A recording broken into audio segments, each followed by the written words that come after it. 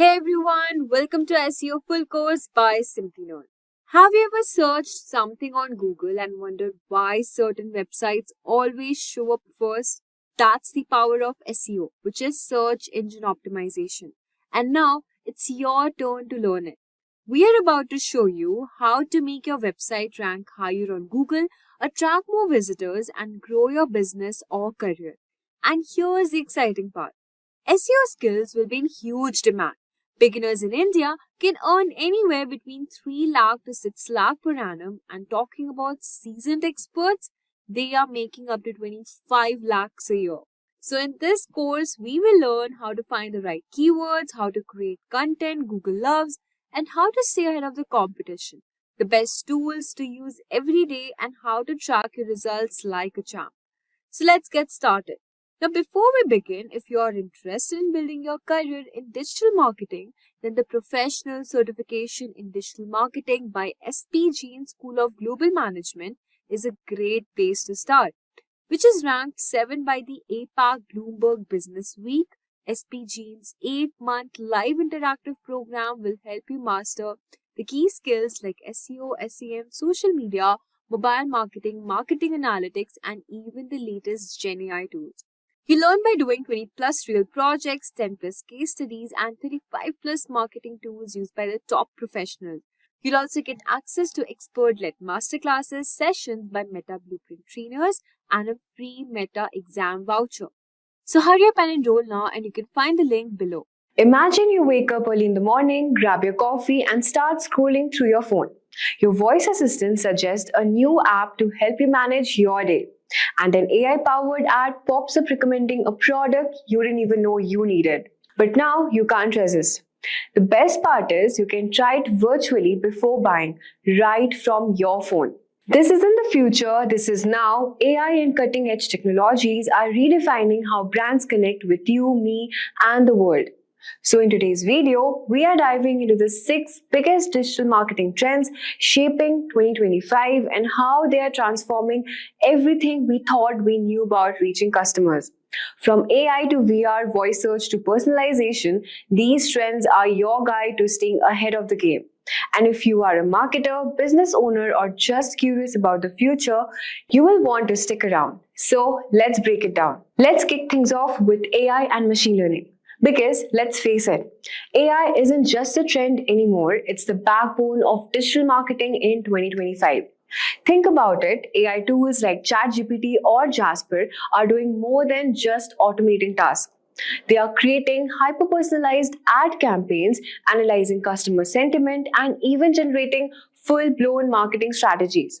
Here's an example. Imagine running a bakery. With AI, you can send personalized messages to your customers, like reminding Sarah it's her anniversary next week and suggesting a special cake.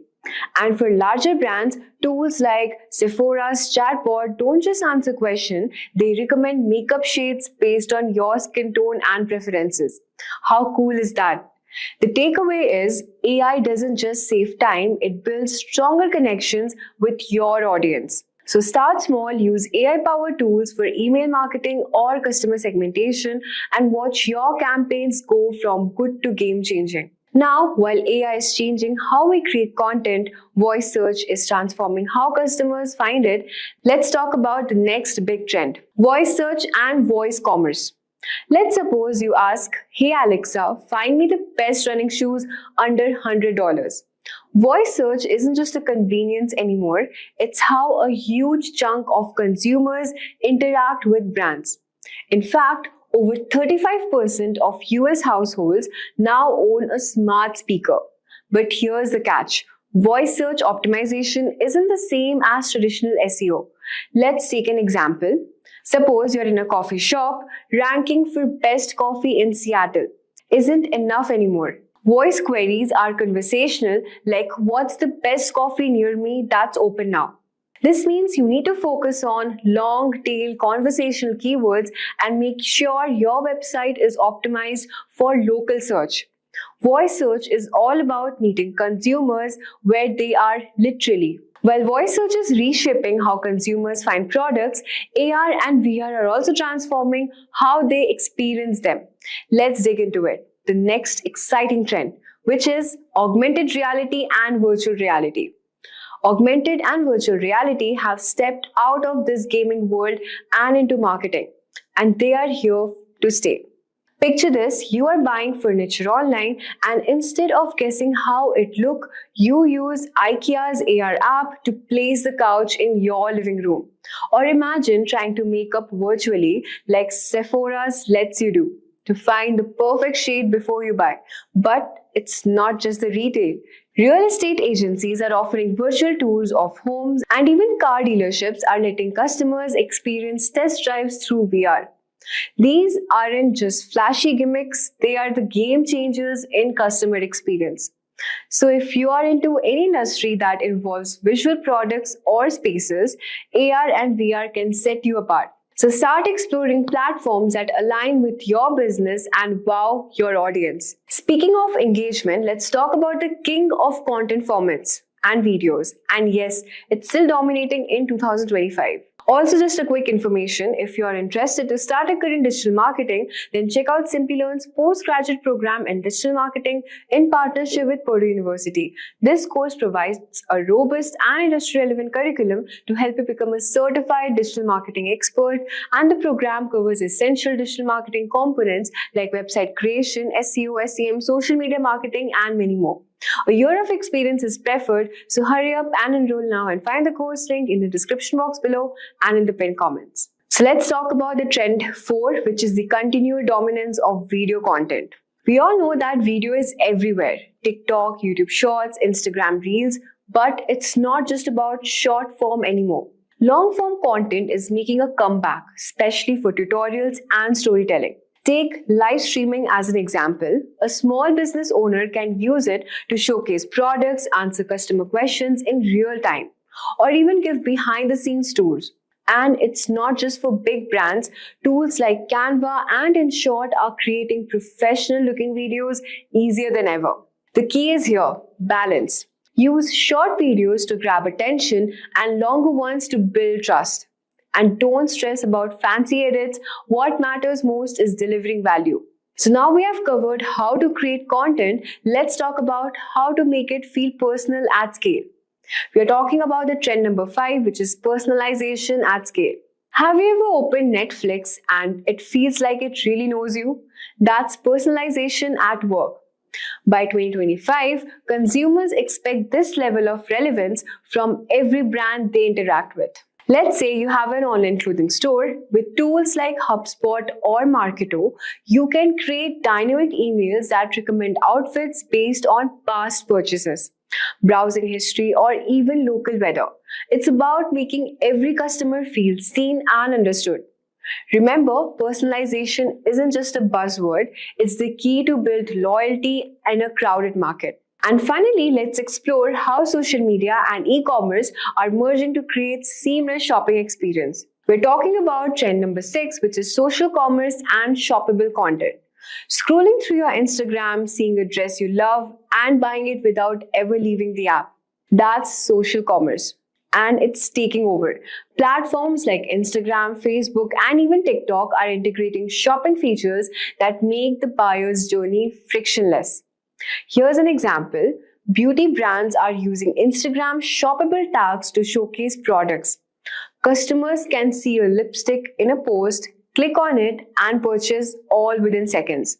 And for smaller businesses, partnering with influencers can amplify your reach while building trust. And the secret is here. Create visually appealing interactive posts that don't just sell but also engage your audience. So there you have it. All the 6 digital marketing trends shaping 2025: AI, voice search, AR video, personalization, and social commerce.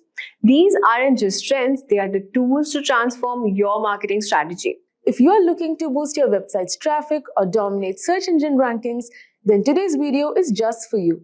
We are diving deep into keyword research, a crucial part of any successful SEO strategy.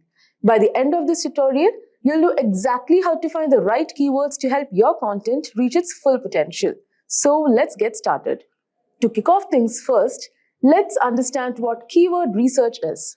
Now, keyword research is all about discovering the exact phrases and terms your potential audience is typing into search engines. Now, by identifying these keywords, you can create content that directly addresses what people want to know, buy, or learn about. This not only drives more visitors to your site, but also helps you connect with those who are most likely to engage with your content. In essence, keyword research is the backbone of a strong SEO strategy, guiding you in crafting content that resonates with your audience. Now that we know what keyword research is, let's dive into why it's so important. Picture this: you're hosting a party. Would you invite random people who might not even be interested? Or would you carefully choose guests who are excited to attend? So, keyword research helps you do the latter by attracting the right guests to your website. When you know the exact keywords your audience is searching for, you can tailor your content to meet their needs. This increases your chances of not only driving more traffic, but also engaging visitors who are genuinely interested in what you have to offer. The better you understand your audience search behavior, the more effective your content will be. Remember, it's not just about quantity. Getting the right kind of traffic is key to conversions and overall success. Moving on, let's talk about the different types of keywords you'll encounter in your research. This is important because not all keywords are created equal, and understanding the distinctions can greatly impact your strategy. So, short tail keywords are broad and usually consist of one or two words like SEO or marketing.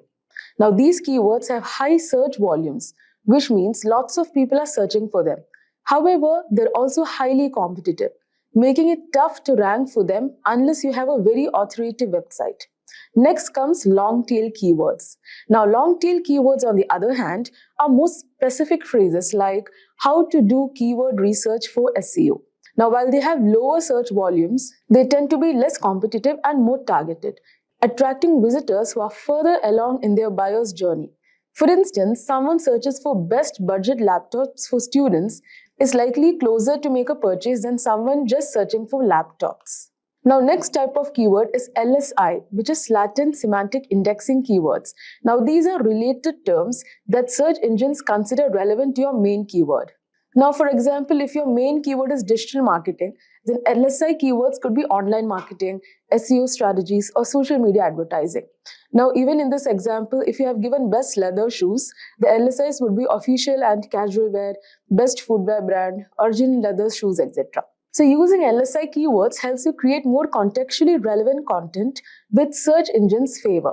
Now, by balancing these types of keywords, you can create content that appeals to both broad and niche audiences, giving your website a better chance to rank well across different searches. So, alright, now that we have covered the types of keywords, let's explore some of the tools that can help you find them.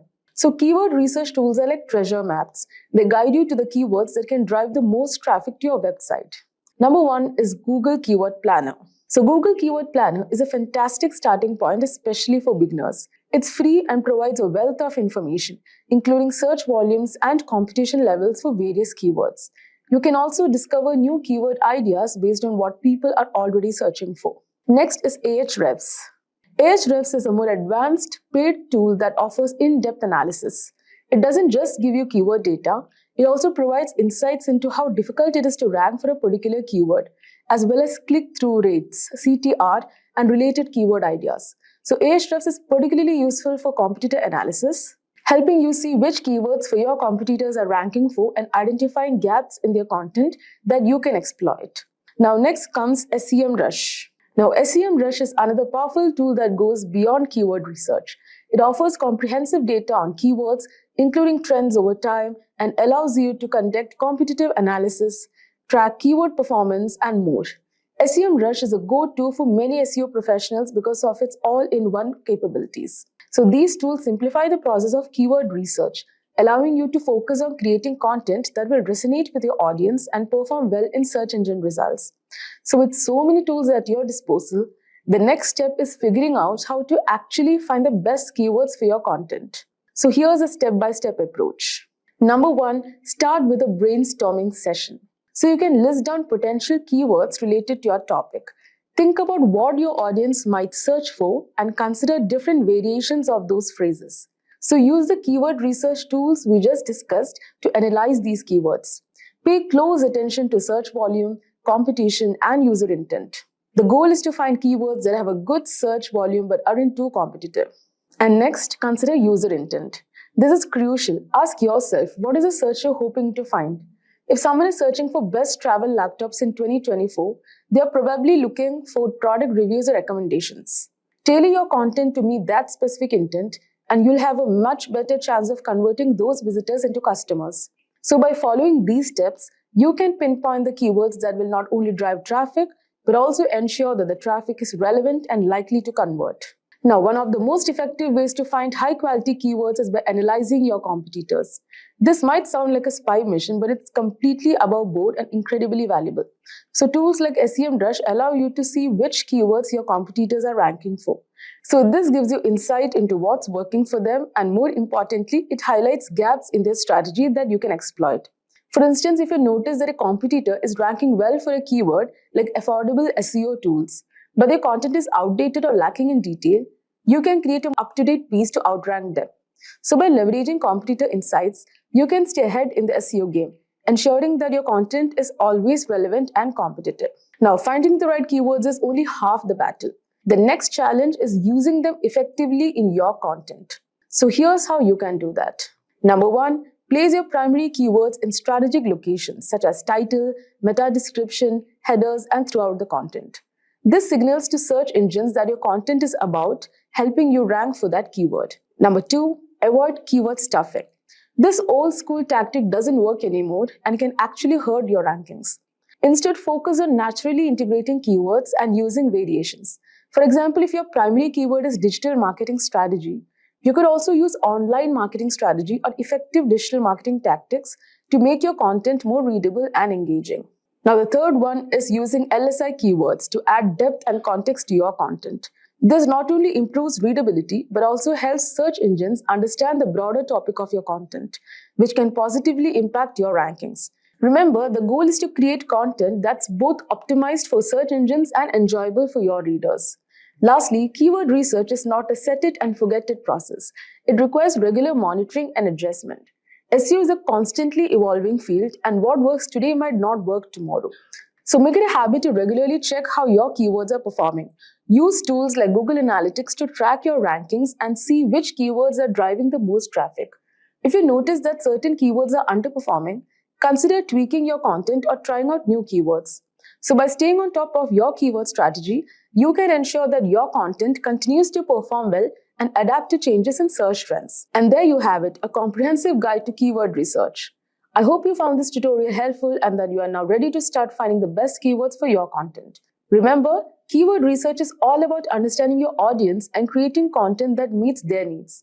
If you enjoyed this video, don't forget to hit the like button and subscribe to the channel and ring the notification bell so you never miss an update. Google Analytics. I'm very excited to be with you today because Google Analytics is one of my favorite Google platforms and my favorite topics. So let's talk about what we're going to cover today. And we're going to start out with how to set up a Google Analytics account. And so we're going to talk about everything that entails, including creating your Google Analytics account. We're going to talk about setting up a property in your account and what a property is. We're going to talk about setting up a reporting view in your property, and we're going to talk about installing the tracking code. So those are the series of steps we're going to go through today in terms of setting up a Google Analytics account. So let's get right to it. And so really the one prerequisite here when it comes to setting up a Google Analytics account is to have a Google login and ID. So when you actually go to Google Analytics, you need to be able to sign up or sign in. And so once you actually sign in, then you're going to go walk through a series of steps. But really, that's really all you need to get the account going is a Google ID and login. So if you have a Gmail account or another email account that you use for other Google products, then you're good to go.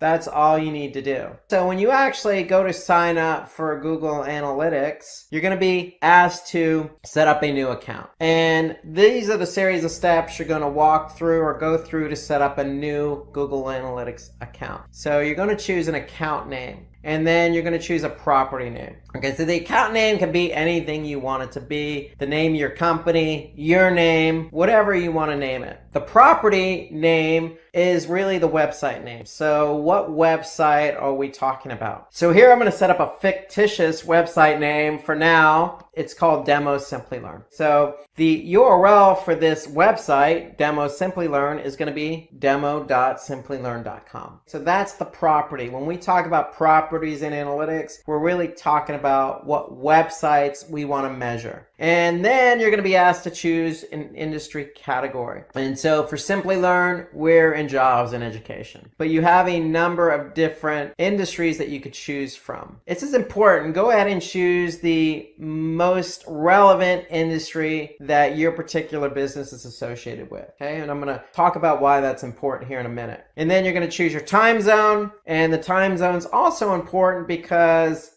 that's when the day starts in analytics and the day ends based on that time zone. So the data that Google Analytics collects starts and ends with that time zone. So very important to choose the time zone your business is located in. Okay, and then you have some additional options here. Okay, so you have some settings. And so the first setting is to allow Google products and services. So if you opt into this, then basically what Google's going to do is share some products and services with you via email. I would go ahead and opt into that. That's of course recommended by Google. It doesn't hurt to hear from Google on related products and services that may enhance your business. The second is benchmarking. So benchmarking to me is something you should opt into. So going back to that industry and category, we chose jobs and education. So by opting into benchmarking, basically what Google's going to do is share your data that it collects on your website. In this case, demo.simplilearn.com. It's going to share that data anonymously with others in the industry, in this case, jobs and education. And because you've opted in, it's going to do the same exact thing for you. It's going to share anonymous data on other websites in the same industry. And the benefit of that is we get to see what other websites or how other websites are performing compared to ours. What's the benchmark in our industry? And so the benchmarking to me is important. And I'm going to go over that in a few minutes when we go over the different reports. But to me, I would always opt into benchmarking because this is the only report Google provides in analytics about how others in your industry is performing versus your website. Okay, so it's a way to compare your website performance against others in the same industry. The other options here, technical support and account specialist, I would also recommend you opt into those because then it allows you to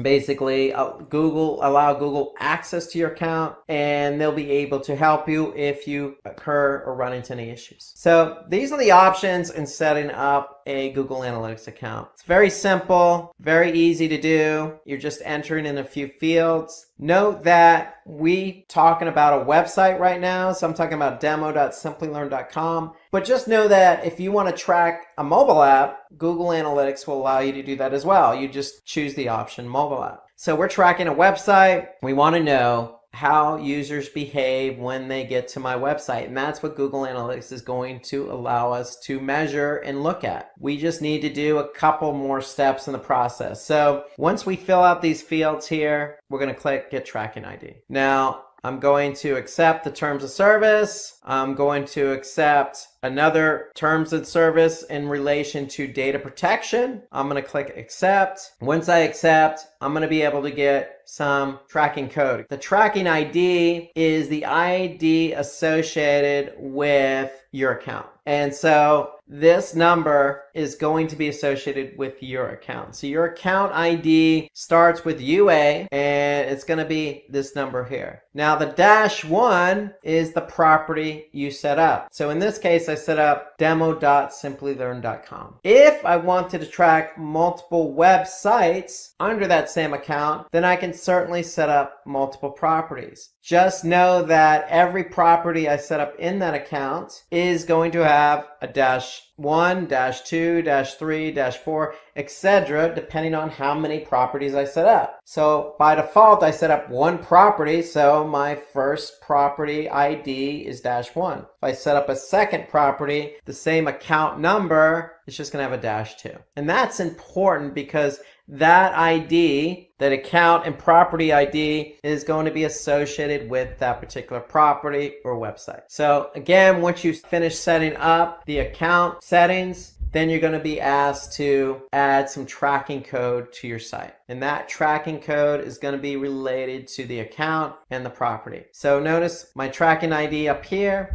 Notice the tracking ID in the snippet of code. Now, this snippet of code needs to go on every page of your website that you want to track. And you don't have to put it on every page, but if you want to track website behavior on every page of your website, then it needs to go on every page of your website. So if you're using a platform like Drupal or Joomla or even more popular platform like WordPress, adding the tracking code site-wide is as easy as maybe adding a Google Analytics plugin to WordPress, for example, and then just simply plugging in the ID. Now, there's an alternative to adding the Google Analytics tracking code to your site, and that's Google Tag Manager. So Google Tag Manager is the way I would recommend going. So if you're not familiar with Google Tag Manager, I would recommend watching the YouTube video we have on Google Tag Manager. You can just go to YouTube, type in Simplilearn Google Tag Manager, and this will give you a nice overview of what Google Tag Manager is and how it works. But basically, this is the way I would go, and I would recommend that in addition to having Google Analytics, you set up a Google Tag Manager account. And then that way you can put the tracking code in Google Tag Manager. So if I go to Google Tag Manager and I just go into an account on Tag Manager, I can just simply put in the Google Analytics ID right into Tag Manager. And so if I have it in Tag Manager, then Tag Manager is going to be the place that holds the code and fires page view when somebody comes to my website. So that way I don't have to add the tracking code to my website if I do it in Tag Manager. So that's the recommended method for me, is to add the Google Analytics ID associated with Tag Manager. If you can associate it with Tag Manager, then that's the easier route to go versus putting code on your website. Okay, so again,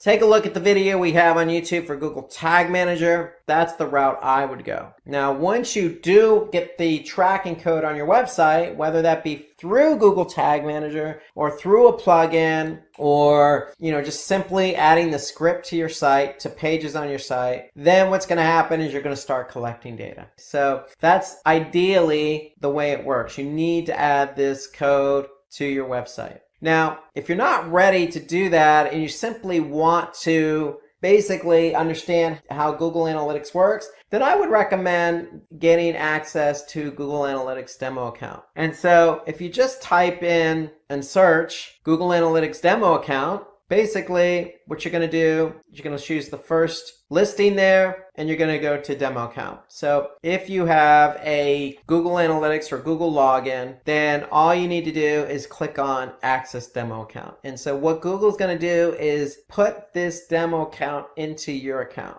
And so it's going to look something like this. So if I click on demo account here, it's going to add to my Google Analytics account. So I'm going to have then access to the demo account from Google in Google Analytics. So I would recommend going this route here if you're not familiar, you're not sure what you're getting yourself into. So think of the demo account as kind of a test drive. You're test driving Google Analytics before you even add any code to your website. So again, all you need is a Google account. And if you have a Google account and you add the demo account to your Google Analytics account, you're going to be able to see how analytics works. Okay. And so that's what I would also recommend. So if you're not ready to start adding code to your website, then what you can do is just simply add the demo account. And then once you add the demo account, you're free to peruse around Google Analytics to see the different types of reports it has to offer. Now, when you do actually set up a Google Analytics account you're going to have some settings that you're going to want to pay attention to. So when you set up the account, you have the account name, and then you have a property. So under each property, you have, by default, you're going to have one view. And so here you can see this view here. So if we look at the account we set up a demo Simplilearn account. Property is demo Simplilearn. So that's associated with the website we're going to track. And then again, by default, under each property, you're going to have a view. And so by default, the name of the view is going to be called All Website Data. And so in that view is where all your analytics data is going to be stored. So you can see my screen here. There's a lot of different settings you have. You have settings under the account, you have settings under the property, and you have settings under the view. So we're going to talk more about these settings in future webinars for advanced Google Analytics users. But for now, know that there's a bunch of settings that you have that you can play around with when it comes to Google Analytics. Anything from adding users to your Google Analytics account, your Google Analytics property or view. You can actually set up goals, you can set up filters, you can set up segments, you can link up Google Ads, you can, set up remarketing lists. There's a lot you can do in terms of the settings as it relates to Google Analytics. So know those settings are there. They're located right down here in this little sprocket icon. That's the admin icon. So if you need to get to these settings at any time, you could simply just click on the sprocket or the admin icon, and then you'll be prompted to choose any one of these settings here that you want to edit or alter. So now let's take a look at some Google Analytics reports. So once you've actually set up your account, you have a number of different reports that you have available to you in Google Analytics. So we're going to take a look at customized reports. We're going to look at real-time, audience reports, acquisition, behavior, and conversion. So these are all the different reporting buckets, if you will, that you have available to you in Google Analytics. So if I'm an admin and I'm looking at the Google demo account, let's start out by looking at real-time. So if I click on the real-time report and I just click on overview, so basically what this is going to do is show me at this point in time how many users I actually have active on the website. Okay, so that's why they call it real-time reporting, because it allows you to see the behavior of users who are currently on your website. And so this is the overview report under real-time. And you can see here, I can see that 79% of my users are coming from desktop, 18%, 20% are coming from mobile, and then approximately 3% are coming from tablet. Here I can see how they actually came to the website. So this is the referring source. If they came from, say, search or social, I can see the source there, and I can see what pages they're active on. And then here I can see what locations, where they're located. And so if I want to see a breakdown of everything in the overview, I can certainly do that. If I go to locations under real time, I can see a majority of my users are coming from the United States.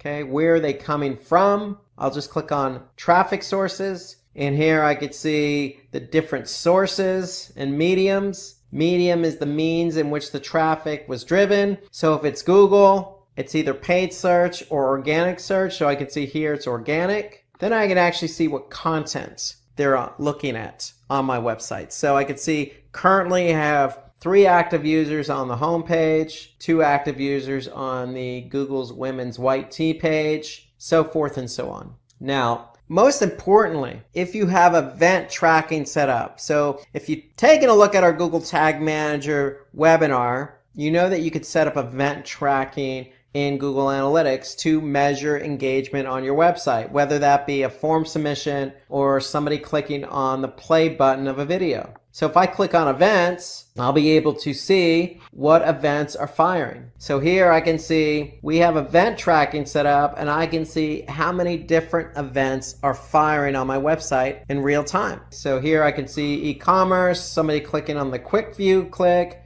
a couple of users clicking on add to cart, a couple of users clicking on the promotion click. And as these events are fired, you're going to be able to see them highlighted. So if something gets fired, it's going to get highlighted. And I could see that these are the current events that I have currently firing on the website. And that's what's currently firing now. If I want to look at the events that have happened in the last 30 minutes, I can just click on this link here, last 30 minutes, and it's going to give me an overview of the events that have happened over the past 30 minutes. Okay, so that's event tracking. And then more importantly, we can also look at what conversions are happening in real time just by clicking on conversions. And so now I can see I had one active user who entered the checkout. So that's goal number 4. So in analytics, you can have up to 20 goals. And so here I can see we have goal number 4 has already had one active user. And so if I look at the last 30 minutes, I can see I still have only one goal over the last 30 minutes, and that was somebody who entered the checkout. So that's real-time reporting. In summary, it just gives you an idea of what's currently happening on your website. And so for me, ideally, if I'm launching a campaign, or let's just say you do a new website redesign and you want to see how users performing and behaving, then real time is a good option for you. So you can see how things are happening in real time. Now let's jump down to audience reporting. So if I click on audience, which is just right underneath real time, I'm going to see a number of different reports available to me under audience. And so let's click on the audience overview report. So audience reporting basically allows us to get a sense of who is coming to our website. When I say who is coming to our website, it doesn't necessarily have to be a specific person. In fact, Google doesn't allow personally identifiable information in Google Analytics. Personal identifiable information such as a specific name, social security number, credit card information, etc. However, we could still paint a nice picture on who is coming to our website, meaning what country, city, or state did they come from, what language, what device did they get to our website from, how old were they, okay, were they male or female or other, what interests did they have, what browser did they use. So we can paint a nice picture based on all this information that Google Analytics is providing us under audience. So if I go to audience overview, here I can see I have all these different options available to me to get a basic understanding of who is coming to our website. So for example, I could see a majority of the people coming to our website speak English and are from the United States. Okay, in fact, that represents 61% of the users. And so Google Analytics does a great job of giving me an overall percentage. So if I have 100% of the users, I could see 61% of those users represented English-speaking users from the United States. 7% represented English-speaking users from Great Britain. And so when it comes to analytics, we have users, and users are broken down into 2 categories. They're either returning or they're new. So when you add the Google Analytics tracking script to your website, what's going to happen is if a user or when a user goes to your website, they're going to get cookied. And if it's the first time they've been to your website, what Google Analytics is going to do is store a cookie in the browser. So when that same user comes back another day in the same browser, Analytics is going to recognize that that cookie is in the browser. And so then Analytics is going to categorize that user as a returning user. Okay, so that's how Analytics is able to differentiate new versus returning. So if that user doesn't have a cookie in the browser, then Analytics is going to recognize that, store the cookie, and then count that user as a new user. And so when you're looking at Analytics, you're going to be able to see a breakdown of new versus returning. So here I can see over 3/4 of my traffic over the past week. Here I can see April 6th through April 12th, over 3/4 are new users to the website. Here I could see about 24% are returning users. Okay, so I can get a good breakdown of what type of users are coming. Am I driving new traffic? Am I driving traffic that's been to my website before? What language are they speaking? Okay, I can also paint a bigger picture. How old are they? What gender are they? Do they come from mobile? So let's take a look at some of these different reports under audience. And so if I skip down now to demographics, I can click on overview And when that report loads, I can see now under demographics overview, I can see the breakout of age ranges. And so here I can see the majority of the traffic coming to my site again over the past week. Now, if I want to change this date range, I could simply do that. I can change the date range just by clicking on the date range and then maybe going, say, the last 30 days. And I can even compare it to the previous period or the previous year. I'm going to choose the last 30 days. I'm going to click apply. Now I'm looking at data over the last 30 days. And again, you can change the date range to any range you want. You can only go back as far as when you actually created the Google Analytics account. You can't go prior to that. So here I'm looking at the last 30 days and I can see almost 47% of my users were in the age range of 25 to 34. Now, when it comes to gender, I can see 66% represent males. So I can get a breakout of gender and age as well as interest. I can click on interest and look at the overview there and see what the interest is of the users who are coming to my site based on in-market segments or affinity. I can also choose language and location. So if I want to know exactly where my users are located when they're coming to my website, I can click on location. And here I can get a breakout. 43% of the users of the last 30 days were from the United States. More importantly, I can align my audience with goals. And we'll talk about goals here in a minute, but here I can see if I have an e-commerce website, I can see of those 43%, 0.29% of those converted or purchased something. And that equates to 94 transactions. So I can get a good sense of not only how many users are coming from a specific country, but are those users converting?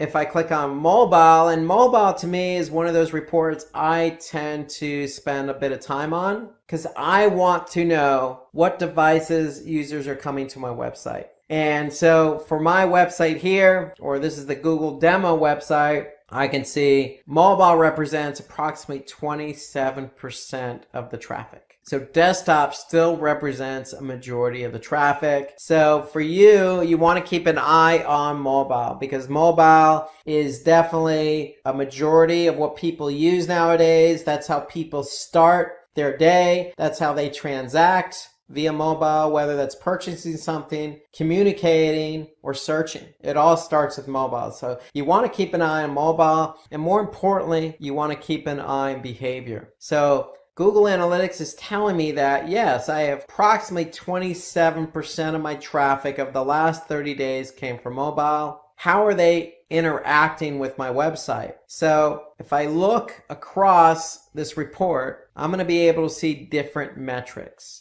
So if I'm measuring specific metrics against my dimension, in this case, the dimension is what we're measuring. And in this example, we're measuring mobile. I can see that the bounce rate is approximately 48%. And bounce rate means that if a user, in this case for mobile, landed on a page, they left the site without going any further. So they consider it a bounce. If they don't go to another page, if they leave the site from the page they landed on and they don't go any further, that's considered a bounce. So a bounce rate is the percentage of people who come to the site and leave the site without going any further. So in this case, we have 48% bounce rate. That's almost half of our users who come from mobile leave the website from the page they landed on. So is that good? Is that bad? Well, it's open to interpretation. It's definitely subjective. But you want to keep the bounce rate as low as possible. You want to keep people on your site,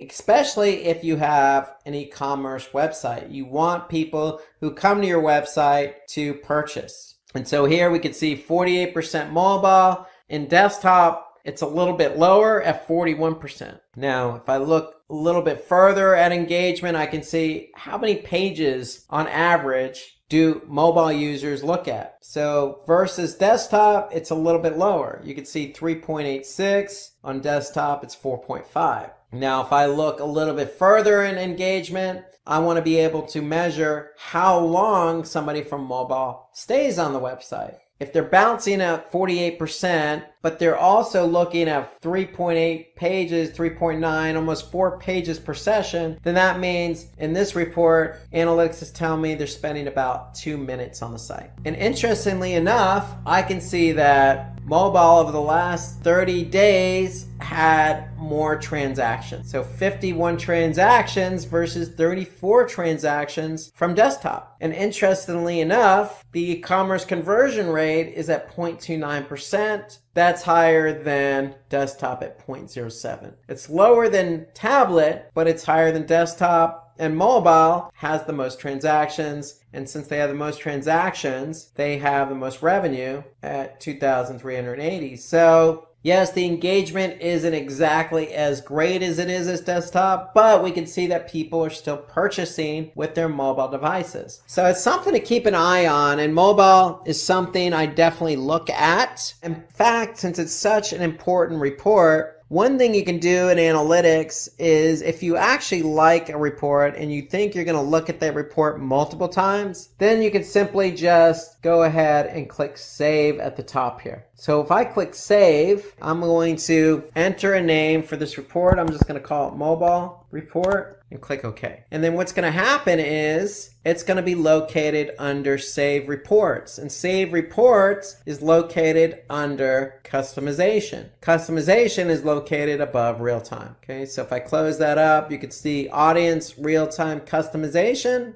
If I click on Customization, if I click on Save Reports, I should be able to see my Save Report here, and I do. So here I can see Mobile Report. If I click on it, I can simply go to the report I was looking at before I saved it. So Save Reports to me is a good feature in analytics because it allows you to quickly access a report that you've saved in the past. So let's take a look at one more report under Audience. And let's go to benchmarking. So remember when we were setting up our analytics account, we had the option to opt into benchmarking, and I recommended you do so. And so if you did actually opt into benchmarking, then you're going to be able to see how your site compares to others in the same industry. So if I click on benchmarking and then click on channels, what I'm actually able to do now is compare my website with others in the same industry. So if I go back to say jobs and education and I choose education, all education as my industry vertical, I should be able to see websites that are in the same particular industry and how I compare with those websites. So I'm choosing all countries. I can narrow that down if I wanted to. I can just search for the United States. I can choose a specific state, and then I can choose a particular site size. So here I'm choosing sites by daily session. So these are sites that have an average of 5,000 to almost 10,000 sessions a day. And so in this vertical education in the United States, sites that have 5,000 to 9,999 sessions per day, that means that there are approximately 310 web properties contributing to this report, okay, based on this criteria I chose. Now, if my site is similar, meaning if I'm in the United States, if I'm in education, and I'm receiving 5,000 to 9,999 sessions per day, then I'm able to compare my site against 310 other websites. Now, Google's sharing this data anonymously from the other websites, and they're doing the same with your website to those particular websites' benchmarking reports. Okay, so it's shared data anonymously in particular industries and verticals. And so now I'm looking at a channel report. So if I want to see how I compare to others in my industry, then I can go ahead and see by channel. For example, am I driving as much traffic as others in my industry? And you can see I'm not. In fact, I'm 76, 77% worse in terms of the amount of traffic being driven from organic search.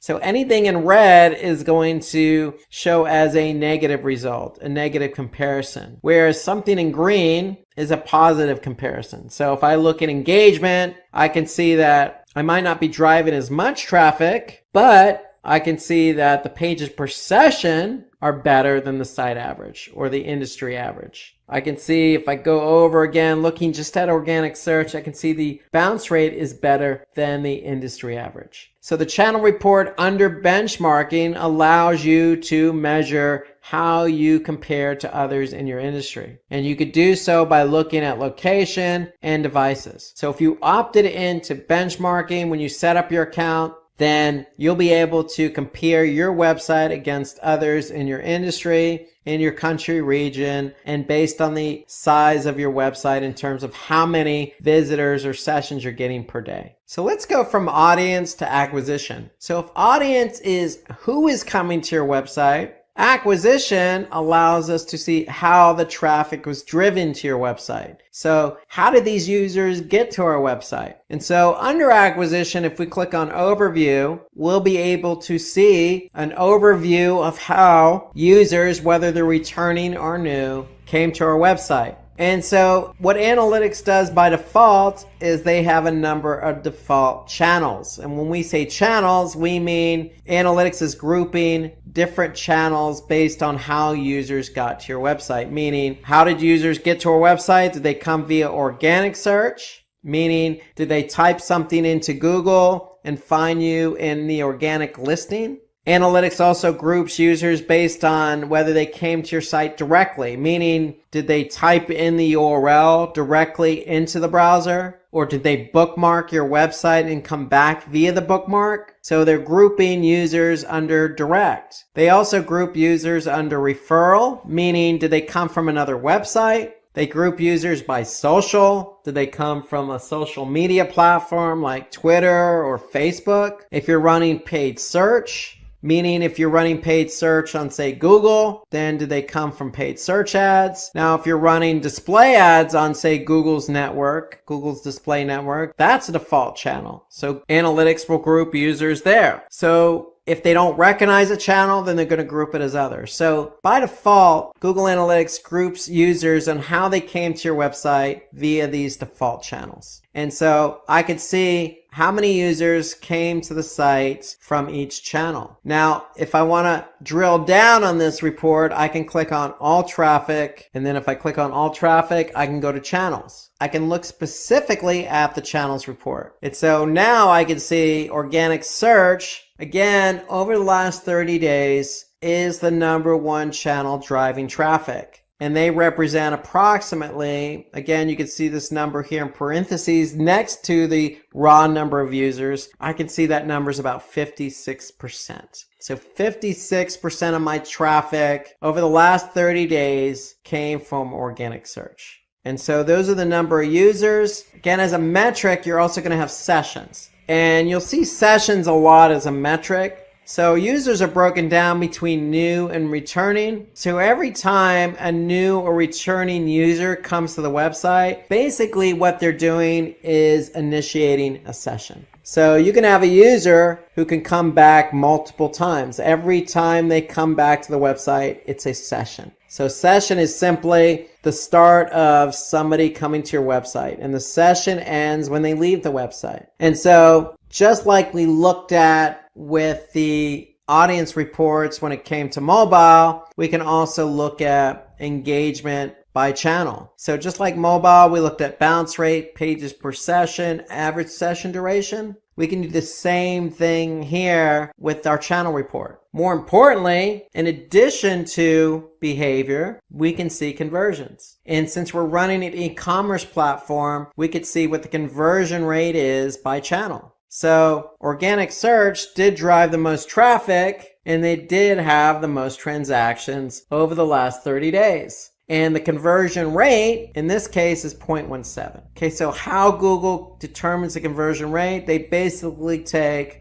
the number of transactions and divide that by sessions. So that means that over the last 30 days, organic search drove 38,123 sessions. And of those 38,123, 64 actually turned into a transaction, which equates to 0.17, which also equates to $3,000 in revenue. So I'm able to determine not only how users are getting to my website by looking at the channel report, I can actually see if they're engaging and if they are converting. And notice when you look at a report in analytics, you can look at it by channel. You'll also get a summary. So here I can see a summary or a total based on my date range. So I can see over the last 30 days, I've had 54,000 users. 49,000 of them were new. Okay, that meant that out of those 54,000 users, I had 70,000 sessions. I could see my average bounce rate was 43%. The pages per session were just over 4. And the average session duration, how long did somebody stay on my website on average? About 2 minutes and 55 seconds. The average conversion rate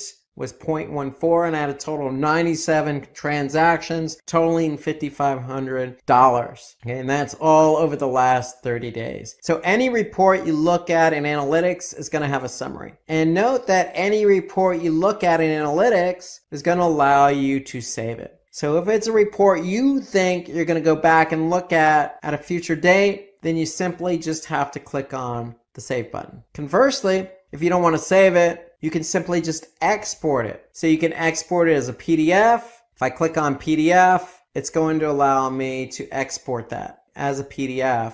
Now you have other options available to you as well. You can do a Google Sheet. You can export it as an Excel, or you can export it as a comma delimited file. So here you can see I can save it as a PDF if I want to. And if I click OK, it's going to save to my desktop or location of my choosing. And then I can go back and look at it in that format at a later time. So that's the export feature available to you in analytics. Again, if you could save it as well, or you can export it. Okay, some other reports under acquisition. If you're running Google Ads, note that you can connect Google Ads to analytics. And this is key because now I can see how many people are coming from Google Ads to my website, and are they converting? Now this is important because with Google Ads, I'm actually paying for the click. So you can see here, I'm running a report based on campaign data. So I could see what campaigns are driving traffic, how much I'm paying per click, and you can see on average, I'm paying 34 cents per click. And then more importantly, I want to be able to see if they're converting. So you can see I've spent $810 over the last 30 days and received $858 in revenue. So you want to make sure that you link up your Google Ads account to your Google Analytics account. For this very reason, you want to be able to see how your Google Ads campaigns perform once the users get to your website. And so I want to see if they're engaging, and I want to see if they're converting. So there are all sorts of reports under Google Ads. So you can look at it by keywords, by search queries, by hour of the day. If you're running display campaigns, you can look at display targeting. So there's all sorts of reports under Google Ads. You just have to link it up, and you link it up under the admin. Now there are other reports that you can look at. So if I go to campaigns, I can look at all campaigns. So if you're running all sorts of different types of campaigns, whether that be on Facebook, whether that be email, whether that be, other types of advertising, let's just say Twitter or Instagram, you're going to be able to see those campaigns here. And that's under all campaigns. And again, you'll be able to see the campaign name, and you'll be able to see metrics associated with those campaigns. And more importantly, you'll be able to see your e-commerce if you're running an e-commerce platform, or if you have goals set up. So you'll be able to look at how your campaigns are not only driving traffic, but two, are they converting? Let's go from acquisition reporting to behavior. So behavior reports are going to actually show you how users behaved once they got to your website. Once they landed on a page on your website, how did they behave? So when we looked at audience, we got a sense of who is coming. With acquisition, we get a sense of how the traffic got to our website. Did they come from organic, direct, social, etc.? The behavior reports allow us to actually measure how that traffic behaved once they landed on a page on our website. And so if I go to overview under behavior, now I'm looking at this graph here, it's showing me how many page views I've had. And a page view is simply, once a page is viewed, it's counted as a page view. So if a user comes to my site, they're initiating a session. And if they look at a page, then that page is going to have a page view. Okay, so a user can look at a page multiple times in a session, and every time they look at that page, it's going to count as a page view.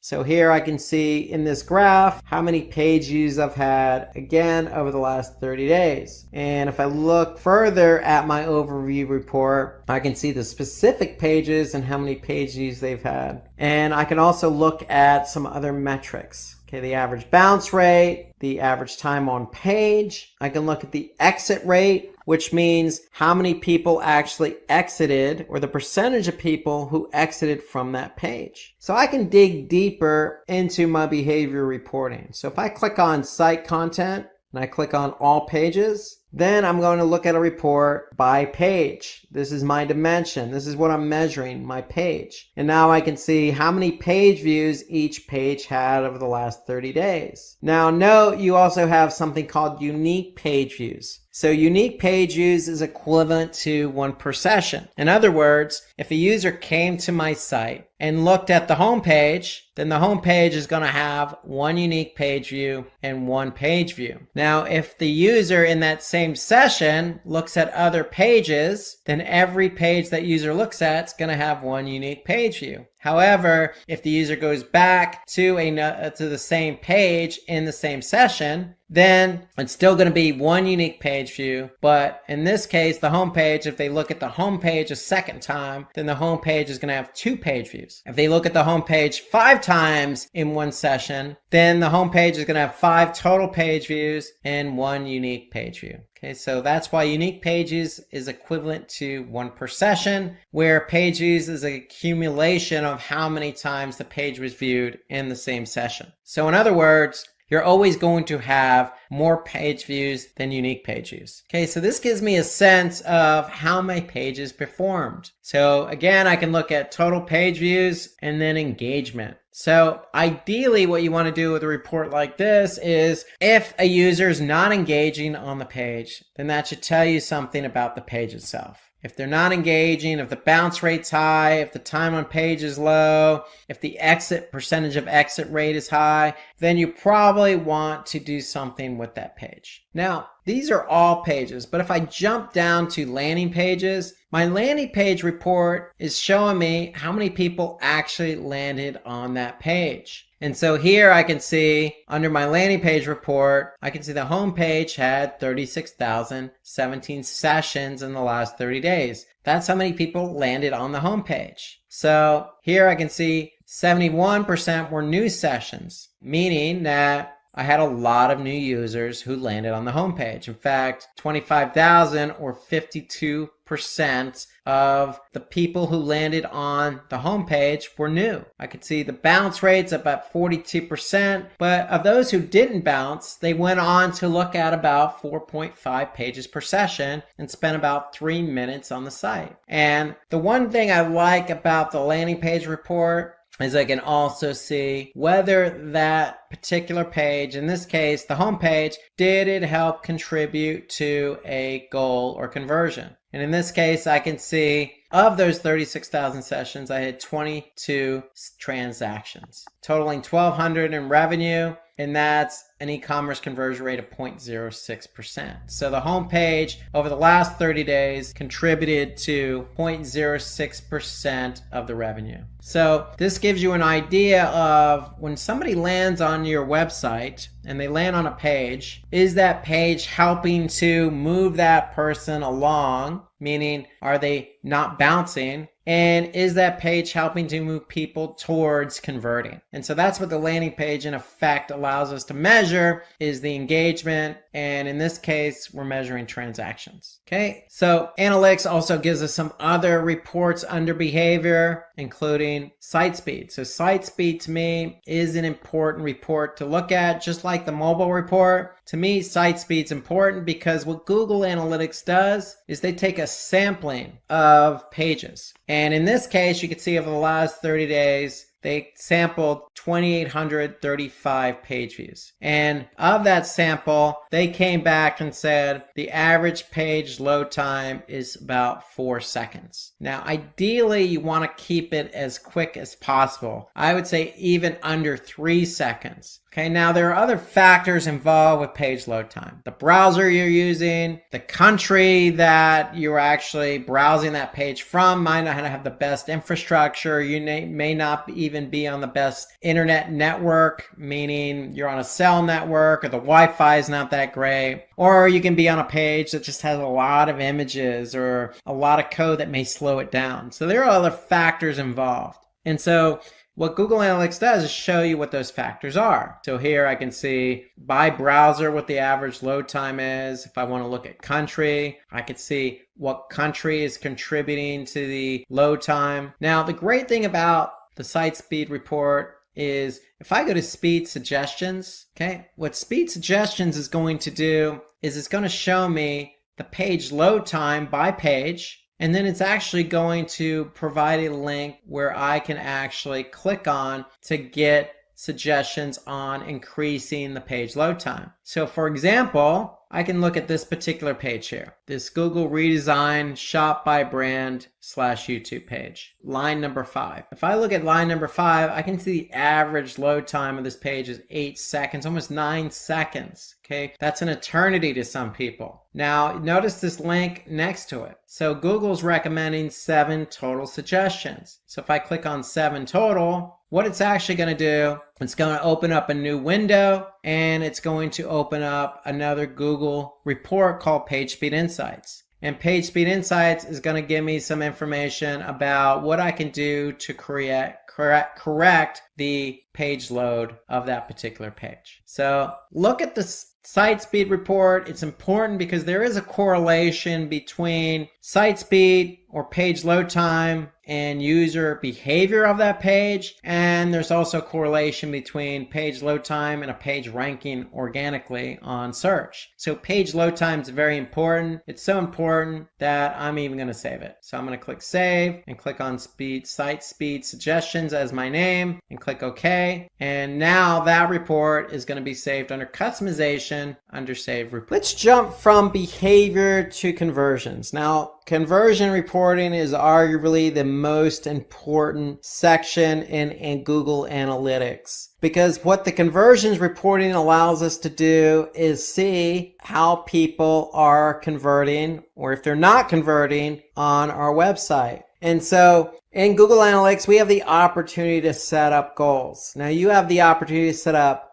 20 goals in your Google Analytics view. And so to set up a goal, okay, so you're going to click on admin, and under the view, you're going to see goals. And so if you don't even have goals, the first step is to create goals. And so you have 4 different goal types in analytics. So you have pages per session. So how many pages per session is, so if your goal is set to say 3 or 2, if somebody actually looked at 2 or 3 pages per session, it's going to count as a goal. Okay, so if I look here, I can see I have pages per session set at 10. So that means that if a user came to the site, looked at more than 10 pages per session, then it's going to count as a goal. Another goal type is destination. So destination means that if somebody actually went to a specific page, then it's going to count as a goal. And in this case, I can see here that the goal is set to this particular page here. And so when somebody actually lands on that page, it's going to count as a goal. Now, there are 2 other goal types we can look at. One is duration. So just like pages per session, in our previous example, if somebody looked at 10 pages per session, it's going to count as a goal. With duration, it's based on time. So in this particular case, if you set up a duration goal and the duration is set to say 1 minute and 30 seconds, then that means if a user comes to my website and they spend at least 1 minute and 30 seconds, then it's going to count as a goal. Okay, and then the 4th type of goal in Google Analytics is an event-based goal. So when you set up event tracking, you could turn that event into a goal. So if somebody clicks on, say, the submit button of a form, you can turn that event into a goal. So here you could see the category equals contact form. So you can always verify if a goal works just by clicking on verify this goal. And in this case, this event is turned into a goal. So anytime somebody fires this event, it's going to count as a goal. So you have 4 different goal types in Google Analytics. You have pages per session, destination, event, and duration. And so once you've set up a goal, then you can measure goals under conversions. So now if I look at goals overview, I can be able to see how many total goal completions I've had. So if I want to look at it by goal, I can just choose the goal option here. So if I want to look at, for example,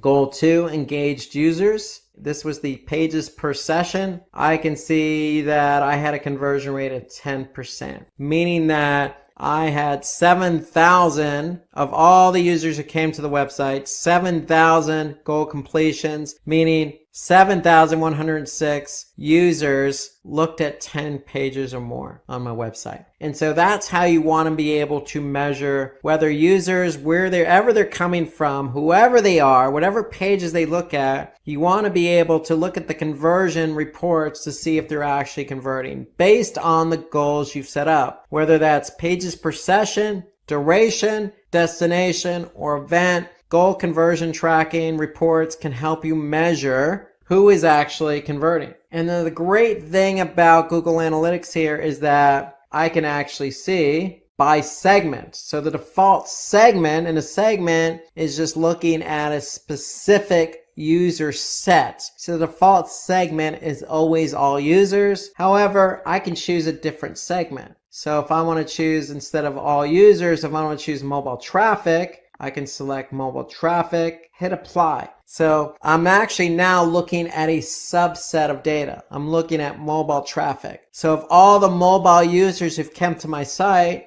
I can see 1,400 engaged or looked at 10 pages or more. Okay, and that's a 7% conversion rate. So the great thing about Google Analytics is you have the opportunity to set up 4 different goal types. Okay, based on those goal types, you can go to Goals Overview and look at the conversion rate of each goal, but you can also change the segment of that particular goal to see who exactly converted. Okay, another report I like under conversions is the multi-channel funnel report. So if I click on multi-channel funnel, basically what this allows me to do is see how different channels work together to convert. So remember the channel reporting we looked at under acquisition? Here I can see now how different channels work together to drive the conversion. So if I look at 3 channels, direct, organic, and referral, I can see all 3 together drive 2% of the conversions. If I look at direct and referral, 12.5%. If I look at direct and organic, 12.24%. So I can see how different channels work together.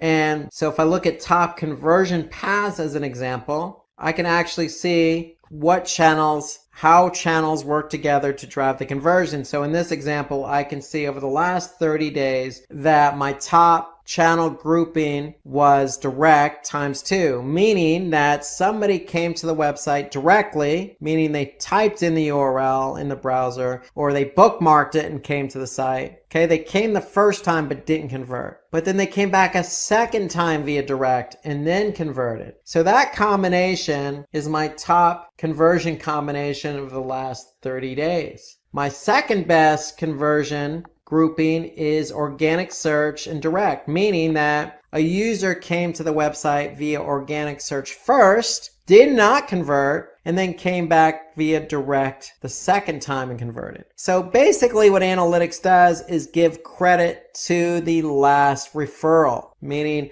if you came to the website via referral, a referring website, and converted, then the referring website's going to get the credit for the conversion. But analytics does a good job of showing you how different channels work together. So a channel may drive a lot of traffic like organic search, but that traffic may not convert the first time around for a number of different reasons, whether it could be brand recognition, price shopping, reading content, whatever the case, analytics is able to measure if that channel actually did contribute at a later point. And in this case, we could see organic search drove traffic that didn't convert, but that traffic came back a second time via direct and did convert. So that's our second best channel grouping. And so the multi-channel funneling report, top conversion paths, to me is a good report to look at. So you can actually see not only how channels work together, but you can see sources and mediums and campaigns and how all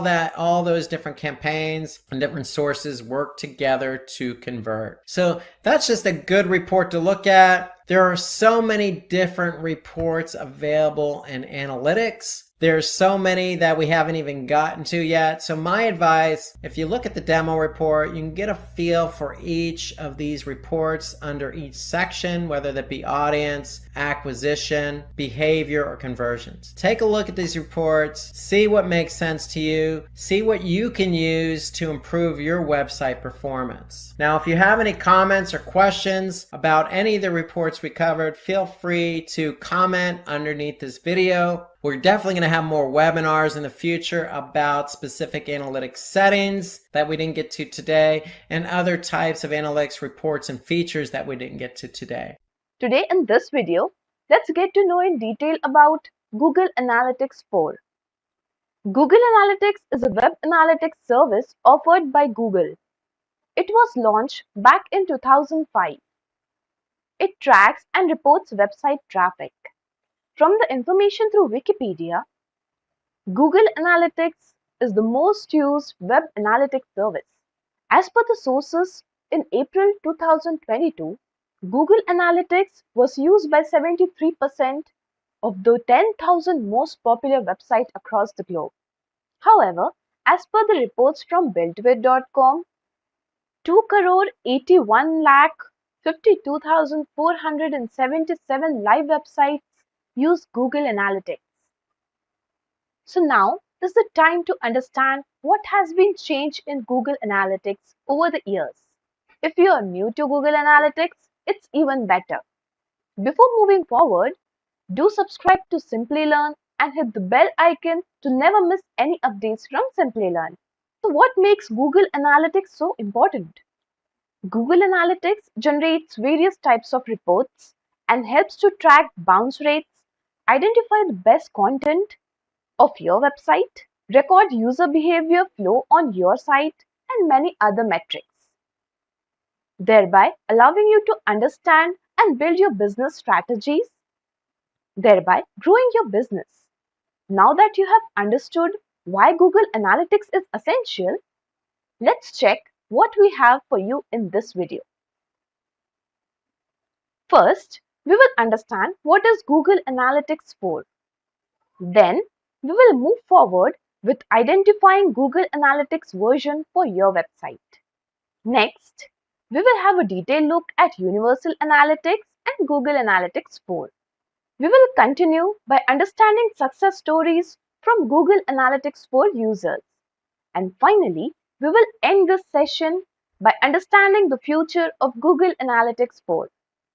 So allow me to introduce the next generation of Google Analytics, Google Analytics 4, also known as GA4. Initially, Google Analytics 4 was known as App Plus Web. Google Analytics 4 is the latest analytics property with several advantages over the old Google Analytics, also known as Universal Analytics. Understanding more clearly, Google Analytics 4 can measure and keep track of website traffic as well as app usage. So now you can imagine that Google Analytics 4 is the one-stop solution for all your analytics needs. If you are still using Universal Analytics, we recommend you to get familiar with Google Analytics 4 as well, as this is the new future of analytics.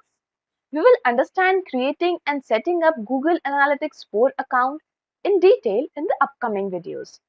Let's first identify which Google Analytics property is associated with your website. In order to identify which Google Analytics property you have, Log into your Google Analytics account. Now go to Analytics account and then open Properties and Apps. Here you can see properties for your website. Now below the properties and apps, several properties are listed where you can see different IDs. If the ID starts with UA and ends with a number, then you have a universal analytics property. However, if ID only has numbers, like here, then you have Google Analytics 4 property. We will learn how to switch the Universal Analytics account to Google Analytics 4 in the upcoming videos. Now that you have understood how to identify Google Analytics property, let's take a detailed look at the comparison of Universal Analytics data and Google Analytics 4 data. The major difference between Universal Analytics and Google Analytics 4 is the measurement model. Universal Analytics uses sessions and page views as the measurement model, whereas Google Analytics 4 uses events and parameters as the measurement model. Therefore, any hit type from Universal Analytics property, say a page view, user timing, etc., are captured as event in Google Analytics 4 property. Let's see the detailed comparison of every aspect of Universal Analytics and Google Analytics 4. First, we go with events. In analytics, every measurable action, for example, page load, form completion, scrolls, app installs, etc., is measured as event. An event has category, label, and action in Universal Analytics. Moreover, it has its own hit type. In case of Google Analytics 4, there is no categorization. All the hit types from Universal Analytics are considered as events. Now, let's find the comparison of Universal Analytics and Google Analytics 4 in terms of page views. Page views is a metric defined that calculates total number of pages viewed on your website. Now let's get a better understanding of page views. For instance, when user lands on a web page of your site, the page loads. This is considered to be a page view. Now suppose if user reloads the page. Google Analytics tracks it as another page view. If the user navigates to another page of your website and returns to the same page, this adds another page view to your site. Now that you have understood page views, let's see how page views differs in Universal Analytics and Google Analytics 4. From Universal Analytics, page view are translated to Google Analytics 4 property as page view event. This page view event automatically gets triggered in Google Tag Manager. The next metric we have is sessions.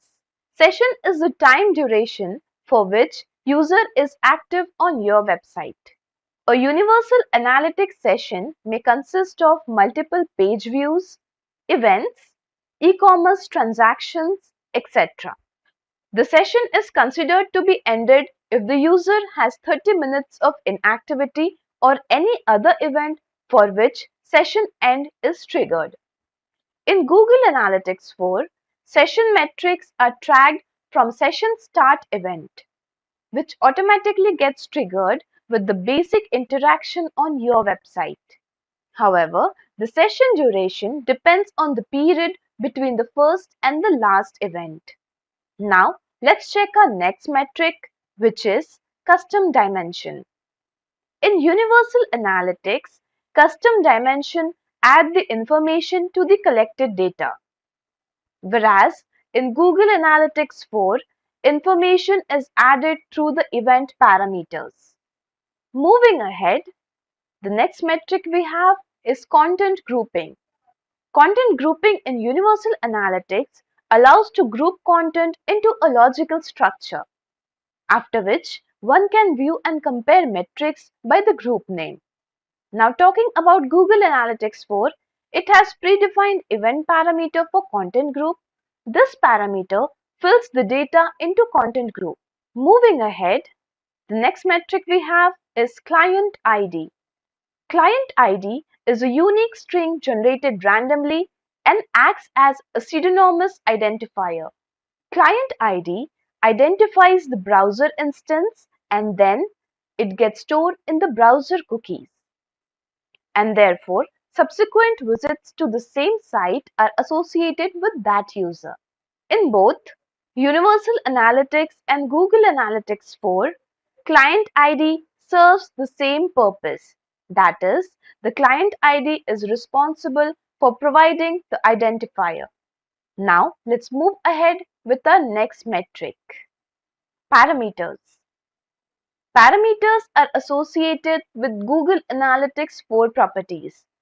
Understanding in detail about parameters, parameters are the chunk of information that specifies the user action. For example, parameters can be passed to describe the value of the purchase.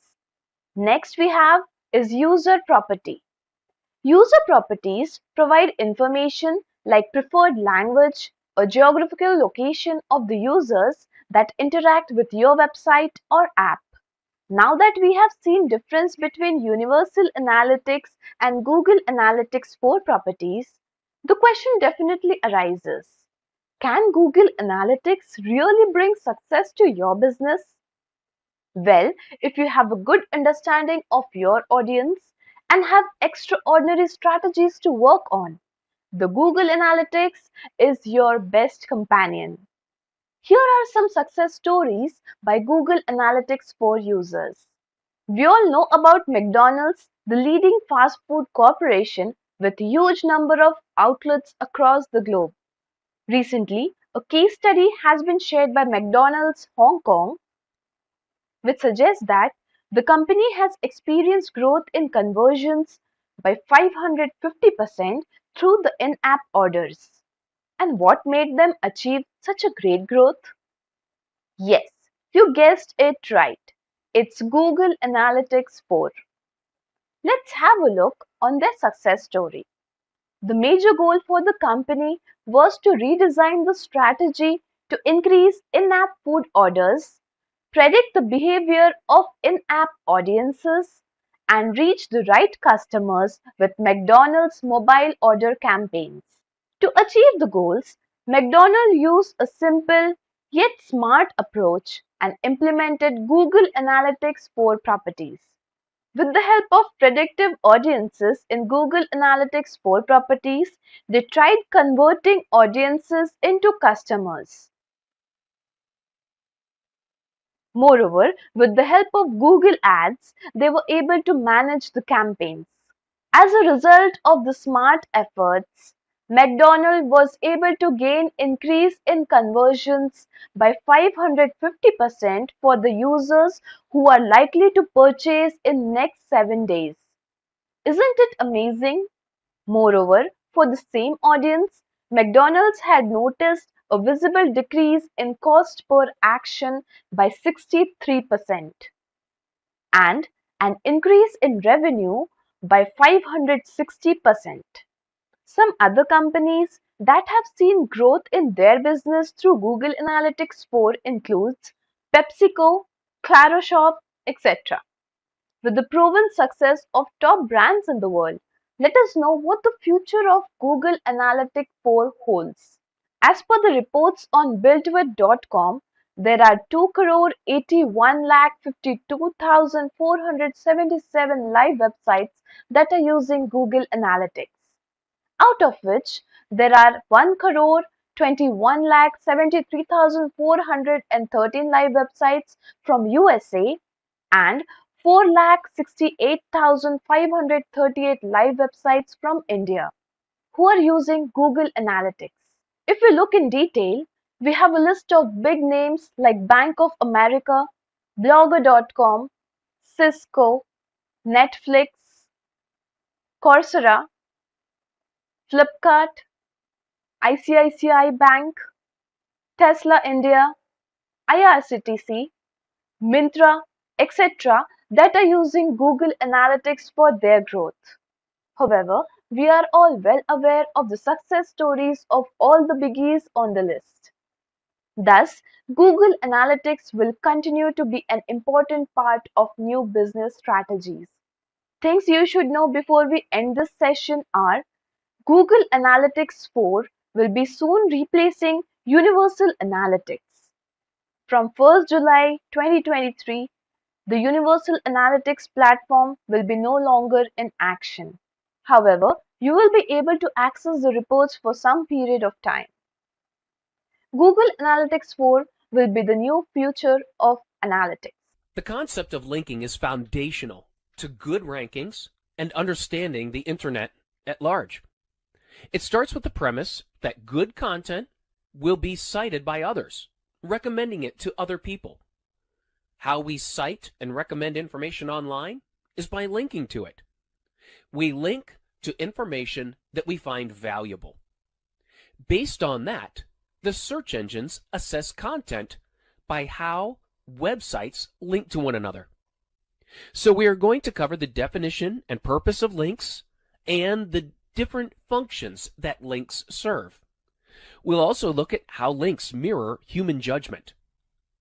We'll look at how search engines evaluate links by mirroring human judgment and how that affects what's called block level analysis. Different links and how they are used will greatly affect their relevance.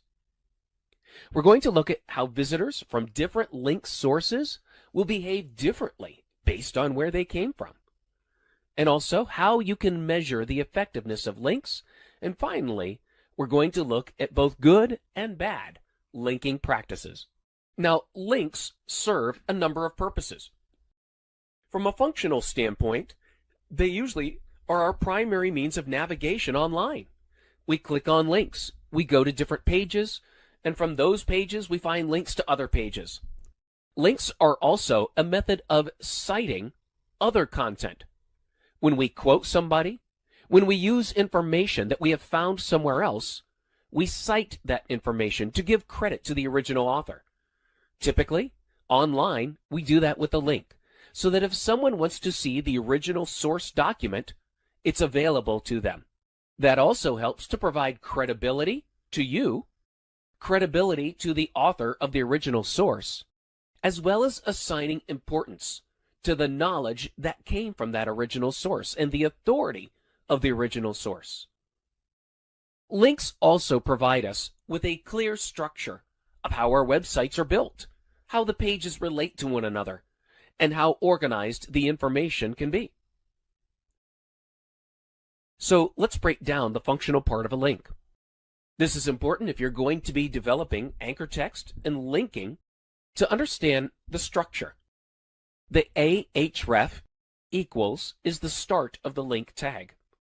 What you are doing is developing the reference of where the document is contained.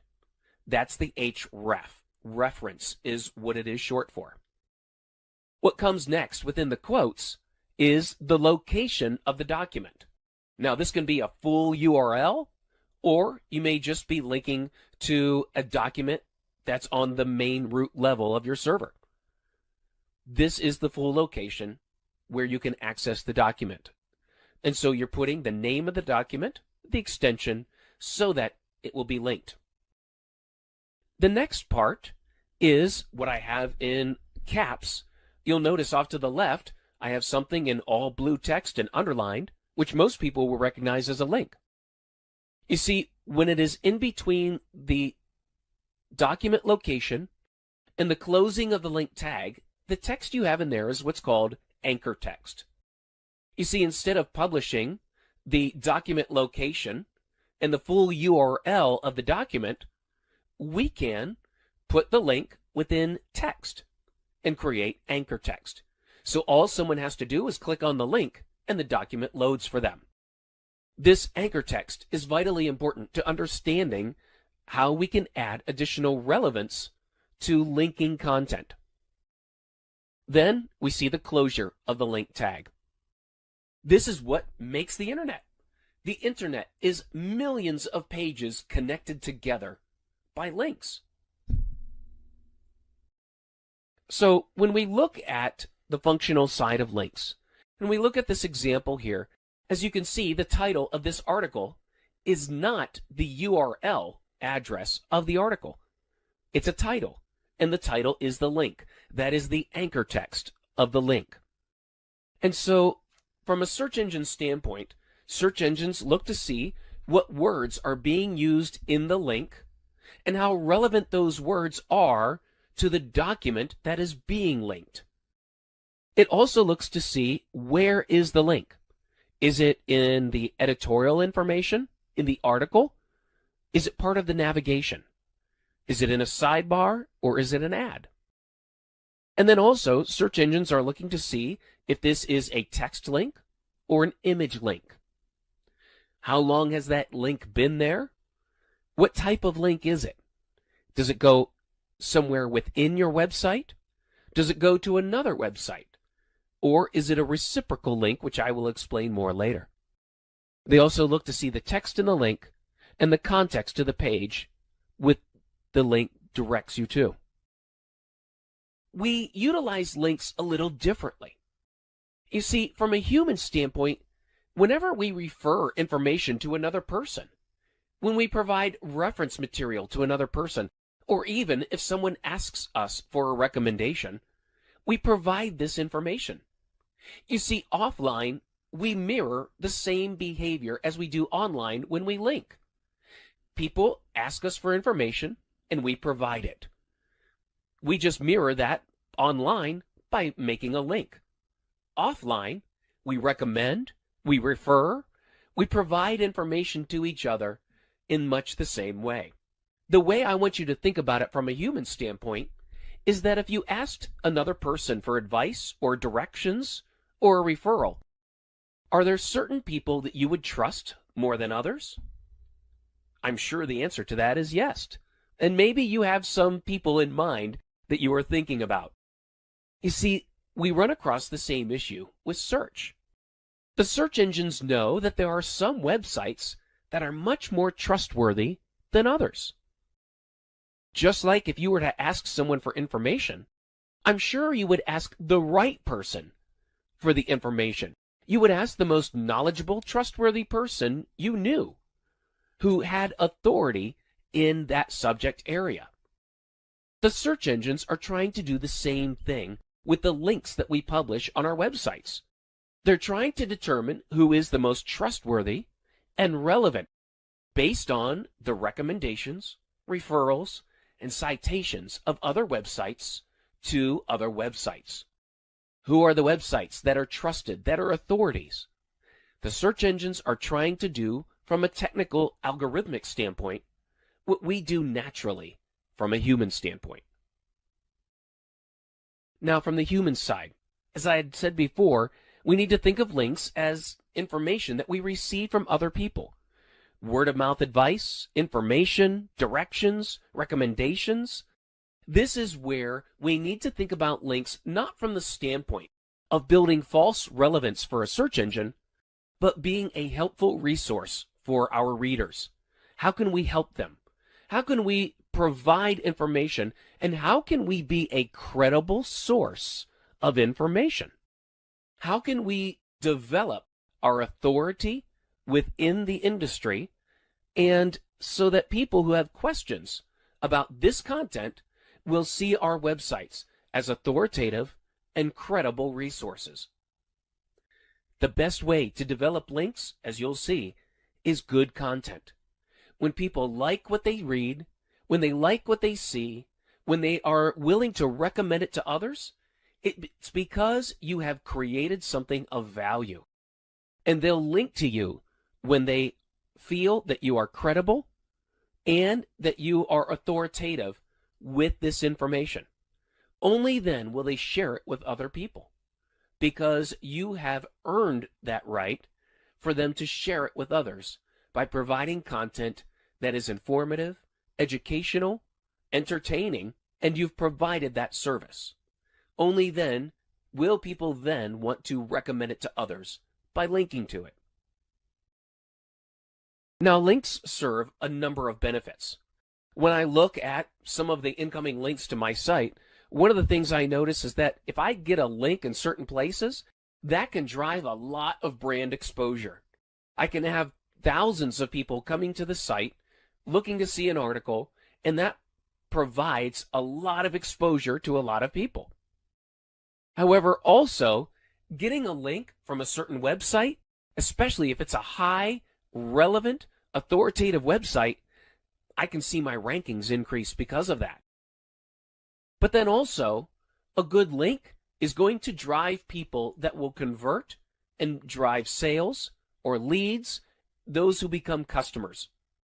So those are the three aspects of a good link. A good link will drive traffic to your site, a good link will assist your rankings, and a good link will bring in business.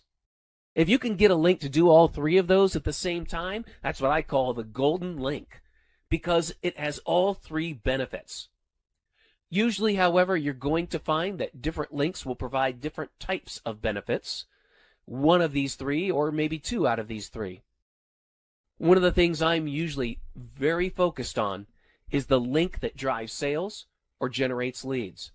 That's getting links in the right place that will benefit me tangibly, rather than just getting thousands of people to see it. Why? It benefits me financially if I can get a link in the right place. So from here, let's break down the different types of links. We have navigational links. We see these in our navigation, our primary navigation, maybe the footer of our web pages, where we have links to typical information such as about us or contact us. We also have sidebar links. This might be related information or offers or calls to action. And then also I would break it down into outbound or inbound type of navigation.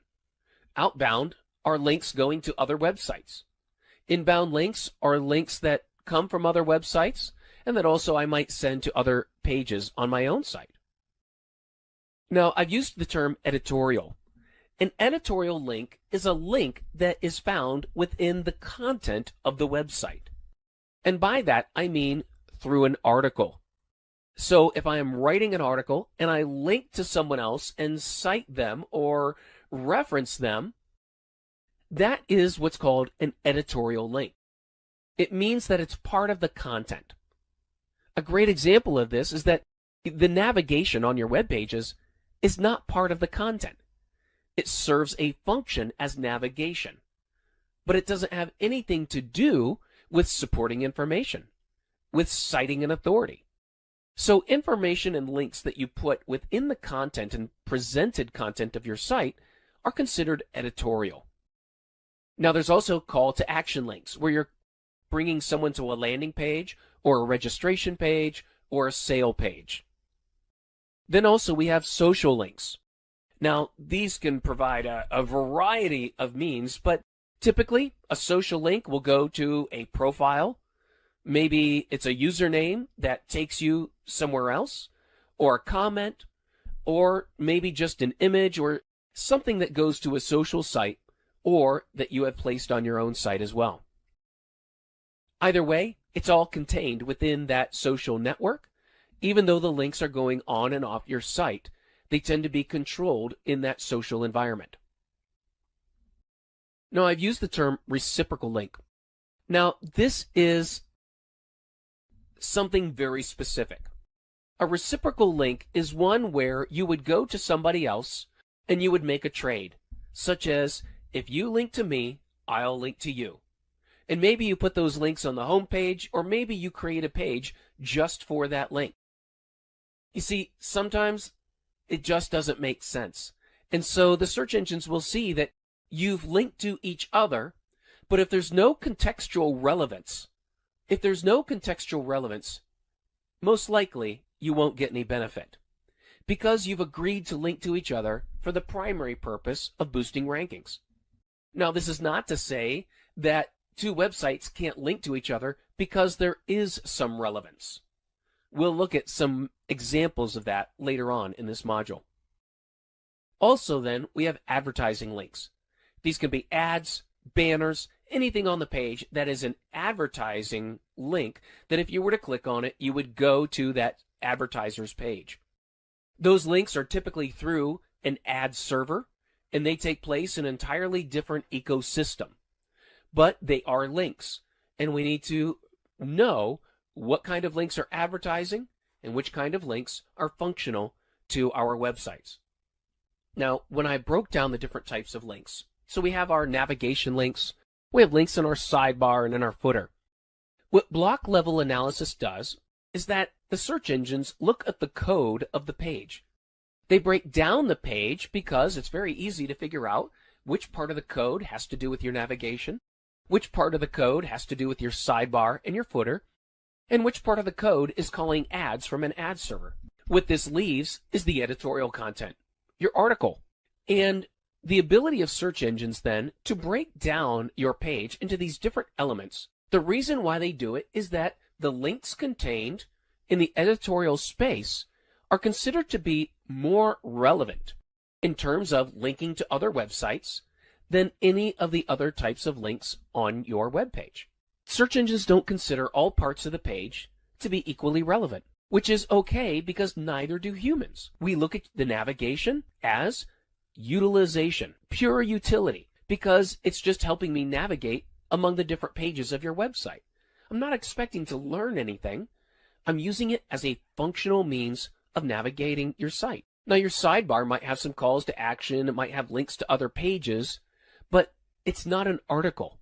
It's what you've developed. And so it might be a little more important than your navigation, but it's not as important as what you may have written within content. Your footer navigation is basically the same. You control that. It's the same on every page. And so what the search engines are looking for are the unique content, the unique article or information that you've published. And if there is a link within that editorial content, that is highly relevant because it has to do with content. It has to do with information that you are sharing. And so the links there are going to be more highly relevant and are going to be more important for the search engines to see. You see, it's the same way with humans. We're not going to look at navigation to learn something. It's functional. The same thing with the footer. And as humans, we're reading the content that you have in your article. And if you link to another source, well, you've provided us with utility. But it's contextual utility because you're citing where you found information, or you're citing an additional source, or you are linking to an example. And it enables me as a human to see that, understand it, and if I need that additional information, I can click on it and go to it. So I'm going to look at the information on the page in that article very differently than I'm going to look at the headings, the navigation, the sidebars, or the footer, because the article is what is informing me. And so the links in the article I'm going to look at very differently and hold them in a higher level of relevance. Now, over time, search engines have had to refine the algorithm about links. You see, in the early days of search engine algorithms, they used to simply count the amount of links. Then if one site had more links than another, that made it more credible. However, once people started to figure that out, people started accumulating links by really any means necessary. And they were just looking for the sheer volume of links, because they knew if they got the most amount of links, it would affect their rankings. And so over the years, the search engines have had to change and adjust and add more relevance to their algorithm, refine it in order to look at different aspects of links in order to properly determine relevance. So over time, it wasn't just having a link. It was then also looking at how many people cite this site as an authority. So looking at the source of the link and the types of pages. Then also looking at the text of the link and matching it with the text of the page. Does it match? Is it contextual? And then looking at the type of link, doing the block level analysis, and then also the context, the relevancy of your site compared to the linking site, compared to the link, and the information that's being shared there. Also, some of the ways that they can look at it are the age of the link. How long has that link been there? Humans do the same thing when we look to see how long someone has been in business. We're looking at credibility. And then, of course, there are many, many other ongoing refinements that are going into the search engine's evaluations of links. Sometimes the age of the link isn't as relevant, especially when you're looking for something that has happened very recently. An old link could mean that it's old news or that something has changed since then. So search engines are in a constant battle to ensure that people are not gaming the system by falsely creating relevance through linking. The link relevancy and the algorithm is all about trying to determine who is the most relevant and credible within this area.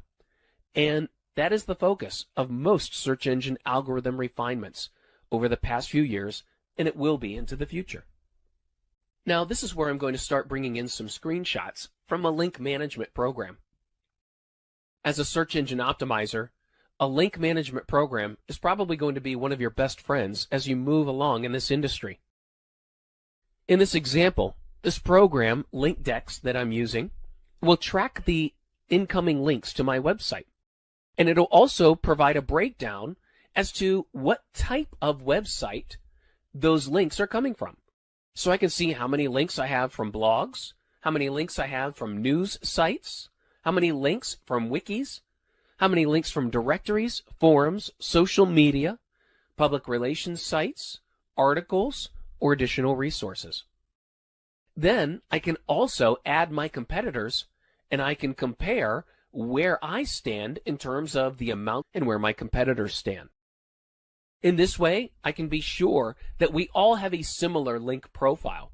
You see, if my linking profile looks vastly different than all my competitors, the search engines are going to see that as well and know that something might be different with me, good or bad, and that's going to raise a red flag.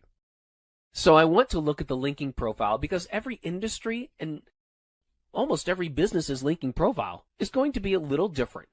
But especially among industries, we see that linking profiles, that is, the amount of links from different sources, is going to be slightly different for every different type of industry or business. So this helps me understand where my links are coming from, which is vitally important because from a business standpoint, one thing that I've tracked consistently in analytics is that people will act differently, and also I can predict which source is going to send me the best customers. You see, just because someone comes from a link doesn't mean they're going to buy or become a customer or really become a lead. Many times, they're going to come, look at your information, and leave. And based on how they come to your site, whether it's through a blog, a directory, a forum, or a news site, has a lot to do with how they view your website. And it's all about the context. You see, this is what I've learned over the years, is that people will behave differently based on how they find the website. What I found is that people from blogs, news sites, and articles, they tend to stay longer, do more, and have a higher chance of conversion, of becoming a customer or a lead. The main reason is because blogs and articles, they have a lot of context. It's an article. Someone has taken the time to write some information out and then link to my site, which means there is a highly contextual reason for someone to click that link. Also, what it means is that there's a lot less competition for that link when my link is in that article. Compare that with social news or any type of social site. You see, when you're on a social site and you're looking at your social stream of information, there's a lot of different people competing for your attention, a lot of different things. And it's not just in one subject area. It's usually from multiple subject areas. And so the context is very low because there's a lot of different types of information and the competition for your attention is very high. Because of that, people from social sites or applications tend to visit more often, but they only tend to view one page and leave immediately because they're looking to see what was interesting and then they move on to the next subject. That's the difference between how people react based on where they come from. And so when I'm measuring links, I'm looking to see which links do I have, what's the source, and then how do those sources behave differently from one another, and why. You see, if I find that I'm getting links from sources that people are staying longer, doing more, and converting at a higher rate, then I'm going to continue to focus on building links in those areas because it directly affects how I monetize my website. So here's a strategy in building links. One of the things I'm looking at is the source of links. Like I said, if I can find a link source that's providing visitors that will stay, look at my content, engage with the content, and eventually convert at a higher rate than other sources of content or visitors, then I'm going to focus on that source. And so I'm going to look at some high authority websites, whether they're industry publications, news sites, education sites. Those are what are considered high authority. Blogs, articles, news sites. That's what I'm looking to do. I want to find the most authoritative website. And sometimes it happens naturally. If people that work at those websites or manage those sites, if they find you and they like your content, they'll link to it. And that way you can get more credibility, more relevancy. Certain people, certain organizations, certain websites have more authority and influence than others. It goes back to the question that I asked you early in this module, that how do you know if someone is more authoritative than somebody else? We also have mid-authority websites, which you can get some links on, and low-authority websites, which are very easy to get links. But here's what I've learned when it comes to link building. One link from one high-quality website can be worth hundreds or thousands of mid to low-quality links. Ultimately, it's about quality, not quantity. One of the things that I will do, utilizing my link software, is look at the context of the link. I want to see how relevant this is. So as I said, if I want to find a high relevant website, what I'm looking for in terms of this is I want to see the influence of the domain as well as the relevance of the domain. Those are two factors that we're going to look at when we're evaluating the quality of a domain. Now, as I'm looking at this report here, what influence means is that it is a high quality website. That within the linking algorithm, these sites have a lot of authority. However, they may not be relevant. So for example, they may have a lot of sites attributing authority to them, but they may not be relevant to my industry, which is why we have the next column of keyword relevance. You see, when I'm evaluating my links, I'm looking for the sources that are both influential and relevant. That means that I've got a link from a site that fits the two standards of high authority. It's authoritative and relevant. Now, it's good to have links from authoritative sites that might not be relevant. It's still authoritative. However, to get the full benefit, I want it to be influential and relevant. But not to say that I'm not looking for links from these other sources. This is just a means of measuring what you have, as well as comparing it to your competitors and other websites. Now, here's some best practices. When I'm optimizing anchor text, I want to maintain contextual relevance.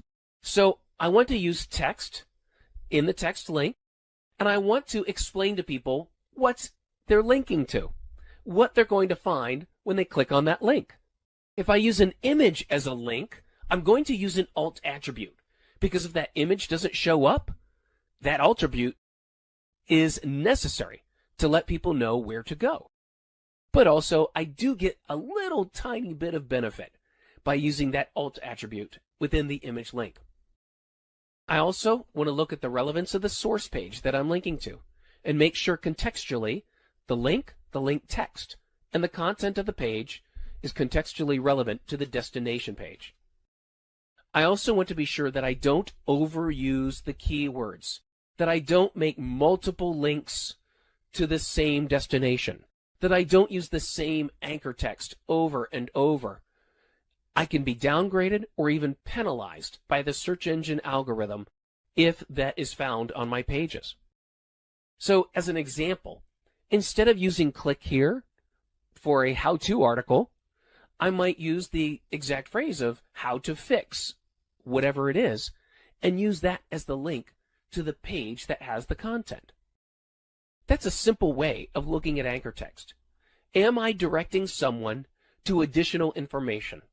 If I am, then how can I present it to them so they know exactly what they're going to find and link it appropriately? I look at it as developing the next step for your readers. Where do you want them to go? What do you want them to do? What resources do you have available to them? How can you structure them so that they're easily understood and you're explaining the final destination? Like I said, if you overuse anchor text, you can be downgraded or penalized by the search engines. So what I will tell you to do is, number one, avoid overstuffing anchor content. That means needlessly repeating keywords in the anchor text. Don't do that. Avoid being redundant, meaning don't have 4 or 5 or 6 links with the same anchor text going to the same page. That's a clear way of letting search engines know that you're going overboard. Don't just randomly place links throughout your text just to get the link. Ask yourself, are you really helping the reader find the information they need? And do it once. And then also avoid extremely overly promotional words within the link text, such as best, expert, cheap, number one, those types of things. So a couple examples. We can say for travel advice, click here, but I would say, here is my travel advice and link travel advice. Rewrite it. Be creative. If it were easy, everyone would be doing it. But this is where you can write things in a better way to get the attention of the reader and position it as a resource.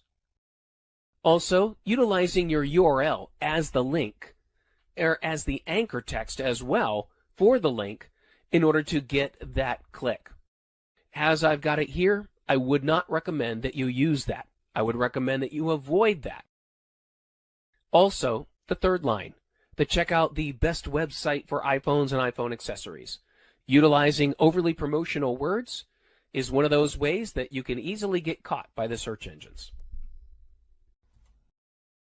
Now, for future considerations when it comes to links, realize that the majority of algorithm changes are link-based evaluation refinements, because people are constantly attempting to fool the search engines and develop a false link profile. You should work to create high-quality links with high-quality content. I wouldn't chase after poor or low-quality links.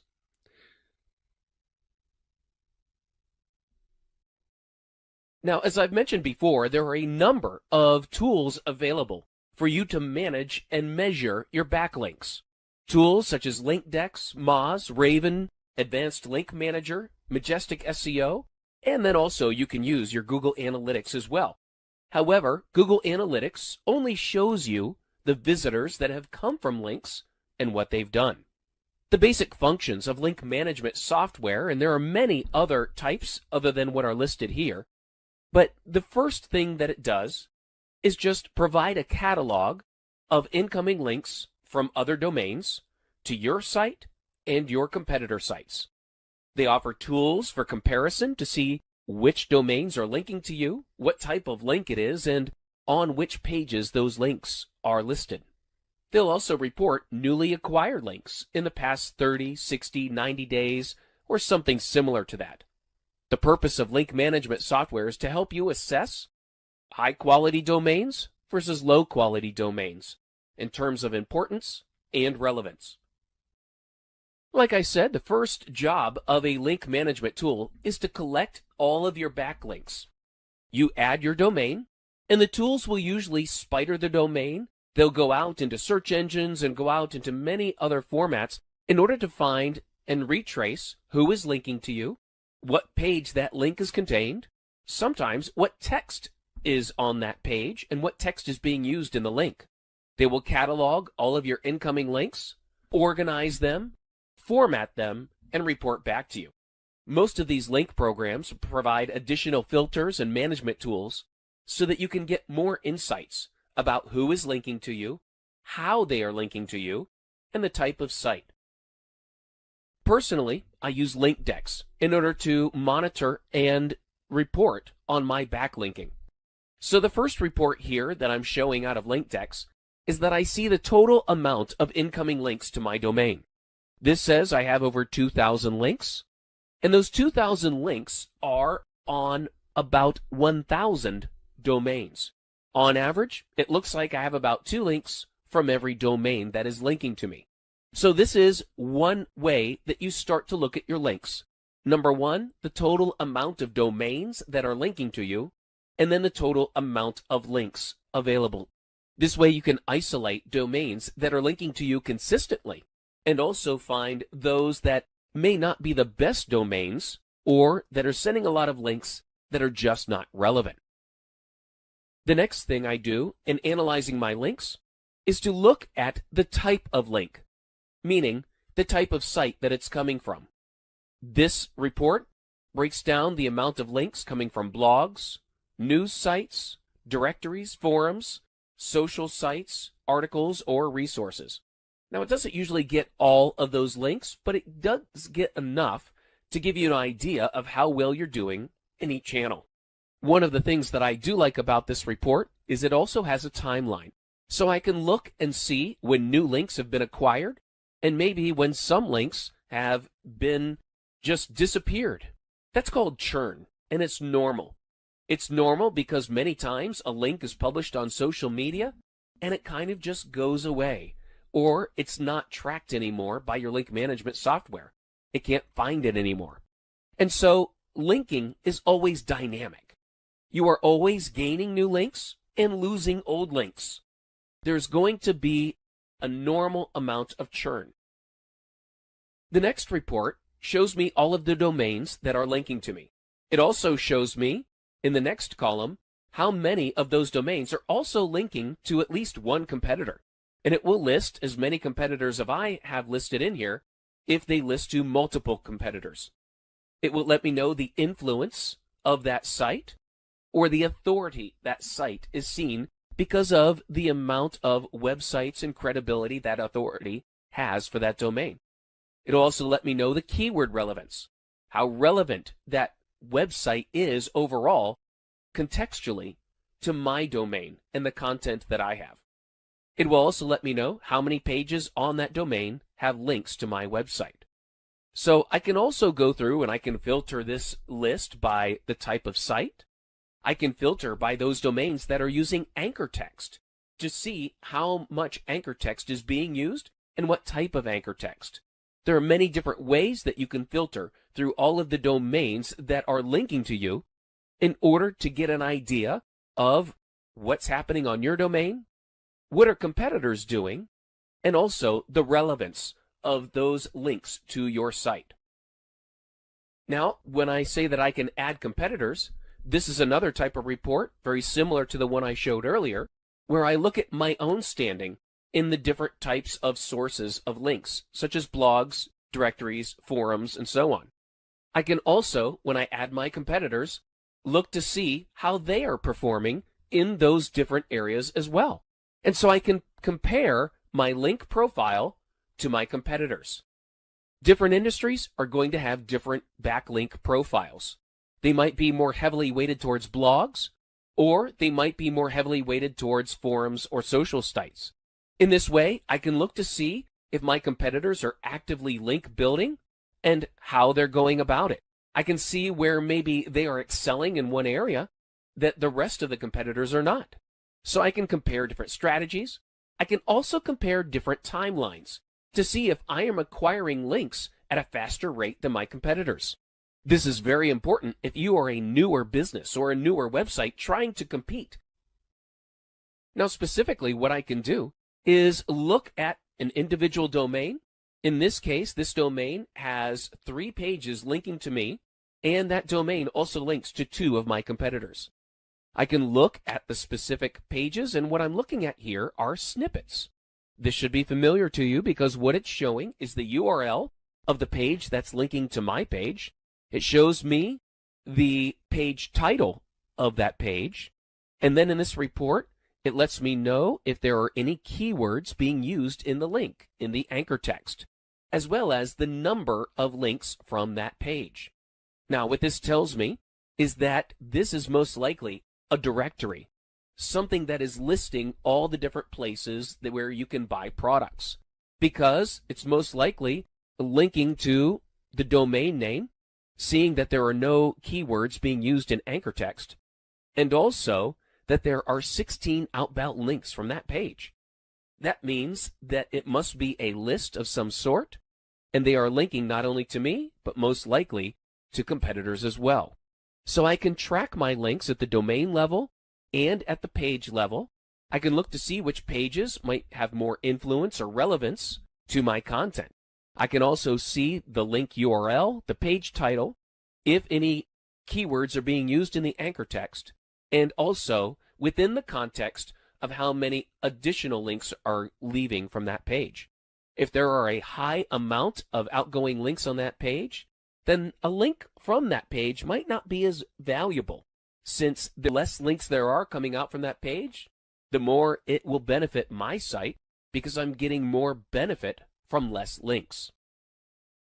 Now also, what I'm going to do is compare the link reports to my analytics. I'm going to go to my analytics because linking software does not show traffic. It doesn't show how many people are clicking on the link. It only shows who's linking to you, but it does not show visitor activity. Analytics will show you visitor activity to see which domains are most effective in sending visitors to your site.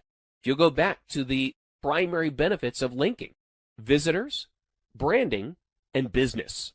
Analytics show me visitors and business. It shows me which domains are sending me visitors and which of those visitors are becoming customers. So what I can do is go to Google Analytics, look at all the domains that are referring traffic to my site. I can also click on the domain and see the destination page that they are linking to.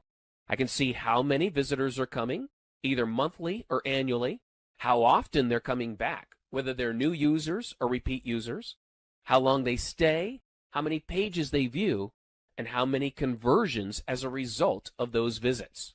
This is a great way to get a 360-degree view of your linking, because not only do you want links that will help you rank better, you also want links that will send business and customers to you as well. Building links can take many forms. Ideally, it is through networks, relationships, and marketing that other websites and users learn about you, like you, and recommend you to others. Unfortunately, there is a lot of bad, outdated, and untrustworthy advice to be found about building links to your website. In this section, I'll present the best practices as accepted by the OMCP standard. The objectives for this module: that you'll be able to develop a link building strategy, that you'll understand the value of different link types. Finally, you'll be able to find inbound link opportunities. The first step in building links is to evaluate what you have. Now, there are many tools available that you can utilize to do this for you. There are automated tools that you can get that will catalog all of the incoming links to your website. Some of them are LinkDex, Moz, Raven, or Advanced Link Manager. There are many that can do that. You may also want to utilize your analytics as well in order to find websites that link to you. The first step is evaluating where you are right now. your incoming links have a significant impact on your rankings. And you can do a lot of on-page optimization and see some results. However, a lot of Google's algorithm takes into account links from other high-quality websites. Now, when you evaluate what you have, in this example, I'm showing you a screenshot from LinkDex. LinkDex catalogs the incoming links to my website, and it groups them into different areas. The first way it groups them is by high-value or high-influence domains. Those are websites that link to me that have a lot of influence, not necessarily in my industry, but high influence based on the amount of people that link to them as an authority on many different subjects. The next way that it groups that is based on relevance. Now, this is when it looks at the match of my content versus the content of the other website. In the first example, we can see the National Library of Medicine. It is a high-influence website because it is a government website with a lot of information that is cited frequently. Because of the amount of other websites linking to that site, it has a high amount of influence. Now, based on the website that I am measuring, there is a lot of keyword relevance, meaning that that National Library of Medicine site with the government has a lot of content that's very similar to my site. A lot of the same keywords are being used. So, not only is this website of high influence, it also has a lot of relevance. And that's key when evaluating my backlinks. I want to look at which websites are also referring traffic. So while I may have a link from the National Library of Medicine, I want to look at my analytics and look to see, is it also providing visitors? Are visitors following that link to my site? And I also want to look at the quality of traffic that it produces. Do these visitors stay longer than average? Do they convert more than average? I want to look at the quality of traffic based on the source. Next, I want to look at the incoming links from those other websites. Number one, I want to make sure that the incoming link from the other site is both accurate and relevant, meaning the text that is used in the link, is it accurate to the content that will appear on the page when the visitor clicks that link? Is the content relevant? This is especially relevant if I have updated my website, changed the content, or moved things around. I want to be sure that that incoming link sends visitors to the appropriate page and the appropriate information. I also want to ensure that that link is worded correctly, that it uses the right words, that is sending visitors and setting expectations of the content that they will see. I may need to contact the website manager or owner and maybe ask for a better link text or a more accurate page destination. Now, this requires some interaction with the owner or manager of another website, and you always want to be respectful of their time and not demanding that they make any changes. In some cases, the organization may be so big, you may never find the right person in order to optimize the text or the destination of that link. You always want to look for accuracy in cases where your company or website name is utilized in the link, but also if there is any contact information, such as address, phone number, a description of your business, and any content. Make sure it's accurate and it all points to the right place. Another way to look for links is to simply go to a search engine and start doing searches. Search for your company, your business, your company name, and look for websites that may mention you, but do not have a live link to your website. Many times your company will be mentioned or cited, but there will not be a live link. You can only find these through doing searches and seeing which websites mention you without linking to you. Now, this could be an opportunity to get an easy link, especially if you can find some contact information and finding the right person that could add a link to your company information. Again, you'll need to be polite, ask for their help, and it will help it if you can develop the link along with the link text and send that over, giving them just a quick and easy edit to be able to add the information. So make it as easy as possible. As an example, I've provided a sample request format. Again, you want to be polite, you want to be inviting and respectful of their time and their management. Sometimes, like I said, you may find the right person that can help you. However, the larger the company, the more difficult it will be to make this happen. This just requires your patience and, again, being polite and not expecting the company to do what you are asking. Many times, this is just a formality, and sometimes companies will act on it.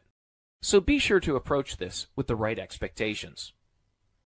The next thing I want to look at are business listings.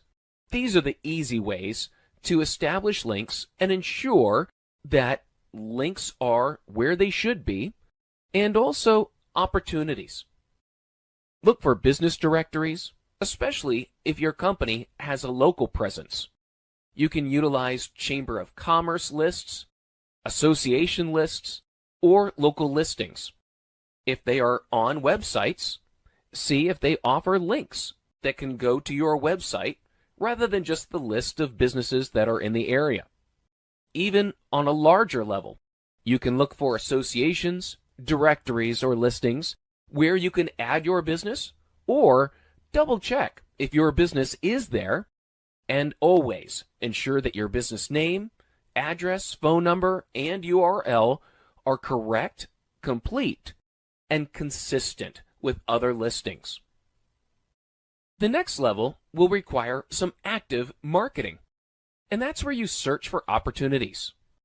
You can go out and look for other resource lists within your industry or directories of businesses within your industry, and you can get a link many times through membership or submitting your business as a resource. However, you may want to step up your marketing. You can do that by interviewing your clients, seeing if they might be willing to provide a testimonial and a link to your website. You may also want to go out and find other communities online, maybe some social communities that are relevant to your industry. Get involved with those communities, fill out a profile, and get involved by contributing information. By sharing information, you'll find that people like getting information, and they'll respond by linking to your site. Another option is to utilize the tool that you had for indexing your links from the first step. You can also add your competitors, and you can look at their backlinks. You can look and see which websites and which domains are linking to your competitors, but you always need to go and see why. What are those other sites linking to, and what is the nature of that link? Sometimes it may exclude you from being able to approach competitors' backlinks and ask them for links. However, if they're being linked to by companies that are simply stating, here are vendors in this space, and they are linking your competitors, and you're not there, then it might make a lot of sense for you to approach and ask if you can be listed as well.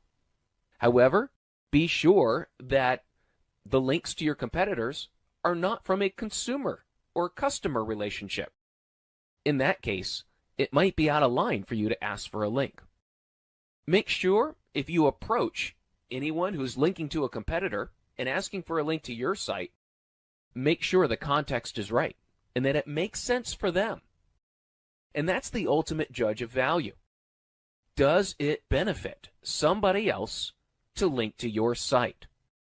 We all know that it will benefit you, but when you present your link request, you need to offer value and a benefit for others to link to you.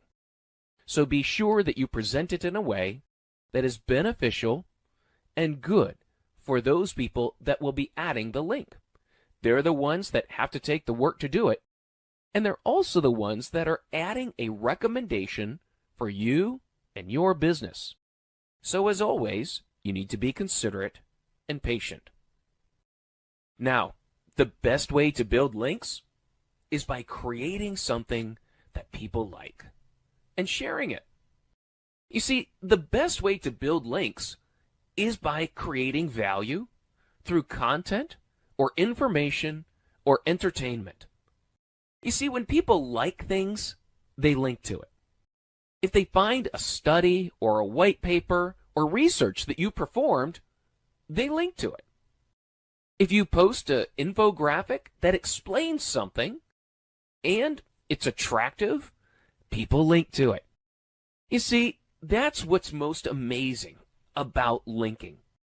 I find that when we put most of our effort into creating content that people like, that's what builds the most valuable and the most relevant links. And so what type of content? Well, you can create infographics, videos, top 10 lists, or articles. Articles with advice or analysis of market data, or even research. That type of content, people love it. And so when you publish it out, you utilize social media to extend the reach and the visibility of that type of content and recommend it to others. Now, people also like, depending upon your industry or your business, they also like some personality, maybe some humor. People always like expert information. They like the cute. This is why pictures of cats tend to be liked and linked to more than almost anything else. And also the unexpected.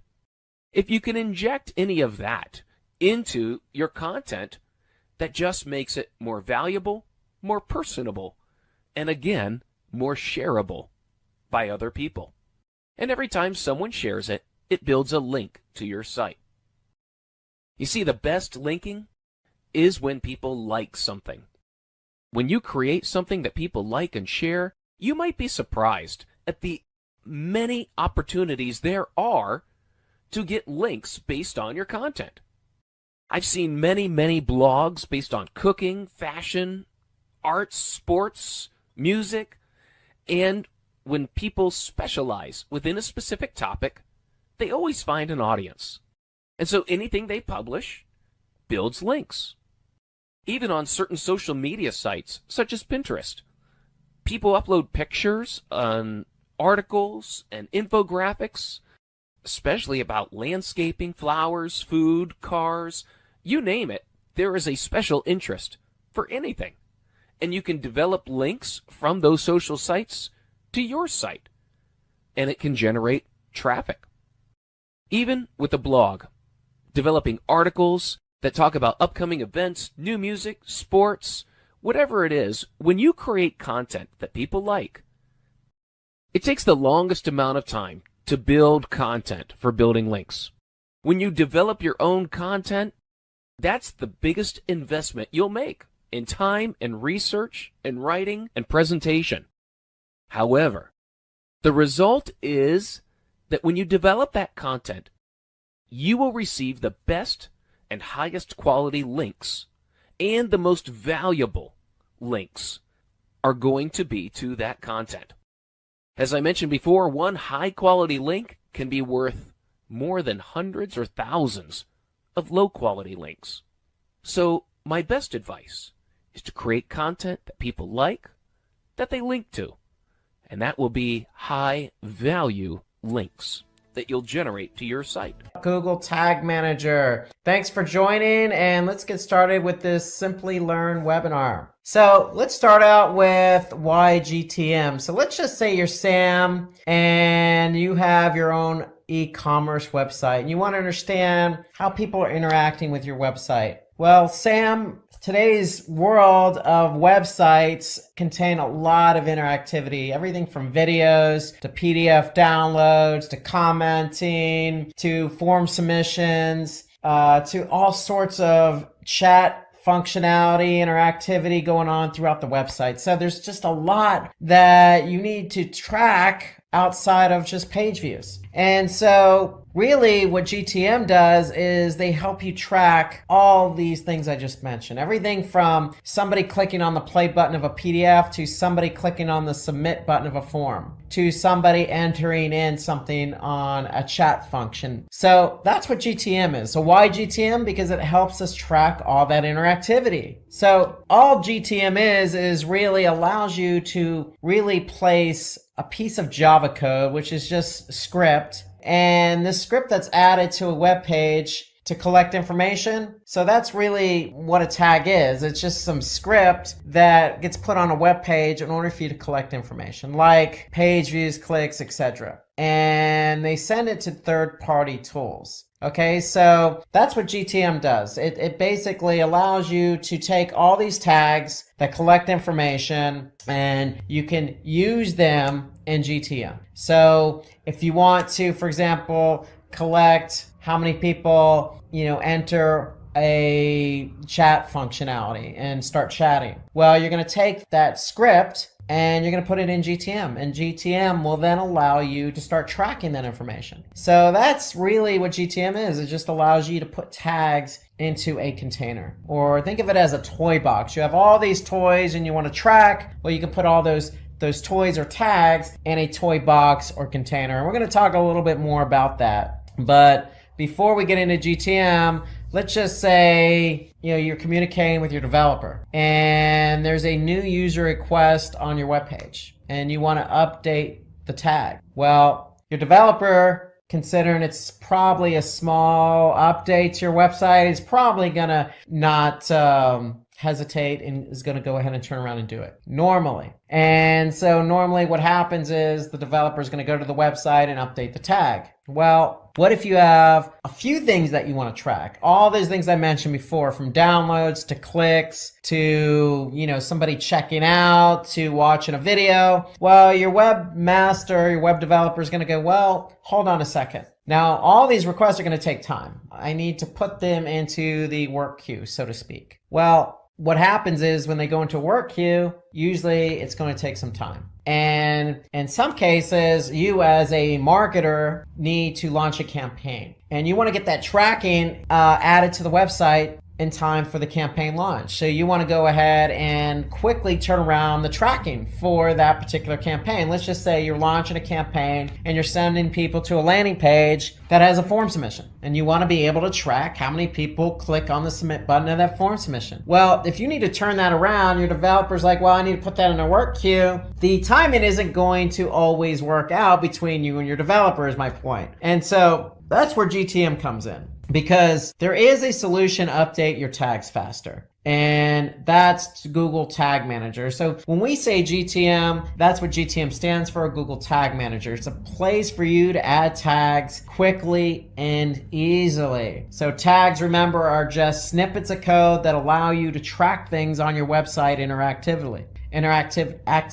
And basically, when you have GTM, you can bypass the webmaster and do it quickly and easily. So that's what GTM is all about. So why GTM? Because we just identified two benefits. One, you could track all the interactivity on your website. And two, you can bypass your web developer or webmaster. And so that's the benefit of GTM. So the benefit, you get those tags updated very quickly via Google Tag Manager. Okay, so that's what Tag Manager is. So what we're going to talk about today is specifically what Tag Manager is and what it does. We're going to list some of the benefits of Tag Manager. We're going to show you how it works, and then we're going to show you how to get started with Tag Manager. Tag Manager, if you're not familiar with working with webmasters and dealing with JavaScript and tags and all this jargon is just new to you today, okay, well, don't fret, sit back. We're going to take it slow. This is an introduction into Google Tag Manager. Again, let's start out with what is Tag Manager. So we've already introduced it to some degree because we already introduced it as a tool where you can put all your tags into a toolbox, toy box, or container, so to speak, right? And we already mentioned that, hey, you can bypass your webmaster. So you're probably thinking, well,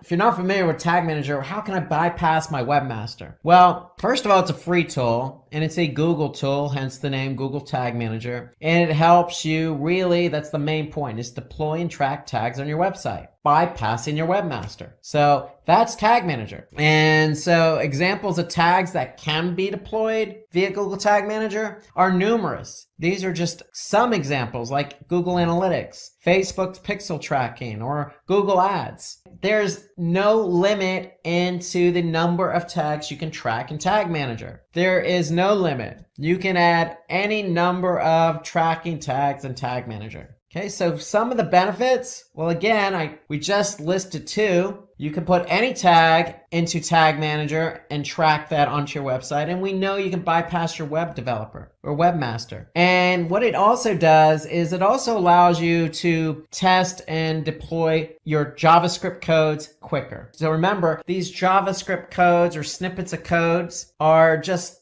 there to track certain things on your website, whether that be a page view or somebody clicking on a play button or tracking somebody who converts or even just goes to your website. So the biggest benefit is you can take that snippet of code, let's just say Facebook. Let's just say you're doing Facebook marketing and you want to put that Facebook pixel on your website so that you could track people who come from Facebook and convert. Well, you don't need to put that Facebook pixel on your website. You can go right to Tag Manager and you can put that snippet of code right in Tag Manager really quickly. And the other benefit here is all tags are managed in one place. And that to me is really a good benefit, because when you start adding tags on your website and you have some tags in Tag Manager, it just gets very confusing. So ideally, all the tracking code you have on your website needs to be in Tag Manager. Think about that. All the tracking. So if you're doing Bing or you're doing Facebook or you're doing Twitter or you're doing LinkedIn and you're doing Google, you're doing all this type of marketing on all these different platforms, you're going to have tracking code for all these different platforms. And instead of putting all that code on your website, return going to slow down the load time of your web page and website. You want to put them all in Tag Manager so they can be organized and you know exactly what you're trying to track. And the other great benefit of Tag Manager is there's a versioning control. So let's just say you have added tags to your website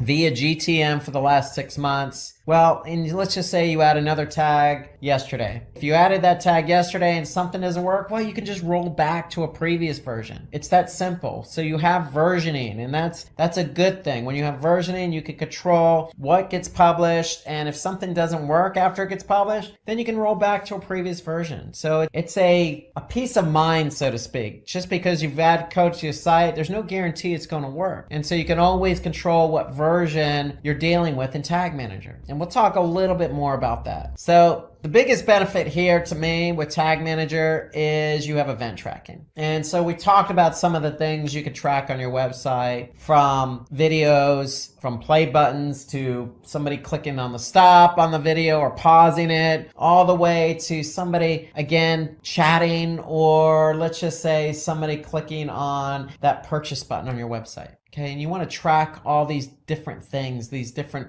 interactivities and buttons. Well, event tracking is what you're going to use to track all those buttons. And to me, this is the biggest benefit of Tag Manager. And I'll show you some examples as we go along. And if we didn't mention it already, I'll mention it again. It is free. Tag Manager is free. There's no limit. So once you have Tag Manager going, you can add as many tracking codes as you want. There's no limit on the number of tracking codes you can add to Tag Manager. Okay, so it's free and you can use it to its fullest advantage. Okay, so it's also high security, meaning that it has different levels of permissions. Okay, so you can have somebody just go in and look at the different tags and tracking codes you have in GTM, or you can ask somebody who is very familiar with Tag Manager and can go in and add the tracking code to Tag Manager and then publish that tracking code when it gets added. So those are all the benefits. Let's talk about how it works now. Specifically, how does Tag Manager work? Because you're like, Rob, okay, again, a lot of jargon. You know, you got tags and JavaScript and versioning and publishing and all this other stuff. Well, I know I'm throwing a lot at you at once, but just bear with me here. Okay, so let's start talking about how it actually works. So you have a website, okay? Whatever that domain is, you have a website, and there's chances are on your website, you have some form of interactivity, whether that be a video, whether that be a blog, whether it be a form submission. You have a website with some interactivity. And let's just say you're even thinking about getting ready to launch some type of campaign on maybe Google or Facebook, and you want to drive traffic to your website. Fair enough. You're joining the millions of other websites that are out there that have interactivity that also drive traffic to the website. So in comes Google Tag Manager. And so Tag Manager is important because, again, we know we want to track people coming from that Facebook campaign or that Google campaign and interacting with our site. So if you are running Facebook and you are running Google Analytics, well, guess what? You want to put that tracking code in Tag Manager. So Google Analytics, being a Google product, works very nicely with Tag Manager. Facebook has its own tracking code, but you still want to be able to track people who come from the Facebook campaign to your website. So you're going to get that tracking code from Facebook and put it in Tag Manager. That's generally how it works. So here, information from your website is shared with another data source through Tag Manager. So think about that. If I add Facebook tracking code to Tag Manager, or let's just say I add Google Analytics tracking code to Tag Manager is the one that's pushing out and doing all the heavy lifting. They're the ones that are controlling what code gets fired and what code doesn't. So if you're putting the code in Tag Manager is controlling the code. Think about it that way. And let's show you an example of what that looks like. So here I am, I'm in Tag Manager. I just went to tagmanager.google.com, and here I could see a list of tags. So in our conversation, we're talking about tracking Facebook and we're talking about tracking Google Analytics. Well, Google Analytics is easy because it's a Google product. So here, if I look at all the different tracking code I have on my website through Tag Manager, let's just take a look at Google Analytics. So if you're going to use Tag Manager, you might as well put the Google Analytics code in here. So here I can see I have Google Analytics as a tag in Tag Manager. Now, for Facebook, if I'm running a Facebook campaign, well, I can take that pixel tracking and put it in GTM as well. And here I could see Facebook pixel. That code is added to GTM. I just basically took what Facebook gave me and put it into Google Tag Manager. So you could see I can add Facebook and Google Analytics. And again, I can't stress it enough, any tracking code from any platform I can add to Google Tag Manager in order to track the behavior from those sources. So let's take a little bit deeper dive into how Tag Manager works. So I just showed you an example of how you could take Facebook and Google Analytics code and put it into Tag Manager. But if you're not familiar with Tag Manager, then how do I do that? Well, let's talk about the structure and how Tag Manager works. So when you have a Tag Manager account, you have a container. Remember, I mentioned toy box earlier. You have a bunch of toys. If they're code and you're tracking different bits of code from different platforms like Facebook, think of those as toys, and you have a toy box. Okay, well, that's what this code is, and that's what a container is. The code is the code, and that's going to go into the toy box or container. And so the way Tag Manager works is you have tags, triggers, and variables. So if I take my Facebook tracking code and put it into a container, I need to set up a tag and a trigger. Okay, so let's take a look at what that is. So first, if I go back to Tag Manager, I'm going to have an account, and if I have an account, I'm going to have a container. So here I'm just going to click on an account with a container, and a container is nothing more than what website you're adding the tracking code to.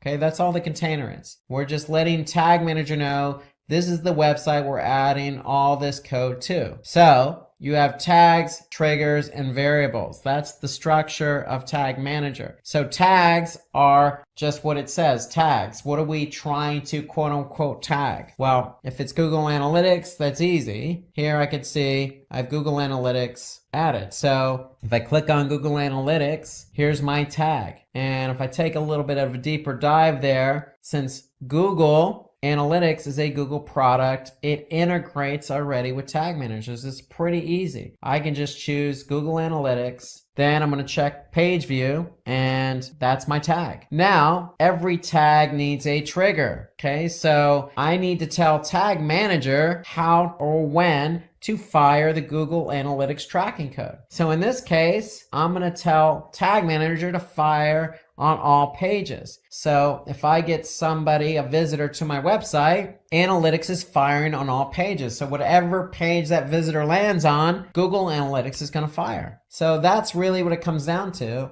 is I have a tag and I need to tell Tag Manager when to trigger that tag. That's really what the structure of Tag Manager is. It's tags, triggers, and variables we're going to talk about here in a couple minutes. But you have a piece of code, you're going to go ahead and put that into Tag Manager, you're going to tag it, and then you're going to fire that trigger. So let's take a look at another example here. If I go back here, you can see Facebook. Well, here's my Facebook pixel. Okay, that's my tag. So when is it going to fire? Well, it's going to fire on a specific domain or subdomain. That's basically what we're doing. We're trying to tell GTM when to fire that particular tag. So those are the three main components: a tag, okay, which is going to contain the JavaScript code that you get from, say, Facebook, the trigger. So you're going to go into Tag Manager and tell Tag Manager when to fire that code. That's the trigger. And then you have variables. And so variables are basically just additional information that Tag Manager may need for your tag and trigger to work. So that's what a variable is. It's there to get the tag and trigger to fire. So variables are divided into built-in and user-defined variables. So common used variables include, say, page path or page URL or host name or click class. Again,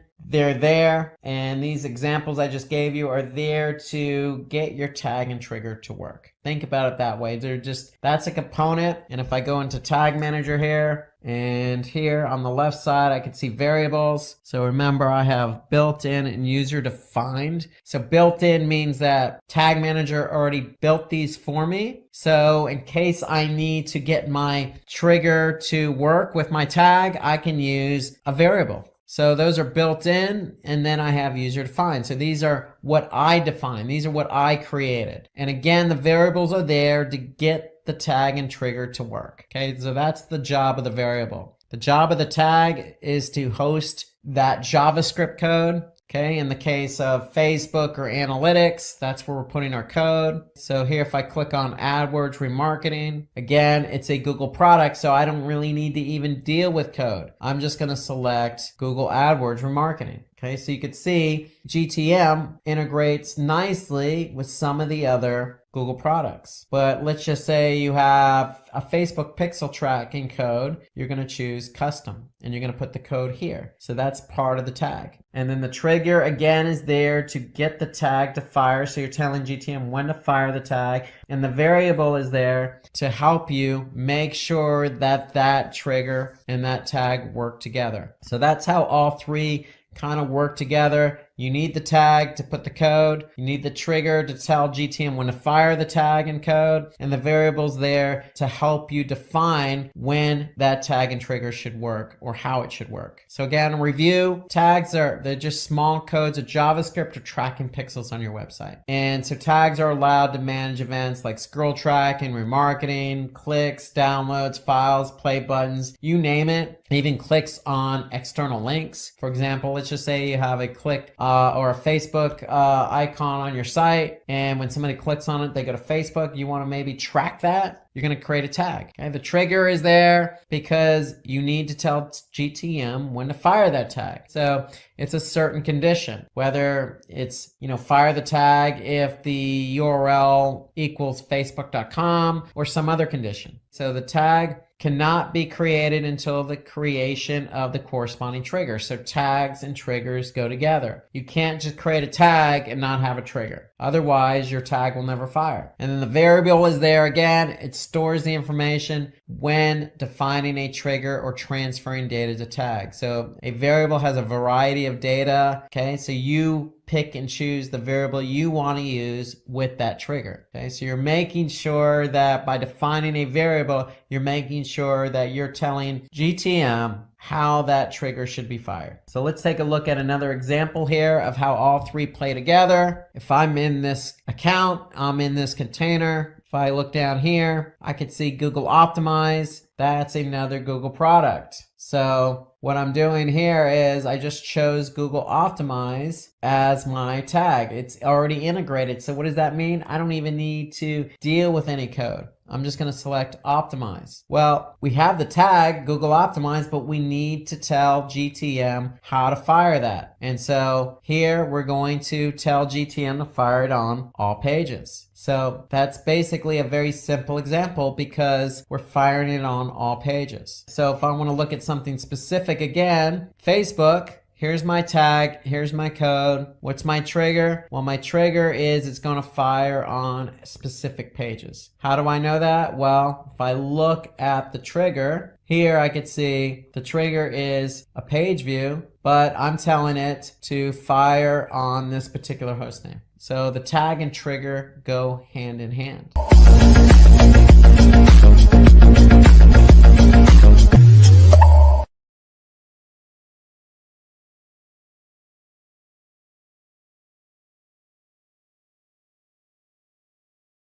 So how to get started with Tag Manager. So first things first, you have to create that account. So you're going to go to tagmanager.google.com, or you could do a search for Google Tag Manager, and you're going to create your account. And then when you create your account, what's going to happen is you're going to set up a container. And when you set up a container, you have choices. So you could set it up for your website, for an app on iOS, or maybe Android, or you can even set it up for AMP, an accelerated mobile page. So most people by default are probably going to set up Tag Manager for their website. And so when you do that, when you actually select website, what's going to happen is you're going to get some Google Tag Manager code in return. And so the whole idea here is you're going to do a swap. What you're doing is basically you're saying, okay, Google, I'm going to take this Google Tag Manager code and I'm going to put it on my website. I'm going to put it on every page of my website. So notice Tag Manager has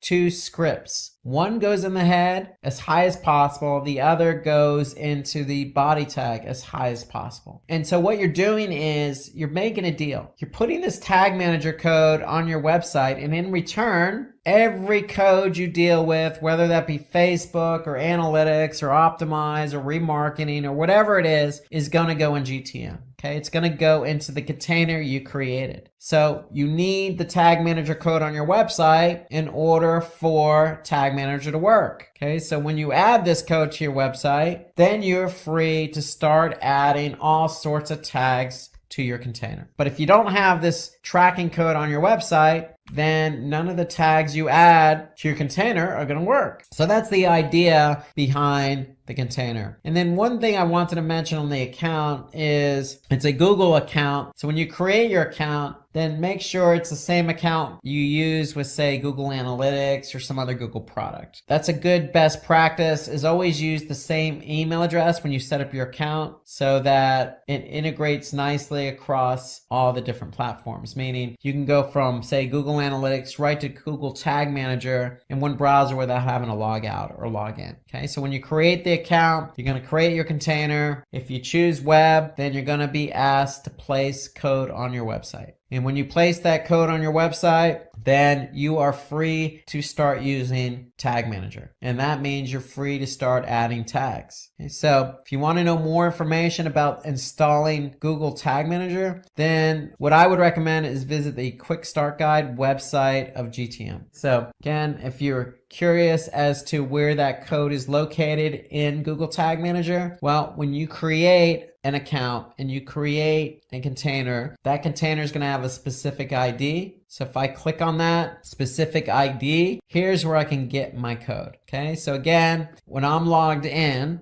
to Tag Manager, I'm going to click on Workspace, but in the top navigation, I'm going to see my unique GTM ID. If I click on that, that's where my code is going to be located. And so again, your code needs to go in the header, and there's another script that needs to go in the body. And if you're not sure how to add the code to your website, well, you can always click on the Quick Start Guide here. Okay, and that'll take you to a Quick Start Guide page, a reference page related to Google Tag Manager. So let's talk about creating a tag. So once you get Tag Manager installed, I'm sure you're excited to get going and create that first tag. So let's talk about how to create a tag in Tag Manager. So when you're in Tag Manager, all you need to do is basically you're looking at all your tags. If you click on tag in the left side navigation, you'll see all your tags and there's a new button there. So you just click new. And so basically what you're going to do is you're going to create your first tag.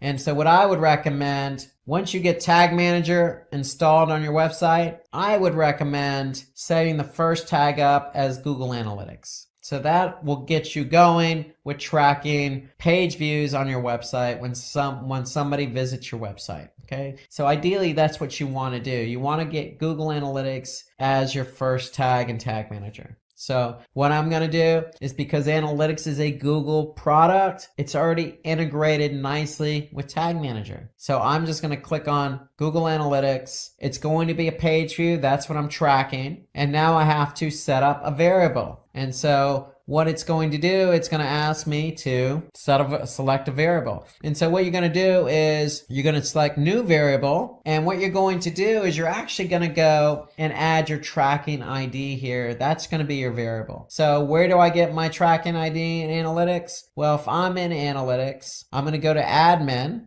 And then under property settings, I'm going to see my tracking ID. And all you need to do then is go to Tag Manager and paste copy. First, you got to copy over that tracking ID. Then you're going to go to Tag Manager and going to paste it. And then that's going to create a variable for you. And then when you create that variable, you're going to see it in the drop down here. So I've already created it. And basically, that's your tag with a variable. Then what are you going to do? You're going to set up a trigger. So see, I have some triggers already set up. You're going to see a default trigger already set up for you, and that's going to be all pages. So ideally what you want to do is you want to select all pages in order for Analytics to fire on all pages. So that's what we're doing. We're setting up a trigger. We're basically telling Tag Manager, hey, if I get a visitor to any page on my website, then I want you to fire Google Analytics. So that's basically, in summary, how to set up your first tag. And my recommendation is your first tag should be Google Analytics. And when you set up Analytics, you're going to have to set up a variable for the tracking ID. And so you get the tracking ID again from admin, property settings, copy and paste that tracking ID over, save it. You have your variable. That variable is going to be included in with the tag. Then your trigger is going to be all pages. And there you go.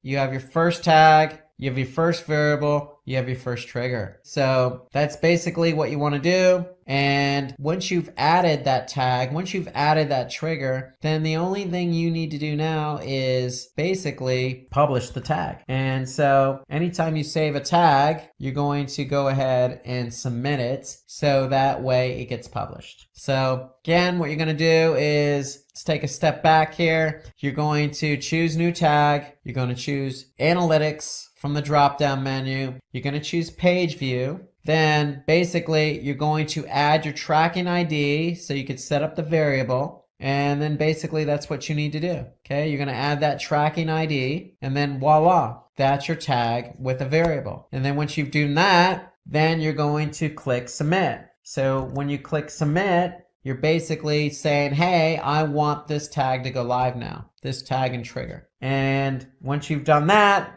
then Analytics is ready to go. And anytime somebody goes to your website on any page, Tag Manager is going to fire Google Analytics. So the great thing here is you have something called Google Tag Assistant, and that's an extension that works with Chrome. And so when you've actually added Tag Manager to your site, or you have Analytics running in Tag Manager, you can confirm if those tags are firing properly. So let's take a look at how Google Tag Assistant works. Okay, so if you just do a search for Google Tag Assistant, you're going to see here that it's basically just an extension that works in Chrome, and unfortunately it only works in Chrome browser. It doesn't work in any other browser. So go ahead and install that extension into Chrome. And when you do that, you're going to see this nice icon here in your browser. And now, if you go to any website and I click on Google Tag Assistant and I click on enable. Okay, so basically I'm loading Google Tag Assistant. And now once I refresh the page, I can see that this particular site has Google Tag Manager installed. And not only does it have Tag Manager installed, I can see that it's also has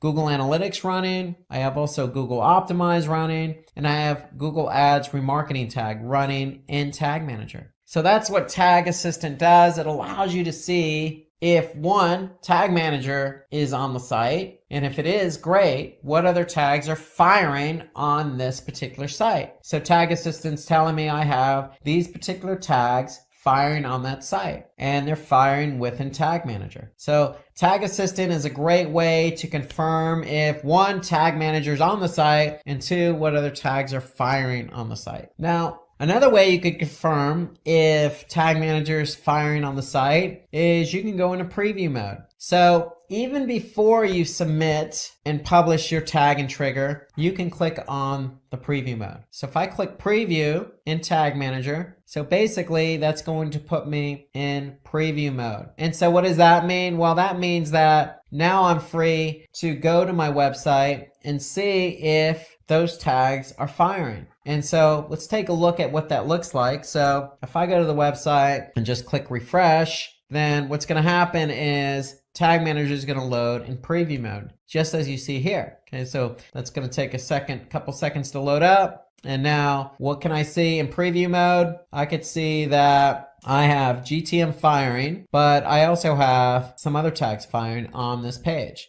Remarketing, I have Google Analytics, I have Google Optimize. I have some other tags firing as well. And so the preview mode shows me what tags are firing on any given page. And I can also see what tags did not fire. Okay, so here I have a number of tags already in GTM, but they didn't fire on this particular page. So let's just say I clicked on the Donate Now button. I'm still in preview mode, so I'm going to be able to see what tags fired. Now I could see I have a couple of tags that have fired on this particular page. And then I could see what tags did not fire on this page. Okay, so that's the preview mode. You can use the preview mode before you even submit a tag and trigger to see if it fires. And that's the great benefit of Tag Manager. So if you're not sure if something's going to fire or not, then you can always go into preview mode. And if you are sure it's going to fire, then you can go ahead and submit it. So you can leave preview mode and just go ahead and submit that particular tag and trigger. So here I'm going to leave preview mode. And now once I'm done and I'm sure the tag is going to fire, and go ahead and submit all my changes that I've worked on in terms of setting up tags and triggers. So that's really GTM in a nutshell. So I have my tags, okay? My tags are just snippets of code that I'm going to put in, whether that be Facebook or event tracking or any other Google product like Optimize or Page View. Then I have my triggers. My triggers are there to tell GTM when to fire that tag. And the variables are there to help those tags and triggers work together. So remember that particular variable we set up for Google Analytics. Okay, so here it is right here, because we want to tell GTM what property to specifically fire in Google Analytics. So that's why we set up that variable. But there are all sorts of variables. Google Tag Manager has built in, or variables already created for you, or you can specifically define a variable. So variables are there to help the tags and triggers work together. So when you set up a tag, you set up a trigger, you use a variable, you can always go into preview mode, preview it by going to the website, seeing if it fires. If it fires, then voila, you can go ahead and click submit, and that will publish the tag and trigger, and you're good to go. That's pretty much how Tag Manager works. And again, I can't stress that there's an unlimited number of tags you can add to Tag Manager. There's no limit. So you got anything from Google to non-Google to event tracking, okay? To Facebook, to anything that you want to track, you want to be able to put into Tag Manager. And again, There's versioning. That's one of the great benefits of Tag Manager. So if I want to go back to an older version, I can simply do that. So here you can see I'm on version 32. That's how Tag Manager works. And I can't stress that, Tag Manager is there to help you track interactivity on the site. Because if you have a site that's interactive, that has a video, that has a download button, let's just say, you have all sorts of newsletter signups, Facebook, YouTube buttons on your website, just like this website does, and you want to be able to track how many people click on that particular button, well, you're going to need Tag Manager. And when you have Tag Manager, you're going to be able to track all of these button clicks and interactivity on your website. Choose from over 300 in-demand skills and get access to 1,000 plus hours of video content for free. Visit SkillUp by Simplilearn. Click on the link in the description to know more. We're going to talk about how to rank #1 on Google. So let's get started, and let's go with the scenario that you have a friend named Sam and he has a website where he sells shoes. But Sam doesn't understand why his website's not ranking #1 on Google. And so typically, to rank #1 on Google, there are some factors involved. And those are factors that are going to help Sam get his website rank #1 on Google so he can sell his shoes, get traffic, and convert that traffic to conversions. So there are factors involved. And so what are those factors? Well, it always starts with keyword research. So in order to rank for a website where you sell shoes or you sell products, other products like clothing or food, or you're an automobile website, you're a mechanic, it doesn't matter whether you're selling to customers or selling to other businesses. You have to start with the keyword research. And so we're going to go into really explicit detail on how to conduct a proper keyword research. And then the second factor involved is high quality content. So in order to rank high on Google search, you need to have high quality content. So we're going to go over what's involved with creating high quality content.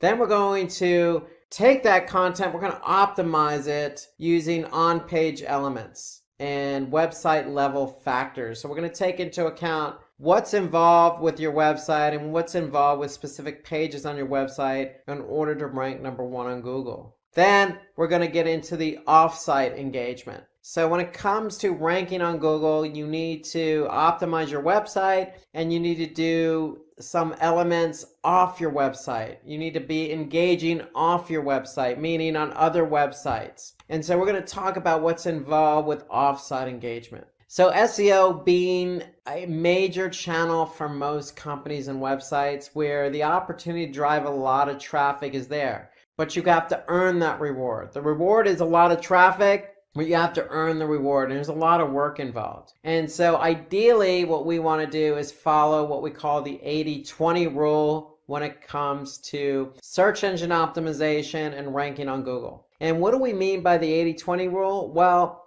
80-20 means we're investing 20% of our effort and 80% of the results are obtained. So we want to invest 20 and get back 80. That's basically what we mean by 80-20. So, for example, if 20% of our targeted keywords bring in 80% of the traffic, then that's following the 80-20 rule. Or 20% of our landing pages drive 80% of the overall traffic, that's following the 80-20 rule. Or 20% of our backlinks pass 80% of our link juice. That's the 80-20 rule. Meaning these targeted keywords, these targeted landing pages, these trying to target backlinks using off-site engagement.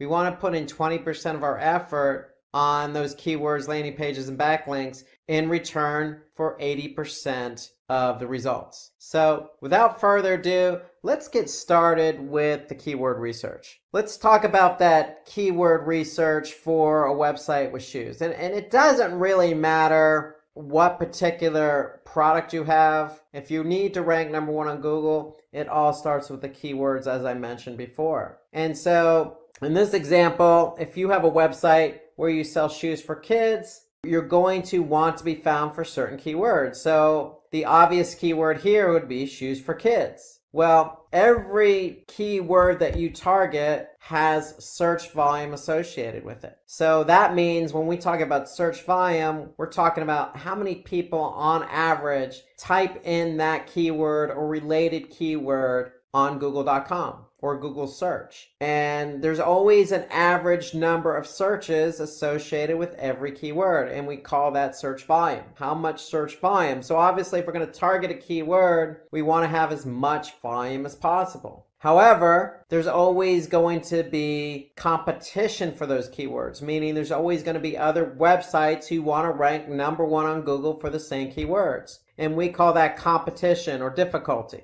So for every keyword, you're going to have volume and you're going to have competition or difficulty. And the difficulty ranges as well, depending on the tool you use. And we'll get into that in a minute, but search volume is how much, on average, people are typing in that keyword or close variants of that keyword. And the difficulty is measured in terms of, for kids, is highly relevant, has high volume, and low competition, then that's a keyword we want to target. So we always want to focus in on those three areas. So there's always a trade-off with keywords. So shoes for kids might have high volume, but also might have high competition or difficulty. If we look for another keyword that's just as relevant, for example, shoes for children, it may still have high search volume, but the competition or the difficulty may be lower. And if that's the case, then that may be a better keyword for us to target. Instead of something highly competitive like shoes for kids, we can focus on another relevant keyword like shoes for children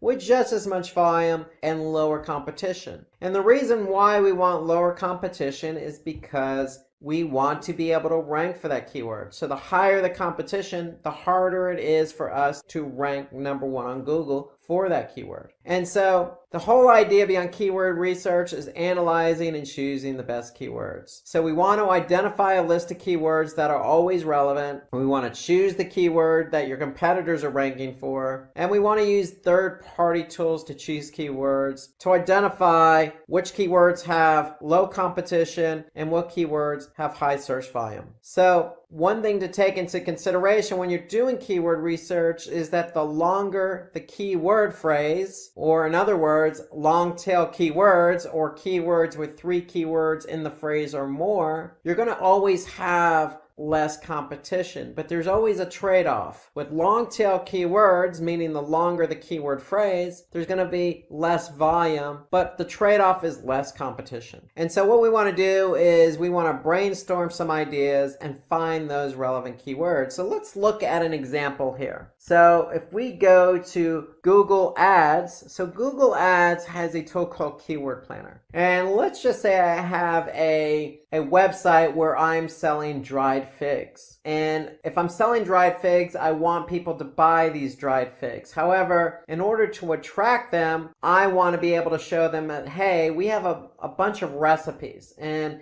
if I show you a bunch of recipes where you can use dried figs, maybe you'll buy these dried figs to use in these recipes. And so we're going to look for keywords related to bread recipes, because if we can optimize for our recipes page for bread, then that will attract an audience who wants to make bread and use dried figs with those bread recipes. So that's the example I'm going to give here. And so if I look at the keyword planner in Google Ads, if I just type in bread recipes, what Google is going to do is they're going to give me an average monthly search volume. So I can see the average monthly search volume here is 60,500. And so in order to do keyword volume and the competition you're getting for certain keywords. So if I go into a spreadsheet, here my theme of keywords is bread recipes. My keyword is bread recipes, and my volume therefore is going to be 60,500. However, if I go back into Google's keyword planner, Google's telling me the competition is low. So that's great. I want high volume, I want low competition. competition. But how low is low? So we want to be careful. So if we're going to put in numbers into a spreadsheet, we want to figure out what that competition really is for the keyword bread recipes. So if I go to Google and just type in bread recipes, I'm going to be able to see 771 billion results for the keyword bread recipes. Now, is 771 billion our real competition? Maybe, maybe not. What we want to do is put in a syntax, and we want to put in the syntax all in title and then colon, space, and then our keyword. And the reason why we do that in search is because we want to be able to identify the true competitive number, or the true number of websites who are trying to rank for bread recipes. And if we put in the syntax all in title, colon, and then our keyword bread recipes, we'll be able to see that there are 998,000 results. That's a lot lower than 771 billion. So that means that 998,000 sites or listings have the keyword bread recipes in the title tag. And the title tag is what shows up in the search engine results. And so if I look down and scroll down here, I can see bread recipes are in every one of these title tags. So title tag is an important element to rank #1 on Google, and we'll talk about that in a few minutes. But if we understand that there are 998,000 results with bread recipes in the title tag, then this tells us that those are the websites who are trying to rank #1 on Google for that keyword, and therefore those are the websites we need to jump over in order for our website to rank #1 on Google. And so therefore I'm going to put in 998,000 in my spreadsheet as the competitive number. And so now I could see for the keyword bread recipes, I have 60,500, and if my competition is 998,000, then my KEI, or Keyword Effectiveness Index, or in other words, the ratio of volume to competition, is 6%. So that's nothing more than volume divided by competition. So that tells me that my KEI, or my ratio between volume and competition, is 6%. So remember, we want more volume than we want competition. So anytime you do a keyword research, you're going to find a number of different relevant keywords. So if I go back into Google's keyword planner, if I typed in bread recipes, you could see that Google is going to give me a number of different keywords related to bread recipes. Let's just say I have another keyword that I want to think about optimizing for, being ranked on Google for, and that's banana bread recipe. Very similar keyword as bread recipes, except it's a little longer tail. Now, if I type in banana bread recipe in Google's keyword planner, now I can see the average monthly search volume has actually gone up. It's 368,000. I can also see the competition is low. So those are good signs.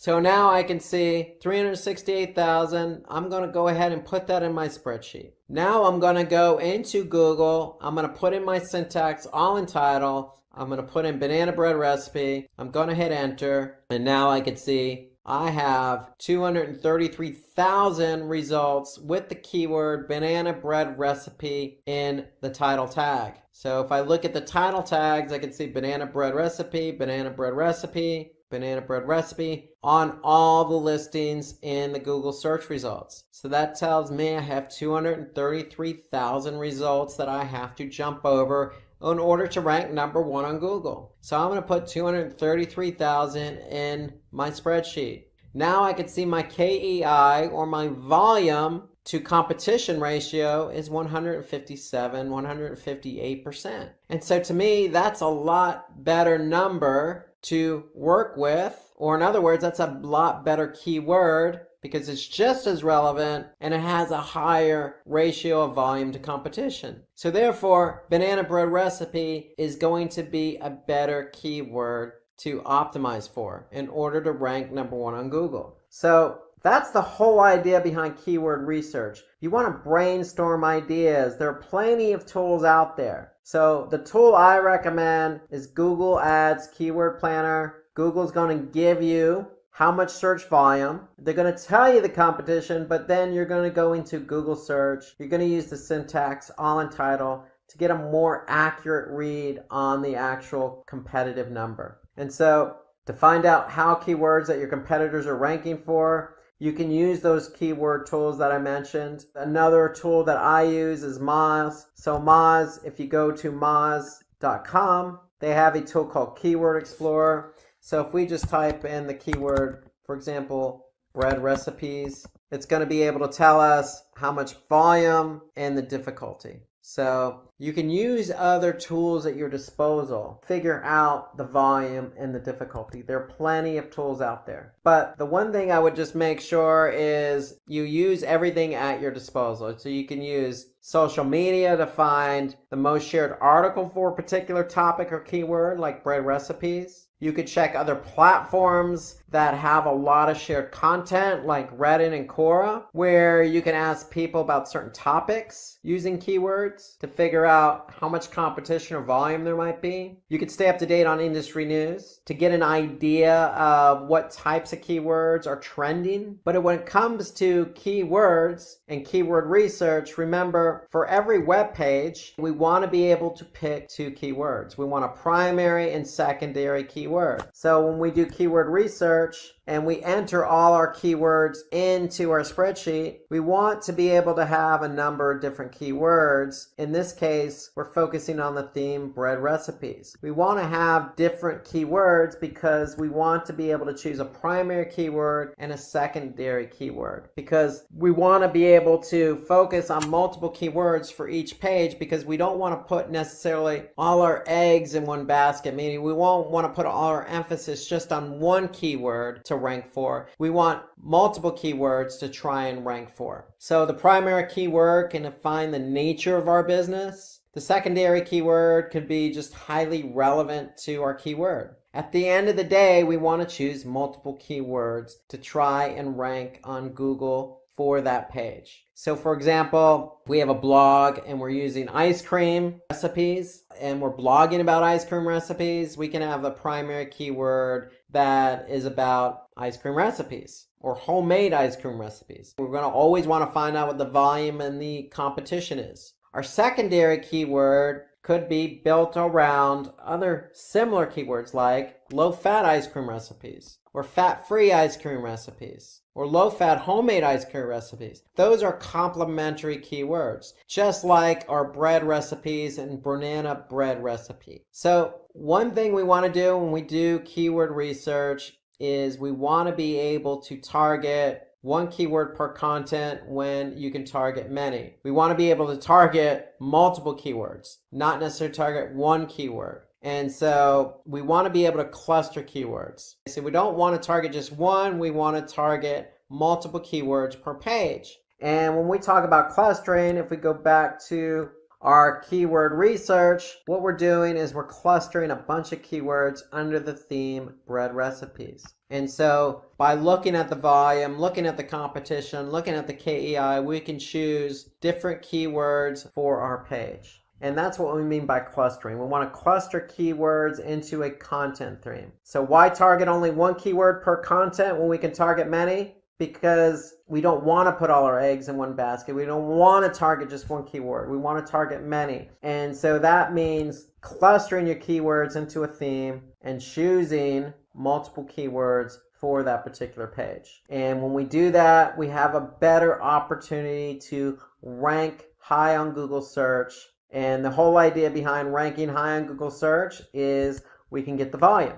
So if we know we're ranked number 1 on Google search for bread recipes or banana bread recipe, we know we stand a chance of getting a majority of the volume associated with that keyword. And if we can get the volume and get the traffic, then we can get the conversions. So let's move on to high quality content and talk about the impact content has on your ability to get your website ranked number 1 on Google. So let's just say you have content on your website and the content is ranking on page 4 of Google. And it's that blog with ice cream recipes. And if it's just content for the sake of content, it's not really informative, then it's not necessarily going to get good engagement. In the eyes of Google, they want to rank content that's very informative, it's very fresh, it's exciting to read, it's interesting, it's going to have good engagement. So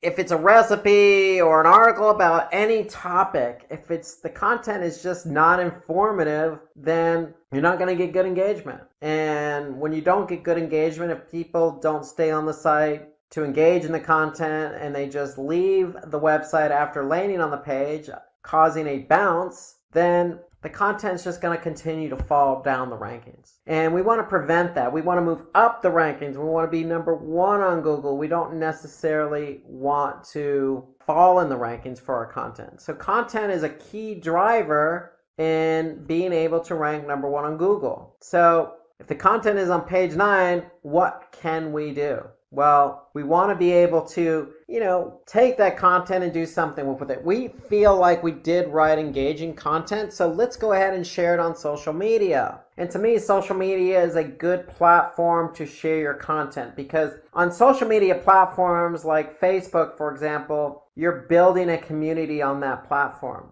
That community is already interested in your content. So if you're sharing an ice cream recipe, especially in the summertime, and you're engaging with your community on that platform, then the likelihood of that community on that platform is going to increase engagement. Increased engagement will send social signals to the search engine that says, hey, this content is good quality. Likewise for any other platform. Most social media platforms have engagement metrics, and those engagement metrics pass signals. Is it good? Is it not good? Do we like this content? Are we giving it a thumbs up? Are we going to want to follow it? Are we going to want to share it? And so if you share content that you feel is engaging on social platforms, then it's going to be engaging, and it's likely going to cause an increase in engagement, for example, a decrease in bounces. And once you share that quality content, then the likelihood of it moving up the rankings, even as far as number one on Google, is going to be greater. So you always want to start out writing good quality content. So let's talk about good quality content, because Google does take content seriously. They do take into account what other people think of that content. So high quality content is an important factor.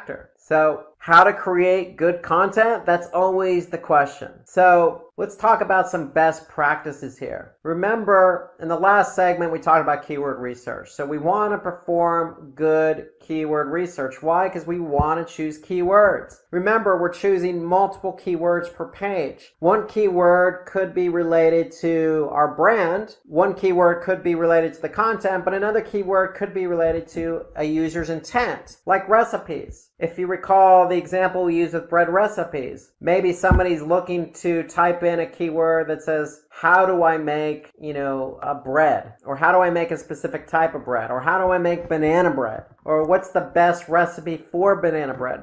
They're question related, and we want to be able to answer those questions. So that's where choosing those right keywords that's going to respond to a user's intent. So starts with choosing the right keywords. So remember, we talked about a number of different tools when we talked about keyword research. So there's a research tool that you can use called phrase.io, and that will help you do quick research on, keywords and trends and whatnot. So if you know a better research tool that you use for keyword research, then drop us a comment below. I'd be interested in getting your comments about keyword research and what research tools are out there. So if you know something better than phrase.io, drop a comment below, and we'd be interested in getting your perspective. So keyword research is key, but creating content that fulfills users' requirements. So answering those questions. If it's a recipe, we want to answer that question. If it's directions, we want to answer that question. If they don't know how to do something, we want to answer that question. Now that's the whole idea behind content.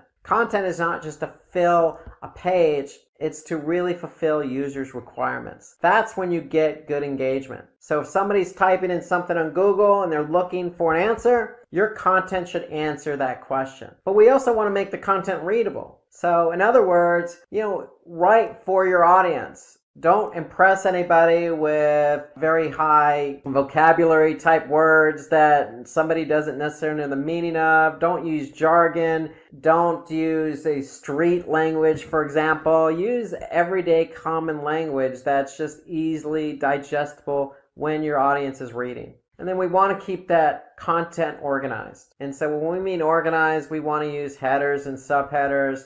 Break your content into paragraphs. Keep the flow organized. If we can keep the flow organized, then it's going to be easier for somebody to read. And then it's okay to add resources, especially resources from credible sites. So if you can incorporate those resources in there, then it's just going to add the credibility to your content and let the audience know that, hey, I've done my research on this topic, and this is what this person has to say about it. This person who seems to be credible. Okay, so it only adds value to your content. So these are all tips to remember when creating content. And then the one important tip here is we want to use white hat techniques. And when we say white hat techniques, that means, if we've chosen keywords that are going to answer somebody's question, we don't want to stuff those keywords into the content. We want the content to be naturally written. So when we say opt for white hat techniques, that's what we mean. Write the content naturally. Keep it organized, keep it readable, include third-party sources, and make sure it answers a question. So there are different types of content. So there's content where you just write words. It's all text-based. You could also use an infographic. An infographic is simply just a graphic that visualizes exactly what you're trying to explain. For example, if we want to write an article about how to write good, engaging content, we don't necessarily have to write all that out as a text. We can create an infographic. So for example, here's an infographic on 20 effective ways to basically not bore your readers, but write engaging content. So you could see this is an infographic. It's all graphically laid out. So infographics tend to be easier to understand because they're visual. They're easy for the end user to comprehend because there's generally no jargon. It's usually images that are portraying the point of what you're trying to get across. And so it tends to break it up, the monotony of just text. It's more visually appealing, and it's laid out and organized. So you can see this infographic has 20 different steps or rules, and they lay those out all here in this infographic. And the great thing I like about infographics is you could share them on social media. You can re-engage them as a post. You could save them on really any social platform. So infographics tend to tell a better story versus, say, just writing text. You can use video and images, so you don't necessarily have to lay it all out in an infographic. You can certainly insert a video or an image into your content, especially if it's a blog post. If it's a blog post, then sometimes video and images on its own tell the story. You don't necessarily need text to go ahead and tell your story. A video or an image, as they say, tells 1,000 words. And so images and videos are great to use in a blog post. So using different forms of content, you always want to review your content. When a user dwells on your web page for a longer time, Google will tend to think, okay, this person's engaged, so we're going to rank that favorably. So if you're using infographics, videos, and images, then the chances of somebody being more engaged are going to increase versus just text that's not well organized and written out in a way that somebody doesn't necessarily understand. So be creative in the types of content you use. So longer engaging content tends to bode well with search engines. So this is according to HubSpot. So the more word count you use, the more words you use, the chances of you ranking higher are going to be better. Just take into account best practices. You want to maybe break up the content with an image, organize it, make it engaging, use headers. So it's not necessarily just words, it's the words and how those words are written, how they're structured, the types of keywords you're using, how you're engaging with your audience. There's a lot of factors, again, those best practices we just went over. But the key is, if you have longer, more engaging content, then it's going to bode better for you on search engines. So couple of steps to create high quality content. So you want to begin with a comprehensive introduction. So always introduce your content. Remember, the content should be relevant to the keywords. So if you're choosing keywords in your keyword research, think about answering that question. If somebody's typing in bread recipes, maybe they're looking for banana bread recipes. How to make the best banana bread, or how to make banana bread using dried figs. We want to be able to align our content with that keyword naturally.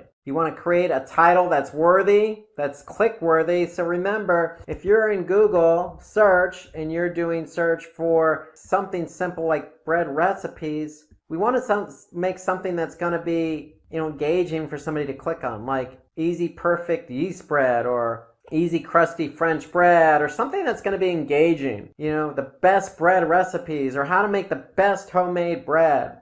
Something that's going to draw somebody's attention to the title of that blog post. So we want to include LSI keywords. So what I mean by LSI keywords in your content, we mean, long tail keywords.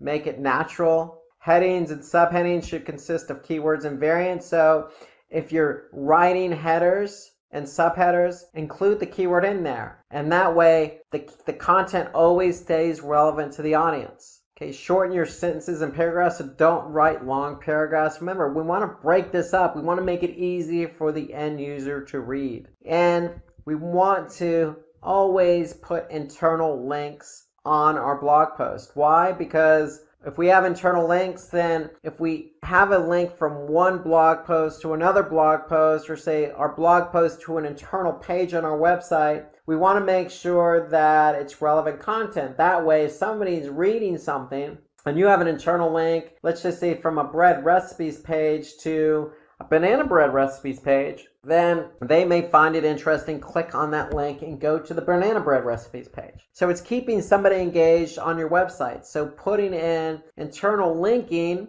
will help keep the end user engaged, because you're offering up links that's relevant to the content. You always want to break up that content with images. Okay, we want to use alt tags, meaning we want to pen the image with text, so that way if the image doesn't load, then at least the alt text will load. So we can incorporate call out boxes, and more importantly, we want to update our content regularly. So we always want to get the best recipe out there if it's banana bread, or different ways to create banana bread, or always just coming up with ways to update the content. So we want to keep our content, our blog post fresh. And then we want to include a CTA, call to action. If we include a call to action, then that's going to keep somebody engaged and have them act on your content. So these are steps to creating high quality content. And so let's look at an example here. And this is a 3-month-old post on BuzzFeed. And it's 21 pictures that restore your faith in humanity. So it has a lot of likes, a lot of tweaks, and that means it's engaged. People are engaged when reading that. And so if we go and look at it as an example, we could see it on BuzzFeed here, 21 pictures that will restore your faith in humanity. So this was written back in 2012. Again, a lot of engagement. But if we look at it, we can see immediately that it's taking into account third-party sources. It's got some content, it's got images, it's being broken up by images. We could see there's call to actions on there in the form of social, so people can go ahead and share it if they like it. Okay. It includes videos, it includes images, third-party sources. So it's a good post because, listen, it's engaging content. It's probably answering somebody's question about humanity. And we could see clearly that, look, there's a lot of different examples here from a lot of different sources, and we could take action on this content. So not just video, not just images, but text as well. And so it's very engaging, answers questions, takes into account the different types of content available. So this is a good post in that regard. So content's updated regularly, it's engaging, and it includes sources from high authority websites. Some do's and don'ts on the content. So take into account the best practices I mentioned about creating high quality content. Okay? Answer those questions that the end user wants to hear, because that likely is going to be their search. And so you want to be able to respond to the end user. That's part of creating high quality content. Different types of content, i.e. in the form of infographics or videos or text or images. You can add images from public domain sites. You can be relatable and use examples to clarify points, just like the BuzzFeed article. Simplify complex words. Don't use sophisticated language. Talk to your audience as if they were standing right in front of you.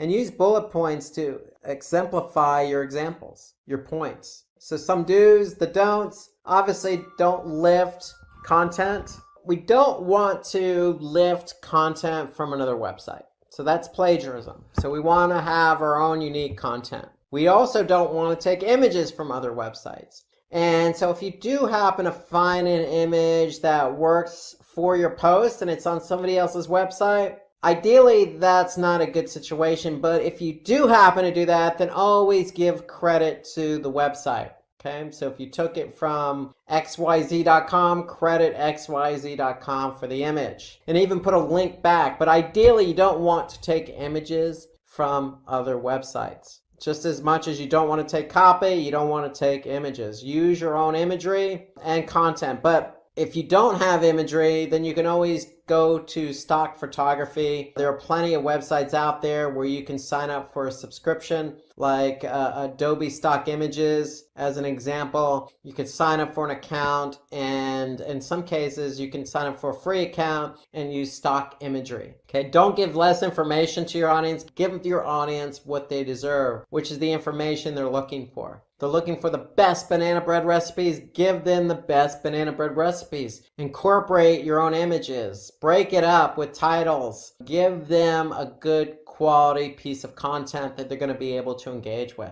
And so if you put long paragraphs in your content, then it's going to be less engaging. So try to avoid those long paragraphs. Remember, shorten up the paragraphs, keep the language simple, add in images, answer those questions, use third-party credible sources, but write it in your own words, and you should be on your way to creating good quality content. Okay, so now that we've talked about high quality content in order to get your pages ranked high on Google search, let's turn our attention to optimizing on-page elements and discuss some website level factors that are both going to help you rank high on Google search. So let's just do an overview of what we're talking about when we talk about on-page elements and website level factors. So optimizing on-page elements include a number of different things. But primarily, we're going to focus in on meta tags, also known as meta description tags, header tags, also known as title tags, and URLs. So those are just some of the on-page elements we want to be able to optimize using relevant keywords in order to rank high in Google search. We also want to take a look at some website factors that will affect our ranking on Google search. They include website architecture, having a secure website, having a sitemap, and taking a look at page speed. So all of those are some of the website factors we need to take into account in order to rank high on Google search. So title tag and meta description together are considered meta tags. So both play an important role in ranking high on Google. So we want to be able to write unique title and descriptions for each page on our website. When I say unique, that means the title and the meta description need to be different for every page on the website. And so if you're not quite sure what a title tag and a meta description tag is, if you go to search and just type in any particular search query, the title tag is what's going to show up here in bold, and then the description is going to show up below it, below the URL, and that's going to describe the page. So both of these meta tags are important because it describes what your page is all about, and that's what Google uses in the search results pages. So we want to be able to pay attention to the length of our meta tags. So if we go back to our search results pages, title tags are generally 60, 65 characters. Meta description tags are generally 160 characters. So anything really longer than that, then what's going to happen is the meta description tag or the title tag will get truncated. And so if we look here, for example, we can see all of the title tags here fit the 65 character limit. But if you run over the character count on meta description, then Google is going to truncate the copy. So you want to stay within your parameters in order to avoid getting your content truncated. And so the other thing when we're writing title meta description tags, we want to minimize keyword repetition. So if we're optimizing for keyword, we don't want to necessarily just plug that keyword into the title tag and meta description multiple times. We want to make sure our title tags and meta descriptions are naturally written. So if somebody's typing for banana bread recipe with dried figs, we want to have a nice title tag and a description that is going to get somebody to respond based on their need. And so we definitely want to avoid keyword repetition, but we want to be able to use that keyword in the title tag. Because if you remember from the earlier segment, when we did the all-in title syntax to find out exactly how many competitors were using that particular keyword, well, we obviously want to use that keyword in the title tag because, again, the title tag is an important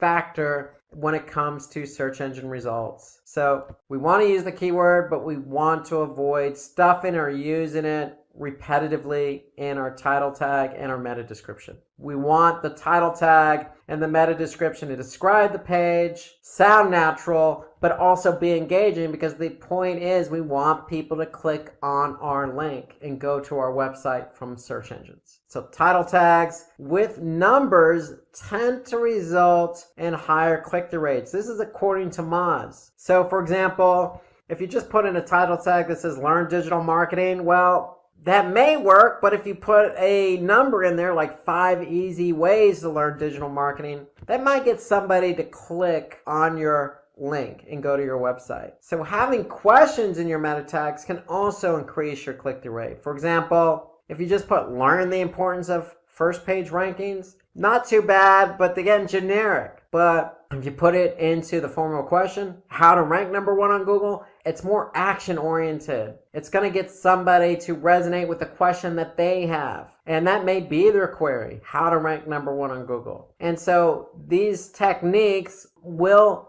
help you get higher click-through rates. And so according to Backlinko, title tag with a keyword can improve site ranking. So remember, we want to include that keyword in the title tag. Even though we only have 65 characters, we want to include that keyword, but we want to avoid stuffing the keyword in there. We want to, again, make the title tag action-oriented, maybe with a number, maybe as a question, with the keyword in there once, naturally. Not easy to do, but that's the beauty of SEO. If you can follow these best practices and write a good title tag, then the chances of you improving in your search results are going to be greater. So having only one H1 tag in your post is going to be good. So remember, when somebody clicks on a link, so let's just say they do find a title tag engaging and they click on this link here and they go to that website, you want to start out with having that particular H1 tag, because the H1 tag, especially with the keyword in it, is going to signal to Google, hey, we're organizing our page, and because it's an H1 tag, it's important. We're structuring the page according to best practices. So having only one H1 tag in your post is definitely helpful. Having multiple tags, H tags in your post, help organize the page a lot better. So we want to add that targeted keyword in that tag, and your header tags should be relevant to the content. So if we go back to our example of the using dried figs with banana breads, well, the title says California fig banana bread. And remember the last segment when we were talking about high quality content? Well, look no further than including a video into our content. So not only will this video help keep the engagement high, but it breaks up the monotony of the page. And it's from a third-party source, so it adds credibility to the page. So adding a video based on the last segment of high-quality content definitely helps with ranking high on Google search. So following hierarchical structure That means putting those H tags in there. H2 tags help break up the content. And we want to avoid repetition of H1 tags on your different web pages of your site, meaning don't just put the same H1 tag with the same keyword in it and keeping it blasé. We want to make those H1 tags exciting to read, but also used appropriately to break up the content. So remember, all white hat techniques. We want to avoid hidden tags. We want to avoid stuffing keywords. We want things to be natural. We don't want things to be forced. And your H1 tag should be 20 to 70 characters. Don't make long H1 tags. If we go back to our page example, a short, sweet tag here, California fig banana bread. It's relevant to the content. It's short, sweet, and breaks up the monotony of the content. And more importantly, and again, any content you have on the page should always answer the user's intent. Remember, people are using search to answer questions, find information. Our content should be able to answer that for them. So, according to John Mueller, Senior Webmaster Trends Analyst at Google, header tags would definitely help Google for rankings in the search results. So we want to use header tags. So when it comes to URLs, we want to use hyphens and avoid underscores. So if we look at this URL here, this uses hyphens, fig and banana bread. So it's all broken up with hyphens. That's a best practice. Remember, canonical URLs. A canonical URL signals to Google this is the original content. So we want to use original content. And if you have multiple sources of content out there on, say, different websites, we want to use a canonical tag to signal to Google, this is the original content. Please index this content. And that doesn't hurt to use a favicon in URL, meaning a small icon. It helps to break up the monotony and help your URL stand out. We can add targeted keywords in the URL. So again, looking at the URL here, I could see we're using targeted keyword as part of the URL structure. Fig and banana bread. And notice the H1 tag is fig banana bread. So it's all consistent and it flows naturally.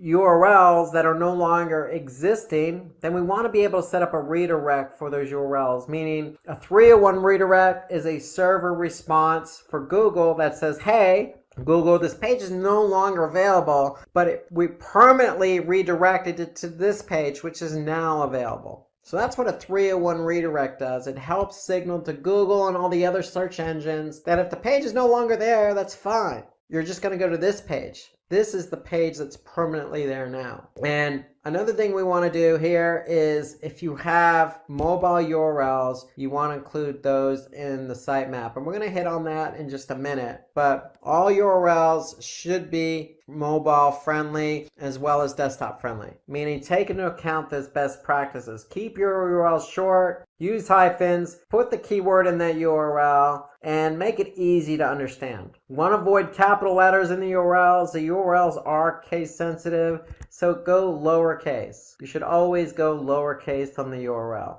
Readable URLs, again, the rule of thumb here is if you understand what the URL is, then Google's going to understand what the URL is. So the shorter the URL, the easier it is to read. The easier it is to read, the better chance you have to rank high on Google search. So according to Backlink 2, URLs that are shorter definitely help you rank. So we want to be able to shorten those URLs. Keep them short and sweet. Don't make them long and unreadable. So those are some optimized ways or on-page elements that help you optimize. Now we want to look at some website level factors that will help you optimize and rank high on Google search. So good site structure provides better crawling for search engine bots. And what do we mean by that? Well, we mean having your site organized in a fashion that Google's going to be able to find all the pages. So what do we mean by that? Create a logical hierarchy structure. So if you're selling shoes, you're going to have a home page, break the structure up into men's shoes, women's shoes, children's shoes. Then under men's shoes, you could have it by brand. It could be Nike, Puma, Adidas. On the women's side, it could be Nike, Puma, Adidas. On the child side, it could be Nike, Puma, Adidas. And so you want to keep the structure, flow,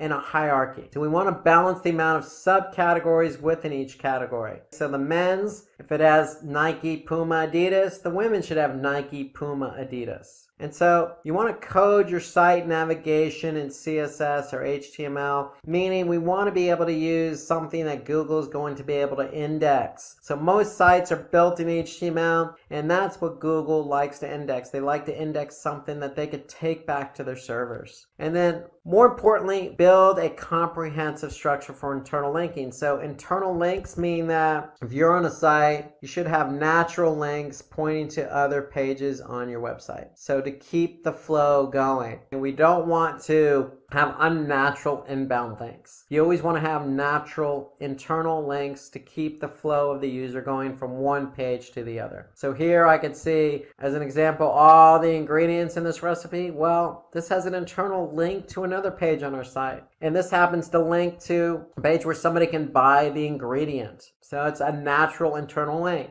So John Doherty of Credo has claimed that one of the biggest changes that he can make in fixing the Credo website is architecture. So for example, in Credo, John Doherty has increased the organic sessions by 74% and pages per session by 41%, just by changing the site architecture. So you'd be surprised by changing the site architecture what that will do to engagement. And so let's turn our attention to secure versus non-secure. So what we mean by that is securing your site. We want to make it sure that compliant with certain protocols. And so if we go back here, we can see that this particular site is compliant, it is secure. HTTPS means it has a secure license, meaning the site is secure. So Google likes secure versus non-secure. So non-secure would be HTTP. So we want HTTPS as our protocol. And what that means is just enabling SSL certificates. And that means when you enable an SSL certificate, that means your domain or your protocol is going to be turned to HTTPS. So Google prefers sites that are secure versus non-secure. So if you use HSTS as a protocol, that adds an extra layer of security over the HTTPS. And HSTS prevents cookie hijacking. So adding multiple layers of security always helps. In my opinion, if you have an HTTP website, a non-secure website,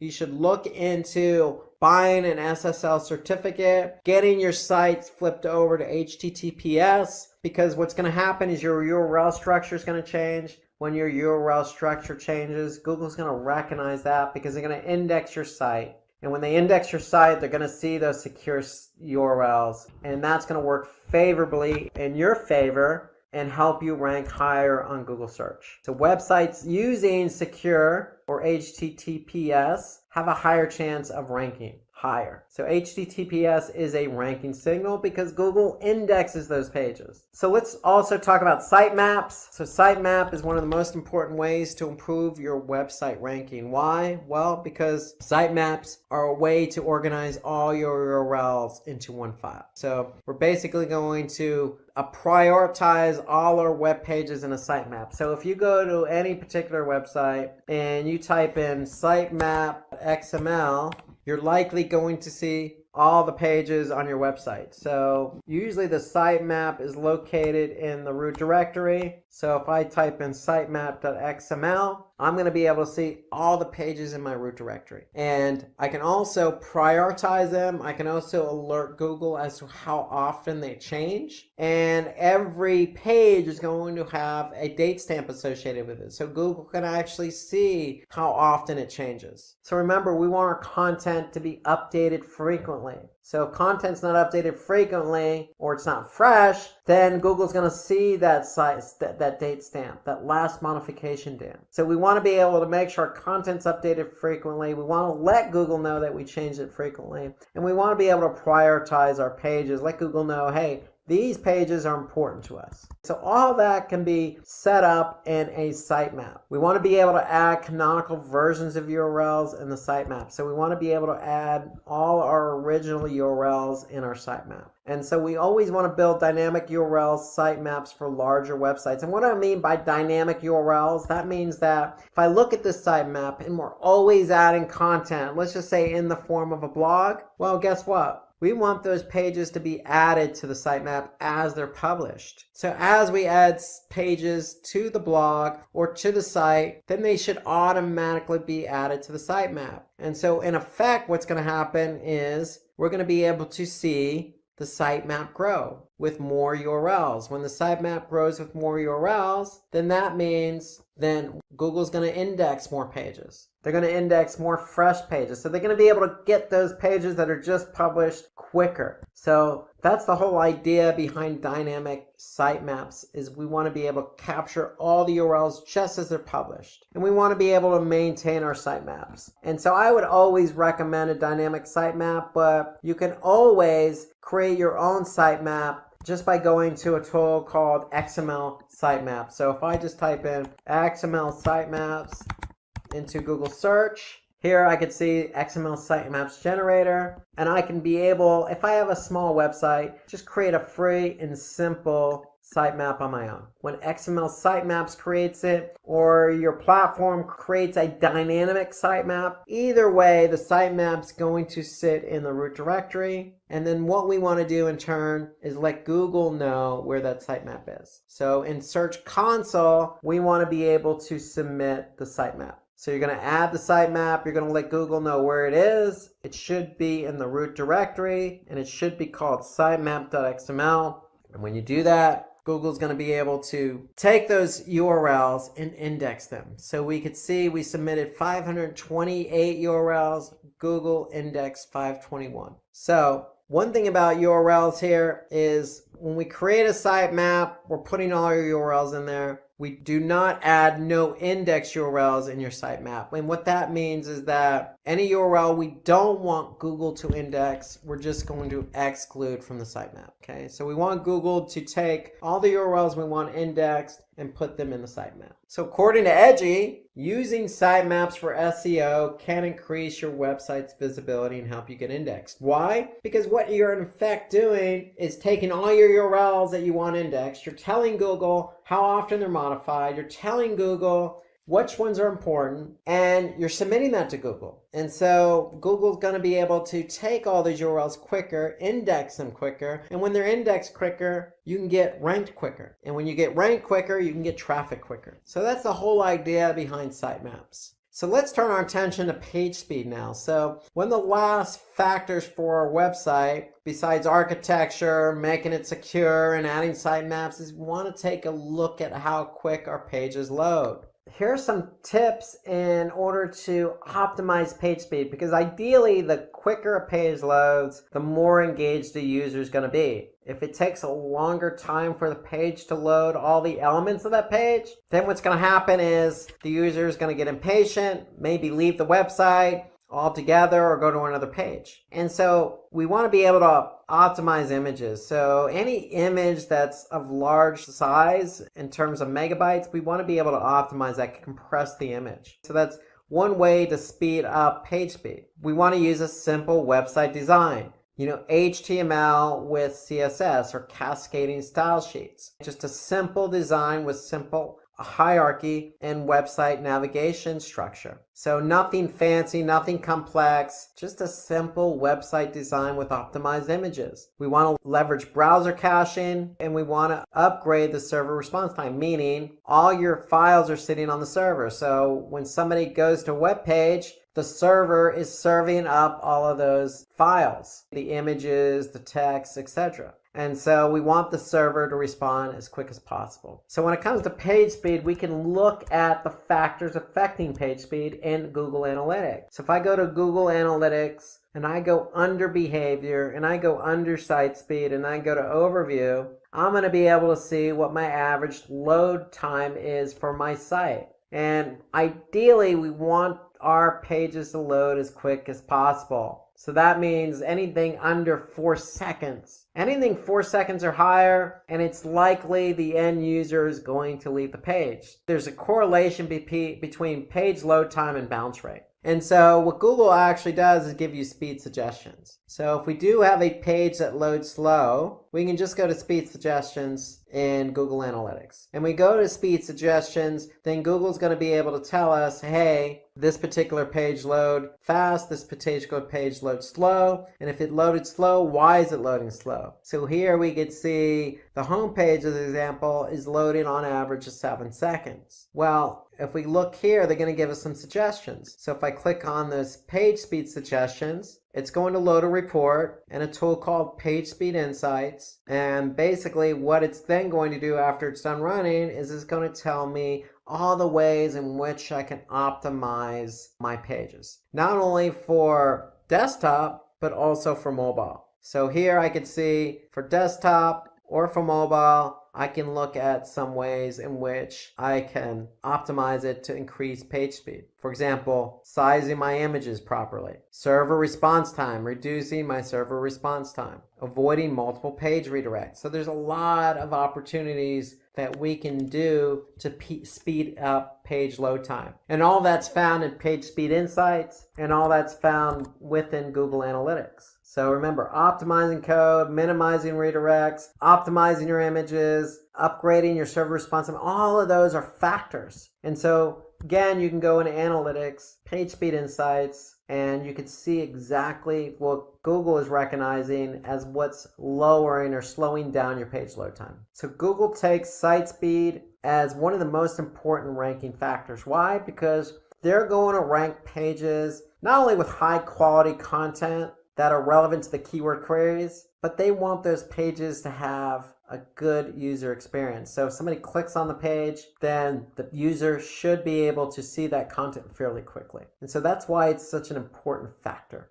So the quicker your pages load, the chances of you ranking higher are going to be better. So according to Web Performance Today, Walmart, as an example, experienced a decline in conversions. So what they did was looked at their page speed. And when they looked at their page speed, you'd be surprised what that did. Just increasing it from 1 to 4 seconds or decreasing it basically increased conversion. So there's always going to be a correlation between how quick a page loads and how engaged the user is. Because if the user's engaged, they're going to stay on the site. And if they stay on the site, then their chances of converting are going to be higher. So just even 1 to 2 seconds increase in page load time will make a world of difference in terms of engagement and conversions. Let's turn our attention to off-site engagement. So previously we talked about on-page elements and website factors that affect our rankings for search results, but we also need to turn our attention away from our website, meaning what we do on our website, and turn our attention what we can do for our website off our website and onto other websites. So that's off-site engagement. And so let's look at an example. So that ice cream recipes blog, I'm going to talk about how to rank YouTube videos today. So at Simplilearn, we take our videos on YouTube very seriously, meaning that when we create videos, we want people to see them because we know we make good videos and we know we have good content and we know that our audience is going to enjoy it. And so we want our audience to see the videos that we're creating. And so we're going to give you some tips and tricks and methodology and ideas on how to get your videos to rank on YouTube. So at Simplilearn, if I go to YouTube and I just type in machine learning, you can see we're right here is the first organic video on YouTube for machine learning. If I jump over to Google and I type in machine learning basics, you can see we're number 1 for machine learning basics under videos. If I click on all, we're also ranked here as well under the videos section on organic search results. Another example, data science for beginners. We ranked number 1 for that. If I look at another keyword, data science interview questions, okay, we're ranked number 2 for that. So we're ranking for a lot of videos. And why are we ranking for a lot of different content and videos on Google search and on YouTube? Well, we put a lot of work in behind the scenes of creating the video, and that's what we want to show you. So part of that has a lot to do with how our audience engages and sees our video. So for example, we're looking at the machine learning basics video here. And we can see that it has over 221,000 subscribers for this video, 234,000 views. We've had over 2,000 people like the video, and we have had over 270 plus comment on the video. So when we get our videos to rank, then we can see there's a lot of engagement. And so that's the whole idea, is when you do a video and you want it to show up on YouTube, you want people to enjoy it, you want people to share it, you want people to like it, you want people to comment on it. And that's part of the whole ecosystem of YouTube. It's, we're going to show you behind the scenes of what it takes to get your videos to rank. And then we're going to show you some of the metrics involved with some of these videos to help you stay ranking. Imagine giving your website a boost with the power of AI, helping it climb higher in search results and attract more visitors. Exciting, right? That's exactly what an SEO audit does. It's like a health check for your site, where AI tools can quickly find the little things that might be showing you down, from page speed to broken links, and suggest smart ways to fix them. By using AI to optimize your site, you not only improve how it looks to search engines like Google, but also give users a smooth, faster experience. It's a simple but powerful way to get more eyes on your content, stay ahead of the competition, and make sure your site is always in the tip-top shape. Regular SEO audits powered by AI are your secret weapon to keep growing and succeeding online. Now you must be wondering what an SEO audit is. Is it necessary? How to even perform it? No worries. In this video, I will let you know everything you need to know about SEO audit and how to perform it as a complete beginner. Without making any delay, let's understand what is an SEO. SEO, or search engine optimization, is the process of making a website easier to find on search engines. It involves using the right keywords, creating helpful content, and ensuring the site loads quickly and works well on mobile devices. SEO also includes improving individual pages and building links from other sites. The goal is to help the website rank higher in search results so more people can discover it. After we have a basic understanding of what SEO actually is, let us know what is an SEO audit. An SEO audit is a detailed check of a website to see how well it can be found on search engines. It looks at factors like how fast the site loads, if it works well on mobile devices, and if the content uses the right keywords or not. AI tool plays a crucial role in the process by analyzing data more efficiently, identifying keyword trends, and accessing user behavior to provide insights. The audit also checks how other website links to it and whether the content is useful for visitors. It examines how easy it is for users to navigate the site and compares it to the competitors. After the audit, you receive a report with suggestions, often enhanced by AI recommendations, on how to improve the site's SEO, helping it rank higher in the search results and attract more visitors. So, by now, you must be wondering why it is important to conduct an SEO audit. So here's why. Conducting an SEO audit is crucial for improving a website's search engine rankings and overall performance. It helps identify technical issues such as broken links or poor site structure that can hinder search engine crawling and indexing. Additionally, an audit enhances user experience by ensuring the site is mobile-friendly, fast, easy to navigate, which reduces bounce rates and increases conversions. It also ensures content remains relevant and optimized for target keywords, driving organic traffic without the need for paid ads. Regular SEO audits help websites stay updated with algorithm changes and provide insights into how to outperform competitors. Now, the most important part, I will let you know the 2 AI tools to conduct a basic SEO audit for complete beginners. So let's get into the video. So the first SEO audit website I would be talking about today is AIO SEO, that is all in one SEO. It is very easy and beginner friendly. What you need to do is you have to paste your website URL over here in the search box, and then you have to click on analyze. So let's get started. I am using today the Shopify's website to get you an SEO audit. So I will just show you. Analyze. It may take a few minutes as it is scanning, and see it has provided with a SEO free SEO report over here. So it will first start with the overall site score, that is how your website is doing overall. It is 82 by 100 is like good. Obviously it's excellent. It has commented also, and a very good score is between 60 to 80. For best results, you should strive for 70 and above. So 82, it is already good. It has now further broken down in the audit into 5 critical issues, 0 recommendations, and good results.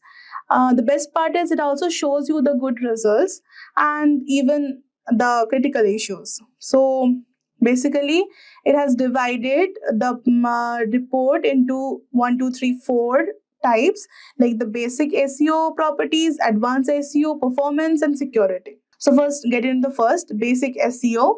So it is good. It is good. Like the correct symbols are for those that are working well on your website, and the cross red mark is basically you need to fix this issue. So some images on the page have no alt attribute. So like there are 51 links. You can even see the URLs over here, and this is working good. Moving on to the next, advanced SEO. The page is using the canonical link tag. All this is fine. You don't have to fix over the advanced SEO part. Performance. The server is not using expires headers for the images, and you can click over here and see basically what is the problem. The page makes 43 requests. More than 20 requests can result in slow page loading. Like the performance would be less because it makes 43 requests. More than 20 requests can actually hamper the page loading. So it is necessary. You need to focus on this. And the size of the HTML document is 73 KB. You need to also focus over here. So this is over our recommendation of 50 KB. So they will provide you the recommendations too. And basically, this is nice, I would say. Moving on to the security part, everything looks nice. Directly listing seems to be disabled on the server. That is nice. And see, it is very beginner friendly. And the best part is you can even download the report from here. Like you can click on download and get the whole report into your own device, and you can see and make the free changes. So it is very beginner friendly, and I would suggest that use it and have a for all the beginners, I would say use it, and it would help you to get a free SEO report. The next website I would be talking about is rankmath.com. It is also an SEO analyzer, and this is nothing different. You will just need to paste your website URL over here and then click on analyze. And after that, you will get the free report. Your free SEO audit report is ready. So it is giving you the overall website score. It is 82. It is nice. We have seen it. And there are 0 warnings and 3 failed tests. So let's see, move on. Common keywords, SEO description. So it has given a right symbol that the meta description was found, and it is 145 characters long. So it has no problem. You don't have to fix anything. And yeah, coming to the image alt attributes, as we have seen in the previous website, SEO audit, that some images on your homepage have no alt attributes. So yeah, you will need to say this. And the best part over here is, you will be getting some recommendations on how to fix it. So if you click on it, basically it will give you some suggestions that check your images for missing alt tags and add useful descriptions to each image. Add your keywords or synonyms, but do it in a natural way. So you basically need to check your images, that you are giving it the alt tags and using the descriptions for each image, that what that image is about, and you have to give the keywords or synonyms of that to make it a better one. So this all looks good. Links, ratio, SEO title. Coming to the next, advanced SEO. Search preview is good. Nothing. No problem is there. And scrolling down, you will see that it all works good. Performance is also good, but yeah, we can see one cross symbol. Your homepage makes 42 requests. More than 20 requests can result in a slow page loading. We have found this in the previous audit also, so like it will give you how to fix. Try to replace embedded objects with HTML5 alternatives. This HTML new version has some alternatives, and you need to replace the embedded objects of that. Page size, the size of the HTML document is 71 KB over the average of 33 KB, and our recommendation is of 50 KB. You need to their recommendation is they're recommending you need to do it on 50 KB, and you are having 71 KB. Then let's see how to fix it. First, remove any unnecessary tags from your markup. Okay, from that HTML you need to remove the unnecessary tags. This includes developer comments which are invisible to your users, search engines, and ignore the text in comments too. Sometimes inline CSS is a culprit. Okay, a little inline CSS can help your page render faster. Too much will bloat the HTML. Obviously, they prefer outline CSS, and inline CSS is not preferred. You can reduce the CSS repetition with HTML class and ID attributes. That is fine. Everything you need to change on the HTML CSS, that is coding part, and everything else looks fine. You can even share an email and print this SEO audit. And I will say this is 3 million plus happy users. So it is basically a very good website for a free SEO audit, and is very beginner friendly.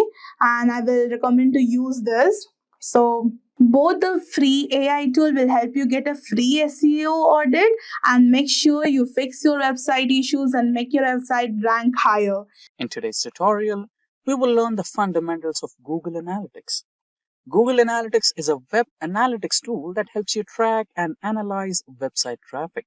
It provides insights into user behavior for better decision making. It identifies who visits your site, including age, gender, and location, helping businesses target the right audience. It tracks how users find your website, such as through search engines, social media interactions, or ads, optimizing the marketing efforts. It analyzes what users do on your site, users flow, drop-off points, including pages visited and actions taken, improving engagement, and complete market performance overview. It also helps in conversion tracking, helping measure sign-ups, purchases, or key actions to evaluate market success. Real-time data helps monitor traffic spikes and events. Custom goals track business objectives, measuring performance and effectiveness. So basically, Google Analytics is your one-stop tool, and businesses use these insights to enhance website performance, boost engagement, and increase conversions. So this was a quick, brief overview of Google Analytics. So that's it. If these are the type of videos you'd like to watch, then hit that like and subscribe buttons and the bell icon to get notified. So before we get started to deep dive on how to establish a connection with a website, how to, proceed with Google Analytics, let's understand a few basic situations and scenarios. Firstly, what exactly is Google Analytics? Let's say you came up with a business plan. You have a certain product and you want to sell it to your audience. Let's say you had a medical achievement, you created a new diabetes tablet and you wanted to sell it online. Or let's say you have a certain product and you want to sell it out, like computer chips, or you delivered some mobile phones or anything like that, right? So you had a business idea. So you created a website and you host all your products on that particular website. And now you want the sales, right? Let's say in the first few weeks you made some sales and now you want to, let's say 2 times of it or 3 times of it. You want to exponentially grow your business, but you don't know how to do it. And you came across data analytics and you're doing it right and it's working, right? But all of a sudden you want to deep dive and target your products to a particular set of audience who are really interested in your products, right? In such scenario, you perform some advertisements, you create a social media handle for your product on various platforms and then market it. Anyways, you'll get the leads and everything. And now you want to still go a little bit deeper into that rabbit hole and you want to find out what is the biggest source of your audience and who are the age group and where exactly which geographic location is really interested in your products, right? Sounds a little more interesting. So this is what the problem statement is. And in such problem statement or a use case, Google Analytics is another web-based tool or plugin that helps you analyze these things. Now, you might have just created a website for your product and you have launched your product on that particular website. And now you're getting leads from all the social media platforms, say YouTube, Google, maybe, right? Somebody searched for the product name and Google gave results of your product as well. And Facebook or Meta, Instagram, Twitter, and somebody might have also, put up some sales, right? So Google Analytics will help you to understand the experience visitors had based on the factors like bounce rate, etc., interaction, right? Now, Google Analytics will help you understand what exactly happened, what kind of customer base that your product is attracting based on the age group, based on geographic location, based on gender, etc. And apart from that, to dig a little bit deeper, you will now understand what kind of promotion or what kind of source you have as your biggest asset for your traffic. Are they coming from paid advertisement? Are they coming from a specific platform? What is the exact source that is promoting your product to get highest number of traffic?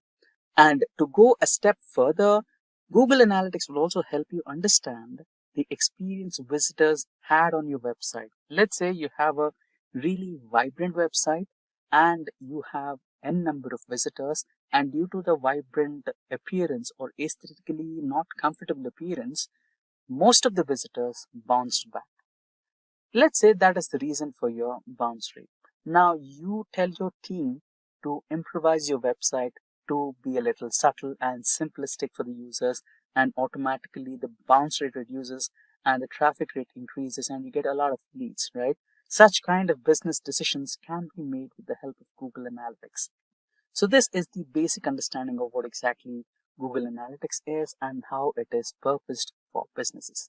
Now, let's proceed with the demonstration on Google Analytics, how to set up a website and how exactly you analyze a website, what's the traffic, what do you mean by interaction, what do you mean by bounce rate, etc., and how do you exactly understand on what geographic location you have the maximum traffic, right? So let's go through all those steps one after the other. So this was a sample website what I just created from one of the templates that Google Sites has to provide. I just gave it a random number and I visited it once or twice and it gave me some results. So we had about 2 active users, 70 event counts, and if you just scroll a little bit more, then here you can see from which country did I get the session from and a couple of other important insights here. Now, these are just sample reports. Now, to learn a little bit better, Google Analytics have already provided us a demo account. Here you can see what exactly a Google Analytics dashboard looks like. Before we get ahead with this, let's try to create another website using Google Sites so that we can understand how exactly this works. Now, here you can take up any of these sample templates for sites, or you can create an entire new site which is blank and you can have your own additions to it. Now I'll go with the help center template which is right present over here, and it should start in a moment. There you go. Now let's say how can we help you. I'll write down a couple of more inputs to it. There you go. So I've named it as demo, simply how can we help you. Now to get analytics for this particular demo website, you need to connect this particular website before publishing. It's not published yet. See here you have the publish icon here. We have not published this website yet and it's not shared with any of the one. It's not public yet. So before we get started with analytics, you need to connect both this analytics and help center or the website that you designed, right? For that, you need to go to the settings option right here, and here you can do some changes, etc. But since we're dealing with analytics, go to the analytics button right here, and here you can see enable analytics. But now there's a small problem. It needs Google's analytics tracking or measurement ID. Now, how do you do that? For that, you need to go back to the analytics.google.com, and if you're a new user, you can just create an account and proceed ahead. But if you already have an account like me, you can see something like this right over here. Now, don't worry if you don't have a login credential for Google Analytics. You can just create a Google account and have analytics enabled in that. Now, here, this particular account or this particular dashboard is for a different account. So as we have updates here. So we have first one, which was demo 1. After that, we have a family update, and you can also disable this if you don't want. And now let's create a new account for this particular website that we created right away. So creating an account is really simple. Just go to the admin settings right here, and from the admin settings, you can proceed with this one. So go to the create option and create an account, and here you can give some name to your account. Let's say simply the same name what we have for our account, which is Help Center. We'll give the Help Center name here. Now that we have given a name, just check all the options here. So here we have account sharing settings. If you want, you can just click in this one if you want to share your data with Google, or you can just straight away go to the next option over here and proceed with the next one. So here you can give the same name here as well. So Help space Center simply, and here you have an option of deciding with the reporting time zones. By default, it is United States of America. You can change it if you want, and same with the currency. For now, this is just for demo purpose, so we will proceed with what we have here.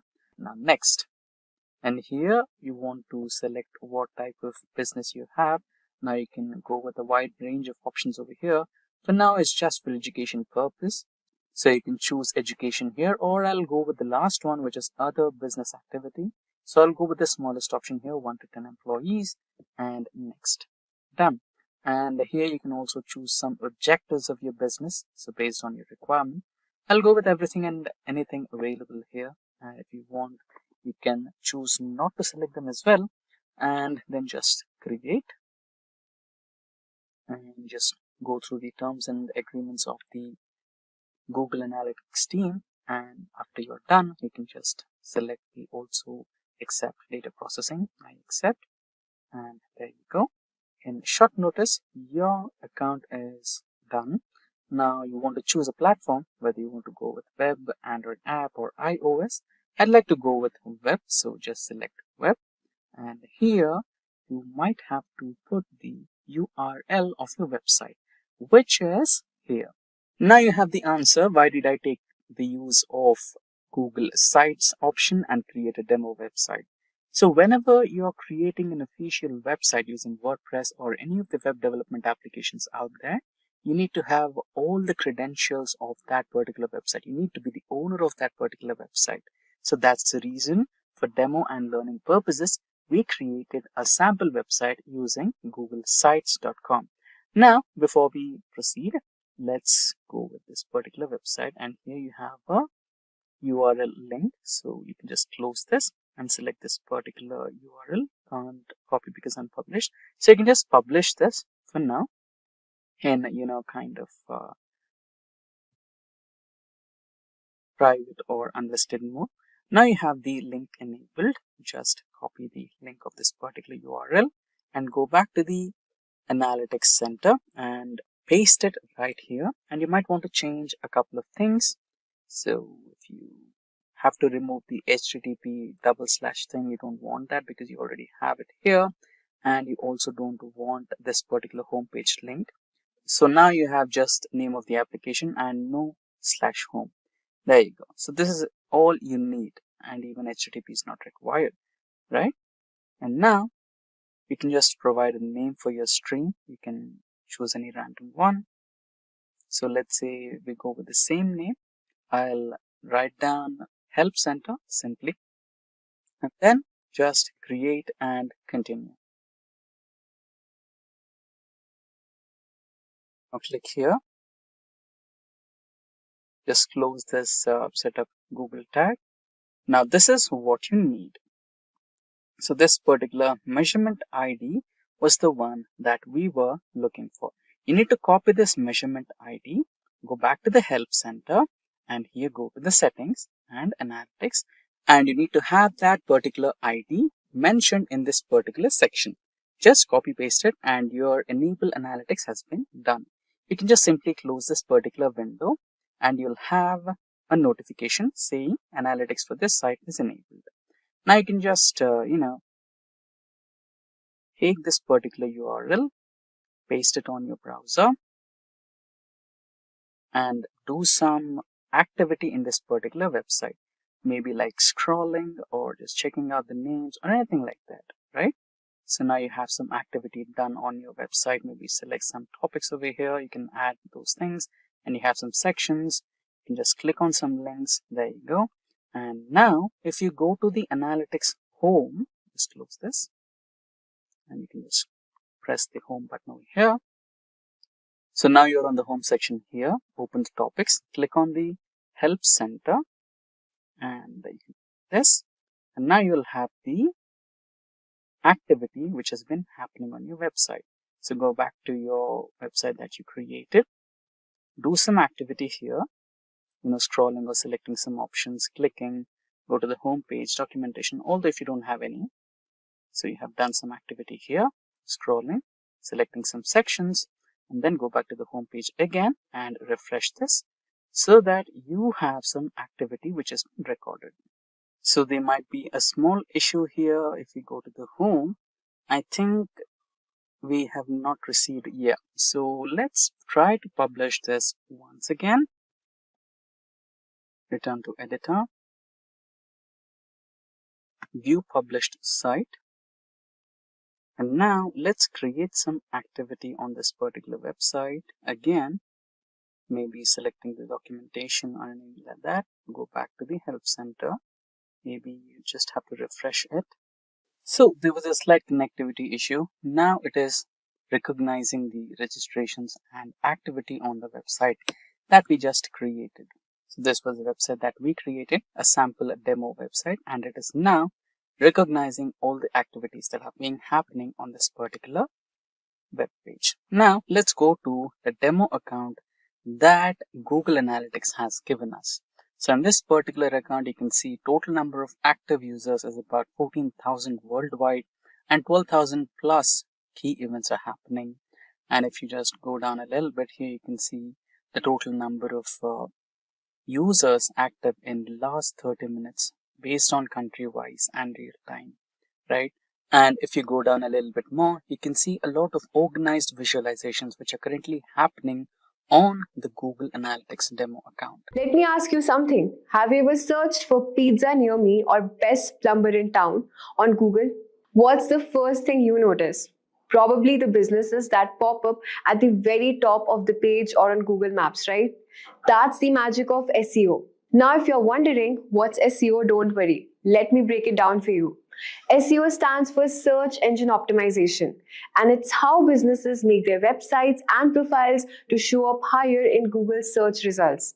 But why does it matter? Because if people can't find your business online, they can't become your customers. Studies show that 97% of people search online for local businesses before making a purchase or booking a service. And here's the thing, SEO isn't just for websites. If you own a local business, your Google My Business profile is your ticket to being discovered. So what exactly is Google My Business?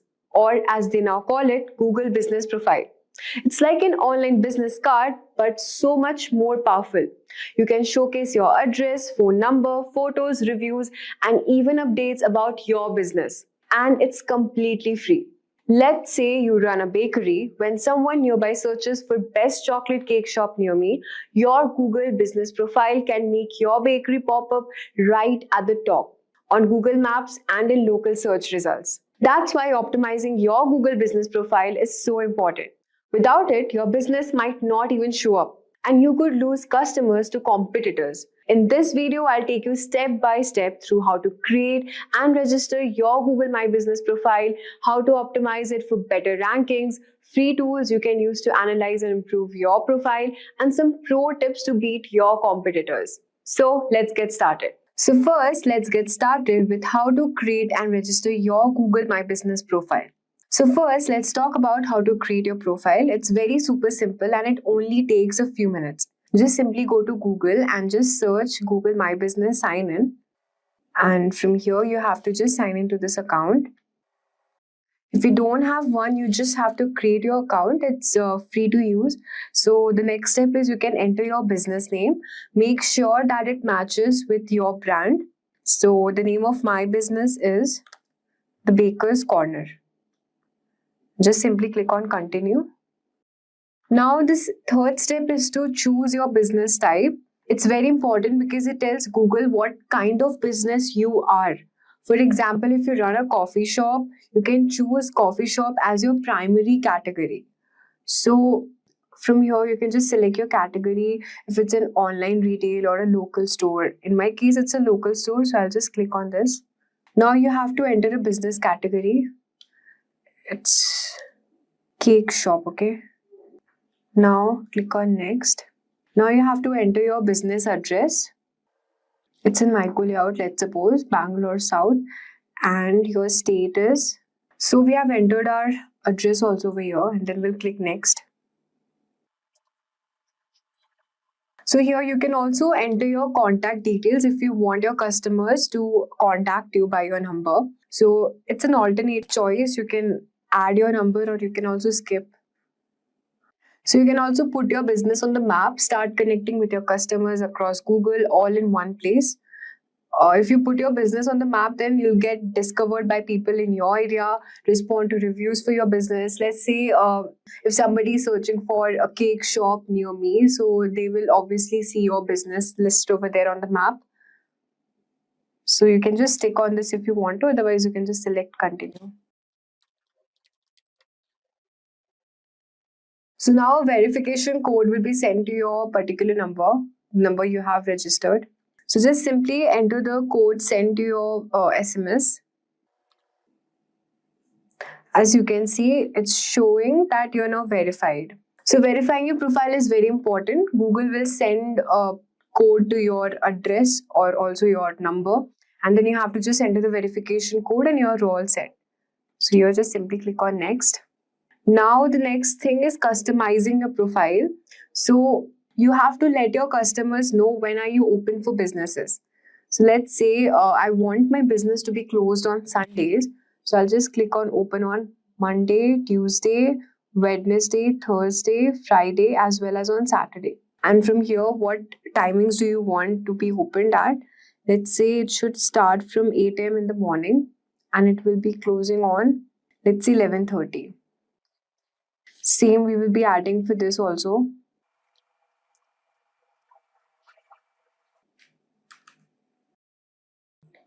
So now you can just simply click on next after entering your timings. And now an important step is to add your business description. You have to let your customers learn about your business by adding a particular description about your business profile. So if when somebody is searching about your shop, it should describe that what your bakery shop or your cake shop is about and what items are available there. So here I'm adding my description.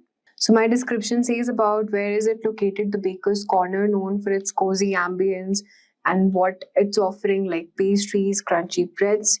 And now just click on next. Make sure that your description consists of good SEO keywords so that it will rank in your Google map. Now an important step is to adding photos of your store. So make sure that you upload a high quality picture. So just click on pictures over here.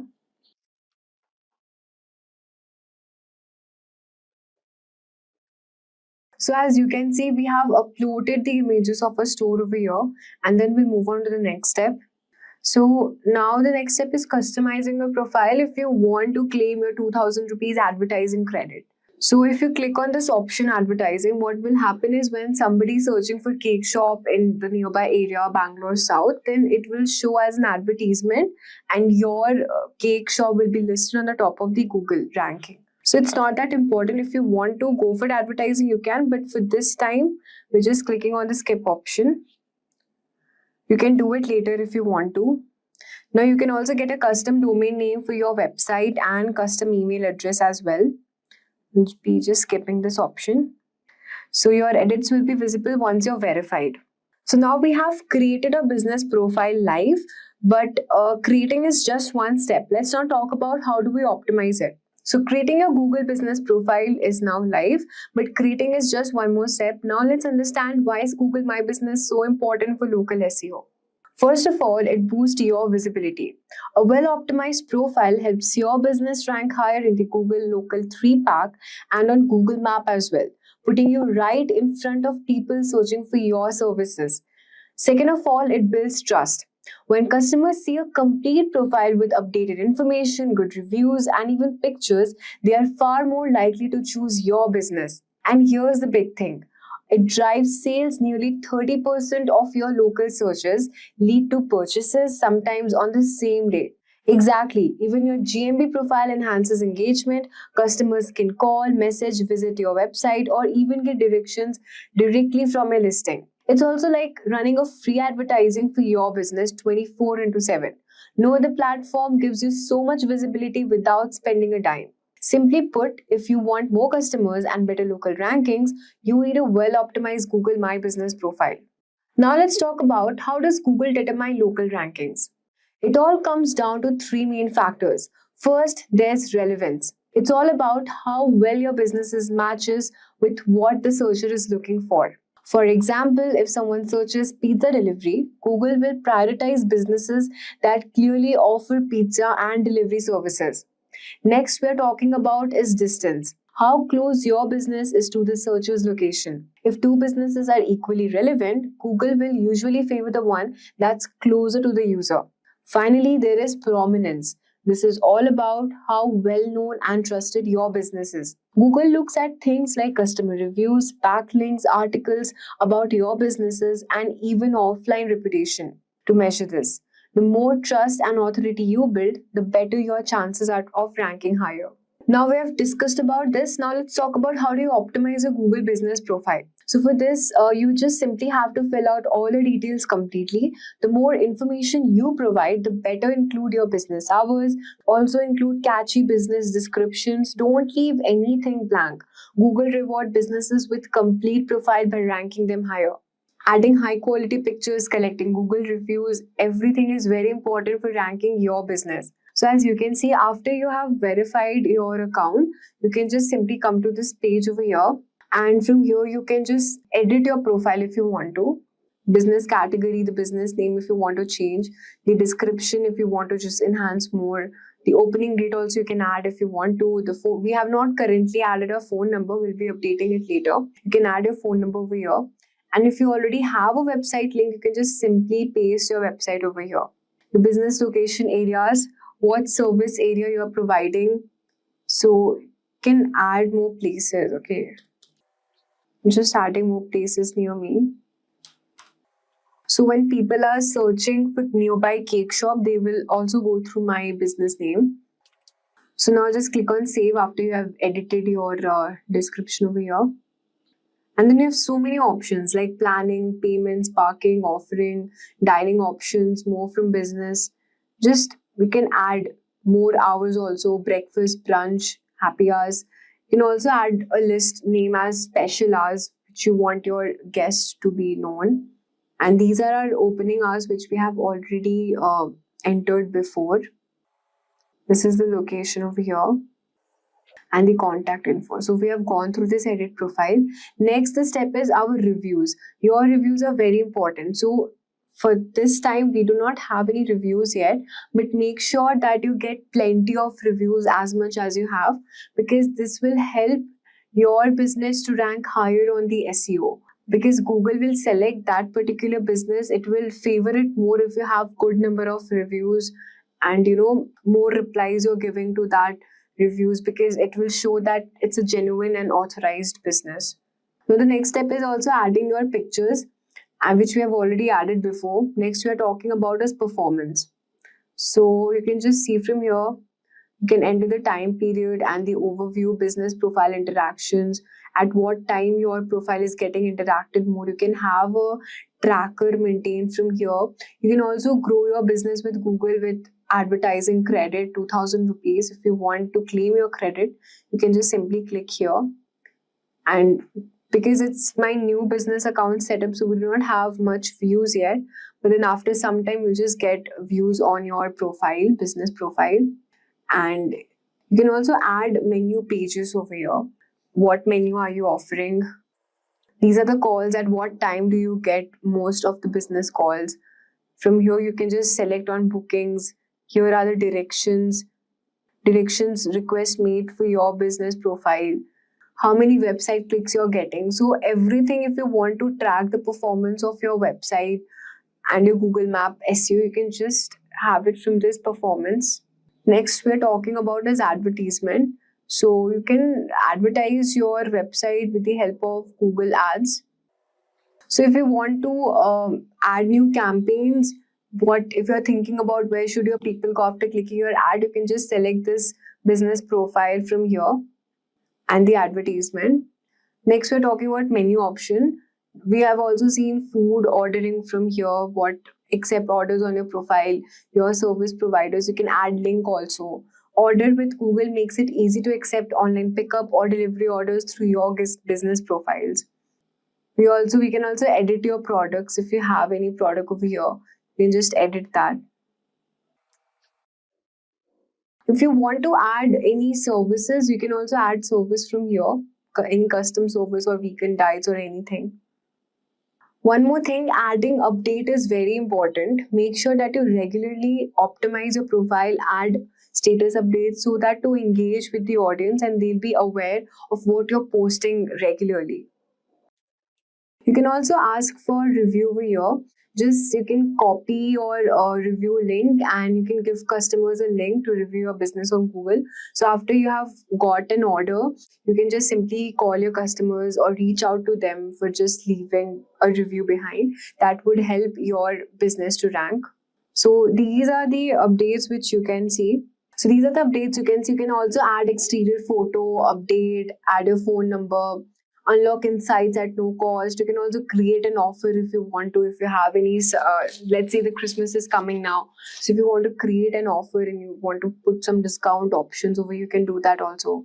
Add amenity map to your website, add your menu, set a booking, add map to your, so many options. You just have to make sure that you fill each and everything. Do not leave anything behind, because if you complete all the steps and all the criteria, if you fill it, it is very likely that your business will rank higher in the SEO page. Now let's go through some of the free tools to boost your profile. So first on the list is Bright Local. Just simply search for Bright Local on your Google search engine. So basically this Bright Local is an SEO tool which is designed to specifically serve for your local businesses. It helps you monitor, manage and improve your local search rankings. Bright Local offers basically a 14-day free trial period, after which there's a paid service with affordable plans. So this will help you to basically track your local rankings, audit citations and listings, monitor competitors, reputation management, performance reporting, and many more. So if you want to track rankings, fix listing errors, and get data-driven insights for improving your local SEO, Bright Local is one-stop solution for small businesses. Next on the list is GMB Everywhere. GMB Everywhere is basically a Chrome extension designed specifically for Google My Business optimization. So you can just simply add this extension. GMB Everywhere has a free version, and it also offers premium plan for advanced insights if you want to, but the free version is sufficient for most small businesses. So it will help your business SEO, competitor analysis, it will help in keywords insight, review metrics, profile comparison, and many more. Make sure that you use the keywords from Keyword Planner so that you can keep a track on what this is this keyword ranking or not, and what is the volume of this particular keyword, and what are the keywords people are searching more. Next on the list is Plepper. So Plepper is also an advanced local SEO tool that will provide in-depth insights about businesses listed on Google Maps and Google My Business. It will help you to uncover hidden details, analyze your competitors, and optimize your GMB profile very effectively. That is Google My Business profile. So basically, Plepper offers a free version with basic insights. It will help your business provide a good SEO, detailed competitor insights, category finder, location data, review analysis, and again, keyword and content optimization. Plepper gives you detailed GMP competitor analysis like no other tool. If you're serious about ranking higher in Google Maps, Plepper's insight will help you make data-driven improvements to Google My Business profile. So these tools can save your time and help you to stay ahead of the competition. So now at last, we'll be talking about the pro tips to beat your competitors.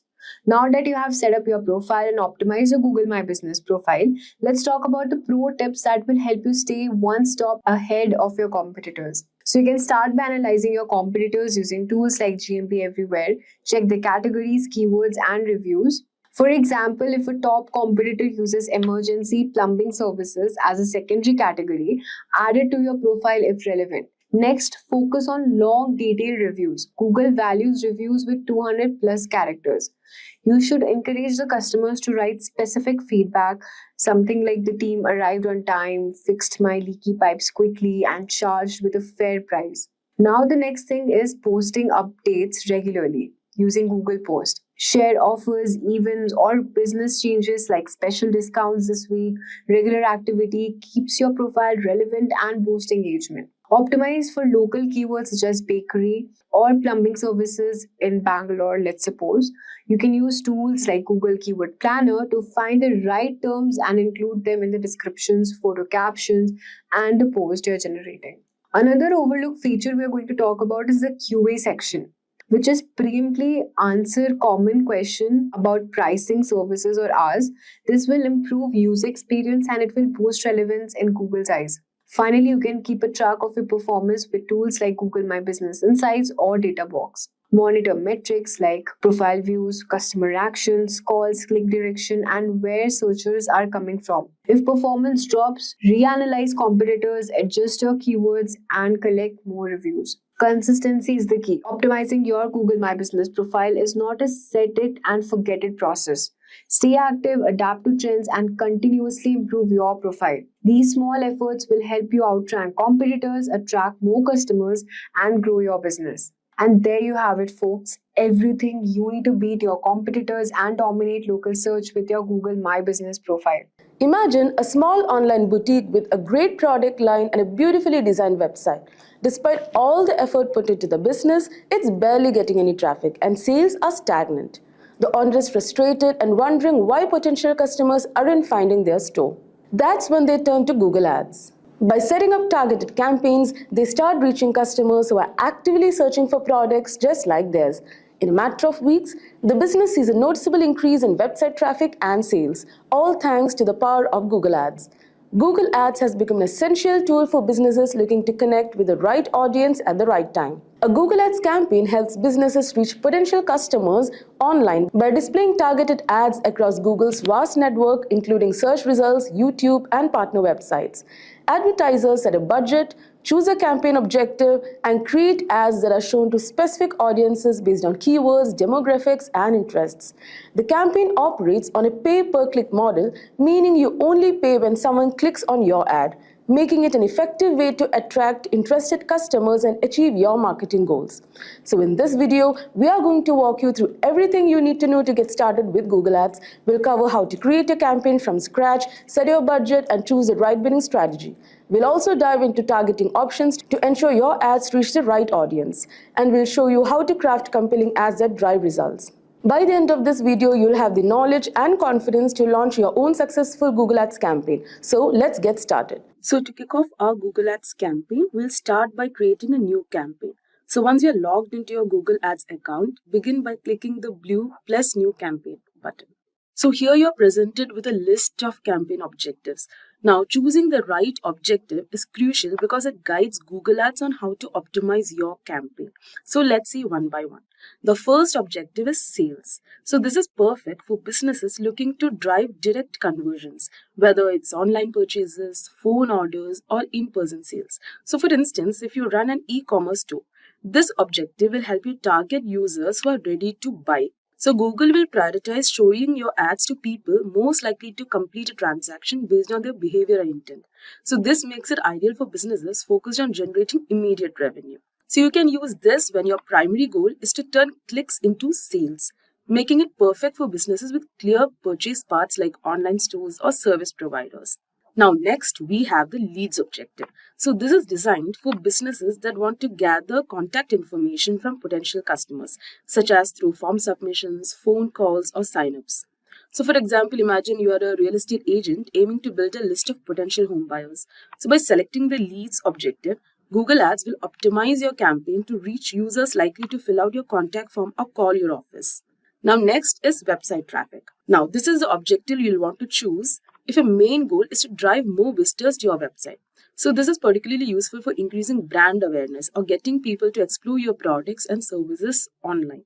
Like for instance, if you're a blogger or a content creator, so this objective will help you attract visitors to your site to engage with your articles, videos, or any other content that you put up. So now next comes app promotion. So this is when you have created an app, like for example, an online gaming app or anything, and you want more installs or downloads.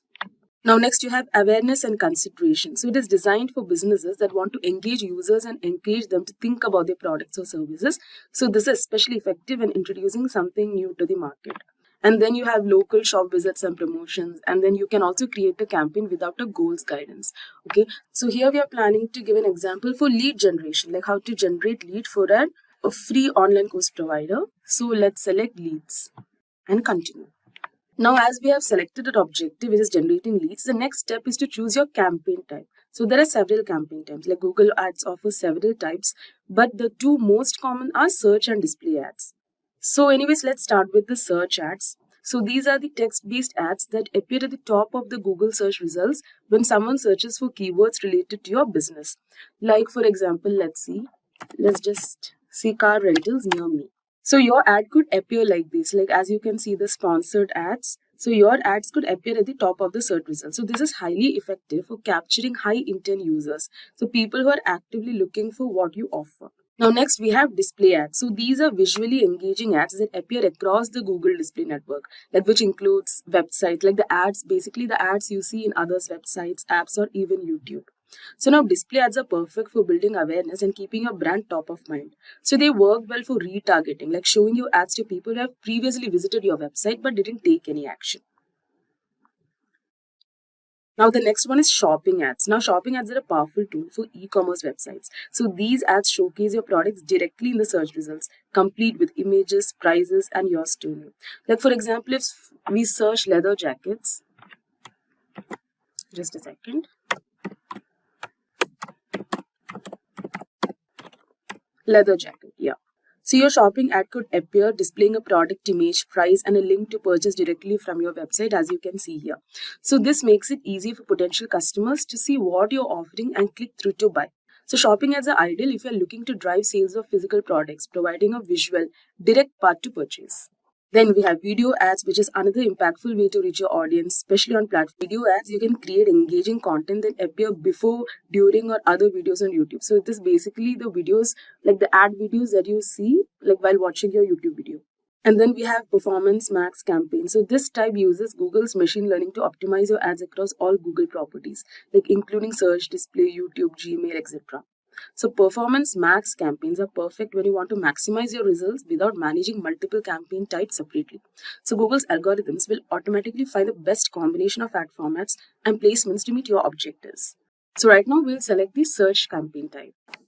And we'll be giving lead form submissions. And let's press continue. And let's just keep like lead search. So now that we have selected our campaign type, the next step is to set your budget and bidding strategy. So this is crucial as it determines how much you're willing to spend and how Google Ads will manage your bids. So now for bidding, since our objective in this demo is to generate leads, we'll choose conversions. So this strategy lets Google automatically set your bids to get the most conversions within your budget. So now you can set a target cost per action. So this budget is the amount you're comfortable spending per action. So like you can just give 0.3 rupees, per action. And let's press next. Now next, let's define our targeting options. So this step is about deciding who will see your ads, where they will see them, and when. So you can target users by location. As you can see, all countries and territories, India, or any other location, you have options. So for example, if your store is in Delhi, you might want to target only people within a 50-mile radius. Now, additionally, you can also refine your audience based on demographics such as age, gender, and household income. So this ensures your ads reach the most relevant customers. And you can also select the languages that your customers speak. Like you can give English, you can give Hindi. So you can select multiple languages that your target audiences speak. And also you can select the audience segments, like what your audience might be doing. So like for example, we are actually giving this example for lead generation for a free online course provider. So what we do is we can actually, like, our audience will be students, right? So we can give students. Yeah, you can give current university students, and this is also for working professionals. So you can give working, education, jobs, IT and technical. So you can select who your target audience are. So effective targeting is crucial for maximizing your ad spend. So take the time to consider who your ideal customers are. Now let's go to next. So now next is selecting keywords. So for search ads, keywords are the backbone of your campaign. So these are the words or phrases users type into Google when looking for products or services like yours. So choose keywords that are closely related to your business. So for example, we are actually looking for lead generation for this particular website, which is Simplilearn skill website that provides free online courses. So first you have to give the final URL, and then you have to enter your keywords. You can also type in the products or services like you advertise, like the course name and everything, and you can enter the keywords. Now you can take the help of Google's keyword planner for keyword ideas and see how often they are searched. So let's just go to keyword planner, discover new keywords. So now here you have to enter the products or services closely related to your business. So here I'll just type free online course, digital marketing. So you can give so many keywords, okay? And let's get results. So now these are the keywords that are suggested by the keyword planner. So what you can do is you can just select the keywords. Like you can select so many multiple keywords. You can copy it. You can paste it here. So this is a demo. That's why I've just taken 3 to 4 keywords. But in fact, you have to use more keywords. So now you have selected your keywords. Now it's time to create your ad. So your ad copy includes the headline, description, and display URL. So this is what users will see in the search results or across the display network. So basically in your ad. So making it engaging and relevant. So first you can give the URL of your website. So in the headline, you can grab the attention by highlighting your key offerings and including one of your main keywords. Like for example, you can give master digital marketing. You can give, like, you have to fill at least 3 headlines. So you can give free digital course, or you can give best digital, and you can even fill more headlines. Now you can use the description. So this is the description part. So you can use the description to expand on your offer. So like you can highlight unique selling points of yours, like expert instructors. For example, you can give expert instructors, or flexible learning, or like enroll today to boost your career, etc. So once you have done this, let's go to next. Now this shows your budget. So as you can see, we had given like 0.244 cost per conversion. So your weekly cost will be 58,100 rupees. So here you can see the budget. Now the final step is, before we launch, it's important to review all the details. Now Google Ads will show you a summary of your campaign settings, including your budget, targeting, keywords, and ad copy. So you can double check. So next is the review. So here you can double check everything to ensure it aligns with your objective.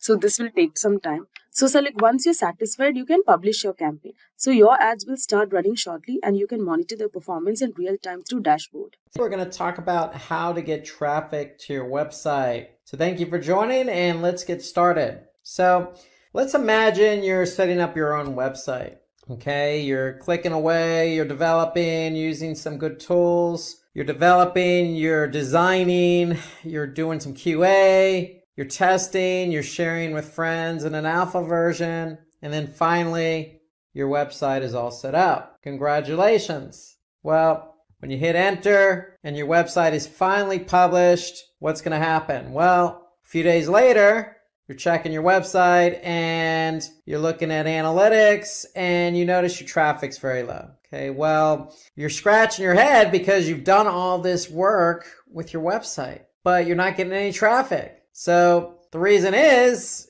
you spent all your time developing and designing the website to make it look good, but you didn't do anything or any planning or any strategy around bringing users to your website. So the two go hand in hand. You just can't build a website without thinking about how to drive users to the website. And so before I tell you how to bring traffic to your website, let me tell you why this is so important. Okay, why do we want to bring users to our website? I mean, it has to be on equal ground as web development and design. Is somebody who goes to your site and then does something when they get to your site. So you have users, and when those users get to your site, they're generating page views and traffic. And you want to turn that traffic into engagement. Okay, so each page's traffic is configured independently of all their pages. So when somebody goes to your website, they look at a page, that's a page view. And certain pages on your website, you want to turn that page view into a conversion. Okay, whether that be, looking at a video or purchasing something. So think of these pages on your website as salespeople. They're trying to convert visitors who come to your website. But first, we need to get the visitors to your website. So when you get visitors to your website, again, you can generate sales, which means revenue, or you can increase brand awareness, or you can earn revenue through sponsored posts and advertisements. So if you have, for example, a lot of content on your website, you can turn that into revenue by hosting ads on your website. So when somebody clicks on that ad, you're going to earn a percentage of that click, okay, what that click is worth. So having a website means a lot of good things for you, but first you got to get the traffic there. And so what we're going to do is we're going to tell you how to drive traffic to your website. So there's lots of different ways in which you can bring traffic to your website. Well, the first is paid advertising. So paying to advertise your products, services with ads is one of the easiest ways to drive traffic to your website. So some of the options available are search ads, social media ads, or display ads. So search ads are ads that are displayed in the search engine results. So when a user types in a keyword query, you want your ad to show up based on that keyword query. Okay, so an example is digital marketing course. Somebody types in digital marketing course and Simplilearn is the first ad that shows up. How do we know it's an ad? Because you could see the word ad next to the domain. So when somebody clicks on that link, Simplilearn is going to pay Google. So that's how search advertising works. Okay, the next is social. So social media marketing involves increasing traffic or engagement or brand awareness, lots of different strategies. But instead of doing this on search, you're doing it on a social media platform. Okay, so for example, you can advertise on any particular platform. And the way you advertise could be with an image, it could be with a video. So in this case, you could see Cobrio is doing a sponsored ad here, how to succeed with Google Ads. And then another form of advertising is display. So display means creating ads that are placed on specific websites. So with display, unlike search, you have a choice in the ad format. With search, you only have text ads. But with display, you have text ads, image ads, rich media ads, video ads. So you have lots of different options in which you can advertise on other websites. So the idea here is to get your ad in front of the right audience. When they could see your display banner, your banner ad, then it's going to be more visual, more appealing, generate some brand interest, and hopefully you can get somebody to click on that ad and over to your website. So that's paid advertising, again, through search, through social, through display, but you can also promote your site on social media. So once your content has gone live, you could take advantage of different social media platforms. I mean, it really depends on what you're trying to promote, because what you're trying to promote needs to align with the appropriate social media platform. So Facebook is best suited for industries like food and beverages and news and media, and if you're selling a product. So you fall under one of those categories, and Facebook could be the right platform for you. If you're involved in, again, beauty or food and beverage or e-commerce, then you can also leverage Instagram, which is part of Facebook's ecosystem. So if you advertise on Facebook, You can also advertise on Instagram or Instagram. So it doesn't have to be and Facebook and Instagram. It could be Facebook or Instagram. You also have LinkedIn as a platform. LinkedIn is great for B2B. So if you're trying to promote industry news or tips and best practices or job postings, then LinkedIn is the place for you. It's a B2B platform. It's great for targeting specific industries, targeting specific job levels or job descriptions. Okay, so LinkedIn is great if you're into B2B, focusing on the business side of it. So you also have YouTube. Now, YouTube is part of Google's ecosystem. YouTube is a video platform. Okay, so it's great if you're trying to promote gaming or entertainment, or if you're a vlogger. Okay, so YouTube's a great way to promote your site by getting your product out there in the form of a video. And then you have Twitter. Twitter, to me, encompasses a lot of different industries: beauty and fitness, news and media, entertainment.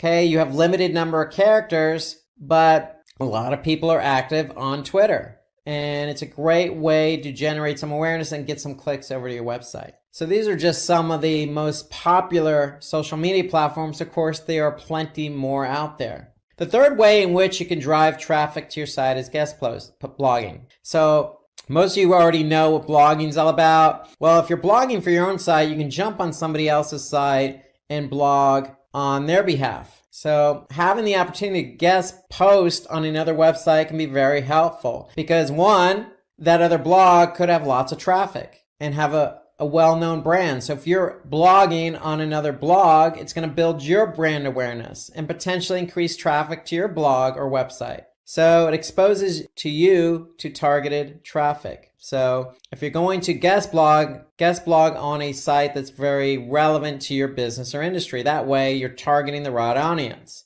Okay, you can expand your personal network. So getting yourself out there, getting your brand out there in front of a different audience. And then obviously for SERPs, because it generates a backlink. So SERPs, search engine ranking pages, means that, hey, if you want to rank organically, you're going to have to generate some backlinks. So guest blogging is a way to generate some backlinks to your site. And in effect, that's going to help you get your pages ranked higher because Google is going to recognize the relationship from one blog to your blog and build up your relevancy. So some other benefits here to guest blogging is you can grow your social media following because you can then promote that on social media that you're guest blogging.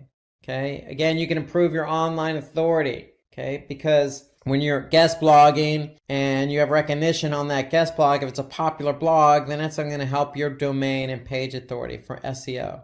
And then the end result is going to improve your backlink score. So there are a lot of benefits to guest blogging. To me, at the end of the day, it's just about reaching out to your audience, using another platform to do that in the form of a blog. And the results of that is going to mean more brand awareness for you in turning that traffic from that other blog into qualified leads. So you can also interview industry thought leaders. So that's another way, an interesting way to generate traffic to your site. So reaching out to thought leaders for interviews, okay, could generate some credibility for you and the other person. So it's reciprocal. So it means that you're active in the industry that you're in. And it allows you to engage with other leaders in the industry. And the indirect net result of that could be increased traffic because if you do the interview and you record it, or if it's via video, then you can obviously post it on other platforms. And that could in turn drive traffic to your website. Obviously, just like guest blogging, it's going to increase your reach. So getting yourself out there. If nobody knows who your brand is, and they know who the thought leaders are, and they see you interviewing the thought leaders, then that's going to put you in front of these people. And so it's going to increase your reach. Another way to drive traffic to your website is just to make sure your website's responsive. And what do we mean by responsive? Well, we mean, does it work on multiple devices? Specifically mobile. So depending on the device, your website hides, shows, shrinks, enlarges, or moves content so that it conforms to the browser that person's looking at on your for your website. So if somebody's looking on mobile at your website, you want to make sure that your website adjusts accordingly. So you want to be able to, test to make sure it's responsive. And so is content arranged based on importance? Okay, does it work across different browsers on different devices? And do the images, text, and everything else align just like it does on desktop? So there are plenty of tools out there on the web. All you need to do is just do a search for, check my website for responsiveness. So you can use plenty of tools to check to see if your website is responsive towards multiple devices. Why is that important? Because if somebody goes to your website via mobile and your site doesn't align properly, or the content's all stretched out and somebody has to maneuver their browser just to see your website, then chances are they're not going to come back. Chances are they're not going to convert. Okay, so you want to be able to revise your device browser combinations. You want to make sure that everything works accordingly. You want to be able to test those fonts, make sure they look good.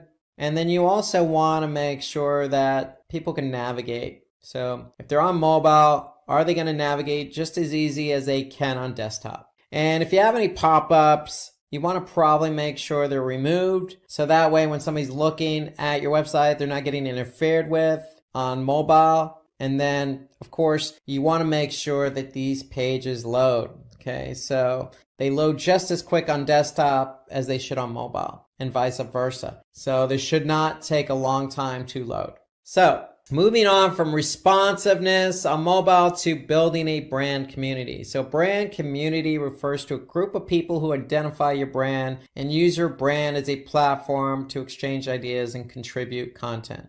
Some advantages of having a brand community are promoting brand evangelism and loyalty. It can be a source of feedback, loyalty, and ideas. So build a community, build a brand community who, identify with you. Okay, so continue to, treat these people as loyal customers. Okay, maybe give them a promotion to use specifically just for them that they can use on your website, or talk directly to them because you know that they're followers, they're repeat customers, they purchase from you multiple times. So talk to them differently as well. You know who these people are. And that's what building a brand's all about. It's about identifying your brand with other people, okay? And identify people who identify with your brand, and messaging and talking to them as if they're part of your own community, your own family. So you can use user-generated content that provides future marketing strategies. So the feedback you get from your own community could be in turn used to promote or used in future marketing strategies, i.e. advertising, i.e. post on social. Okay, it can also provide PR opportunities. So it's a chance for you to, put out press releases based on the community that you built. So any brand, regardless of who it is, should be able to identify with their audience, their target audience, and that target audience eventually going to become part of a community. These are a group of people who identify with you, what you're trying to sell, what your cause is, what your mission statement is, what your service is. They identify with you. So leverage them and reciprocate. Identify them, talk to them separately, give them what they deserve, the respect and loyalty that they deserve as well, because they're communicating and they're following you as a brand. So the next thing you could do to drive traffic is be active in the comment section. So engage in relevant and thought-provoking conversations on other blogs and sites. It doesn't necessarily have to be another blog per se. It could be other sites like Reddit or Quora or Medium. Sites that have a lot of content that are broken out by industry, that allow you to engage in conversation, that allow you to either upvote or share or respond. Okay, so be active, because when you're active, people are going to see that, hey, you're a leader in the industry. You know what you're talking about. You have some brand equity. You have some thought and some knowledge on the specific topic and subject. So it just puts you in a better light when you can respond and be active on these different platforms. Okay, let's turn our attention to search engine optimization, also known as SEO or organic search. So in order to drive traffic to your site, you're going to have to implement an SEO strategy. Why do you want to implement an SEO strategy? Because it can help you improve your overall searchability and visibility on search engines. And obviously that comes with advantages. One of those advantages is obviously more traffic to the site. Search is still king in terms of volumes of people using search on a daily basis. So you have a great opportunity to be found. It also builds trust and credibility because still a majority of the people who do a search click on an organic search listing. And so if you're found organically and you're ranked number 1, then chances are somebody's going to click on your listing. And it provides increased engagement and traffic. And so what that means is more traffic, more engagement. And engagement is something you define. It could be, again, a download of a document or clicking on the play button of a video or submitting a form or signing up for a newsletter or calling. These are all forms of engagement. So the amount of traffic you drive from organic search to your website is only going to improve engagement. Okay, so you can also provide an improved user experience. And what do we mean by that? Well, if you're getting lots of traffic from organic search, you have a really good opportunity to do A/B testing. And when you do A/B testing, you can improve user experience, meaning you're showing one variation against the other from people coming from organic search. And so this is helpful in that, if you're running an A/B test, the variation has a chance to improve or outperform the original. And if it outperforms the original, you're improving user experience. And then it helps target quality traffic. So SEO to me, or all search, is the only medium in which you're meeting somebody halfway. You're addressing what they're looking for. So if somebody's looking for a pair of red women's Nike shoes, the 2019 model, and you have that particular product to offer, well, you have a chance of showing up via organic search. Somebody types in, women's red Nike shoes, size whatever, at the year 2019 model, then of course they're going to likely click on your listing because you have what they're looking for. And that goes with any keyword, any industry, any business, any segment, any type of product you're selling. So again, you have a chance to really be visible for what people are looking for. And so that's the beauty of search engine optimization. You have a really good opportunity here to meet people halfway, to drive quality traffic, to get them to enjoy a good user experience, all the while generating engagement. And along with SEO, we want to be able to build backlinks. So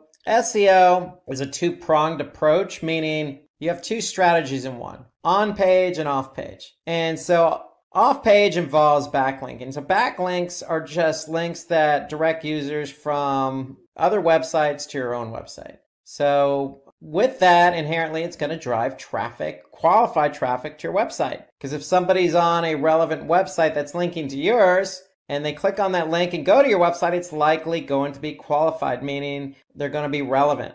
And so backlinking, because it's an off-page strategy. Why is it an off-page SEO strategy? Because if Google crawls that other site that has a link to you, then that's going to give you credit because Google will say, hey, this site's getting some links from some relevant sites. We must think they're relevant, and therefore we're going to trust this site. So by Google trusting your site, it's going to improve your organic ranking. And with the organic rankings being improved, meaning it's going to mean faster indexing. So what does that mean? So you want to be indexed by the search engines. And so the quicker Google can find your pages, even if it's on somebody else's site, then that means they're going to follow that link, go to that page on your site, and take that page back to their servers to be indexed. Okay, so the quicker you can get indexed, the quicker you can get found. And then it helps with referral traffic. So again, we noticed that our efforts are on SEO, organic search, but if you're getting traffic from another website, hey, that still counts. That's referral traffic. Okay, so that's a side advantage to having backlinks, is good traffic from other sites. Okay, so those are inherently some of the reasons to do backlinking. Okay, never hurts. I mean, there's brand awareness reasons to being on other sites as well. There's industry leadership, meaning if you post content on Reddit, okay, you're coming across as an industry leader, but yet generating a backlink, which helps with SEO and referral traffic. So there's a lot of benefits to building backlinks. And the opposite of backlinks are internal links. So you want to do internal linking, and that just means connecting one page on your site to another. And why is that beneficial? Because it can help direct visitors to other pages they wouldn't normally otherwise find via your navigation. So if you're active on a blog, don't be afraid to include multiple internal links. You want to move people through your site. You want the flow of traffic to go from one page to another to another. And so when you do internal linking, just like with backlinks, it's going to improve the indexing of your website. Google's going to follow those links and index those pages. And Google does give credit from an SEO perspective, from an internal linking perspective. So if one page is linked to another and that page has really good relevance in the eyes of Google, then the other page is probably going to benefit from that. The other reason you want to do internal linking, again, you want to move people from your one page of your site to the other. And when you do that, it's going to reduce bounce rates. So bounce rate is simply the rate at which people land on a page and then leave. So if I have 100 people land on my home page and only one person went to another page and the other 99 left the site, then that's a 99% bounce rate. So by putting internal links in place, you're helping people move from one page to the other and thus reducing the bounce rate.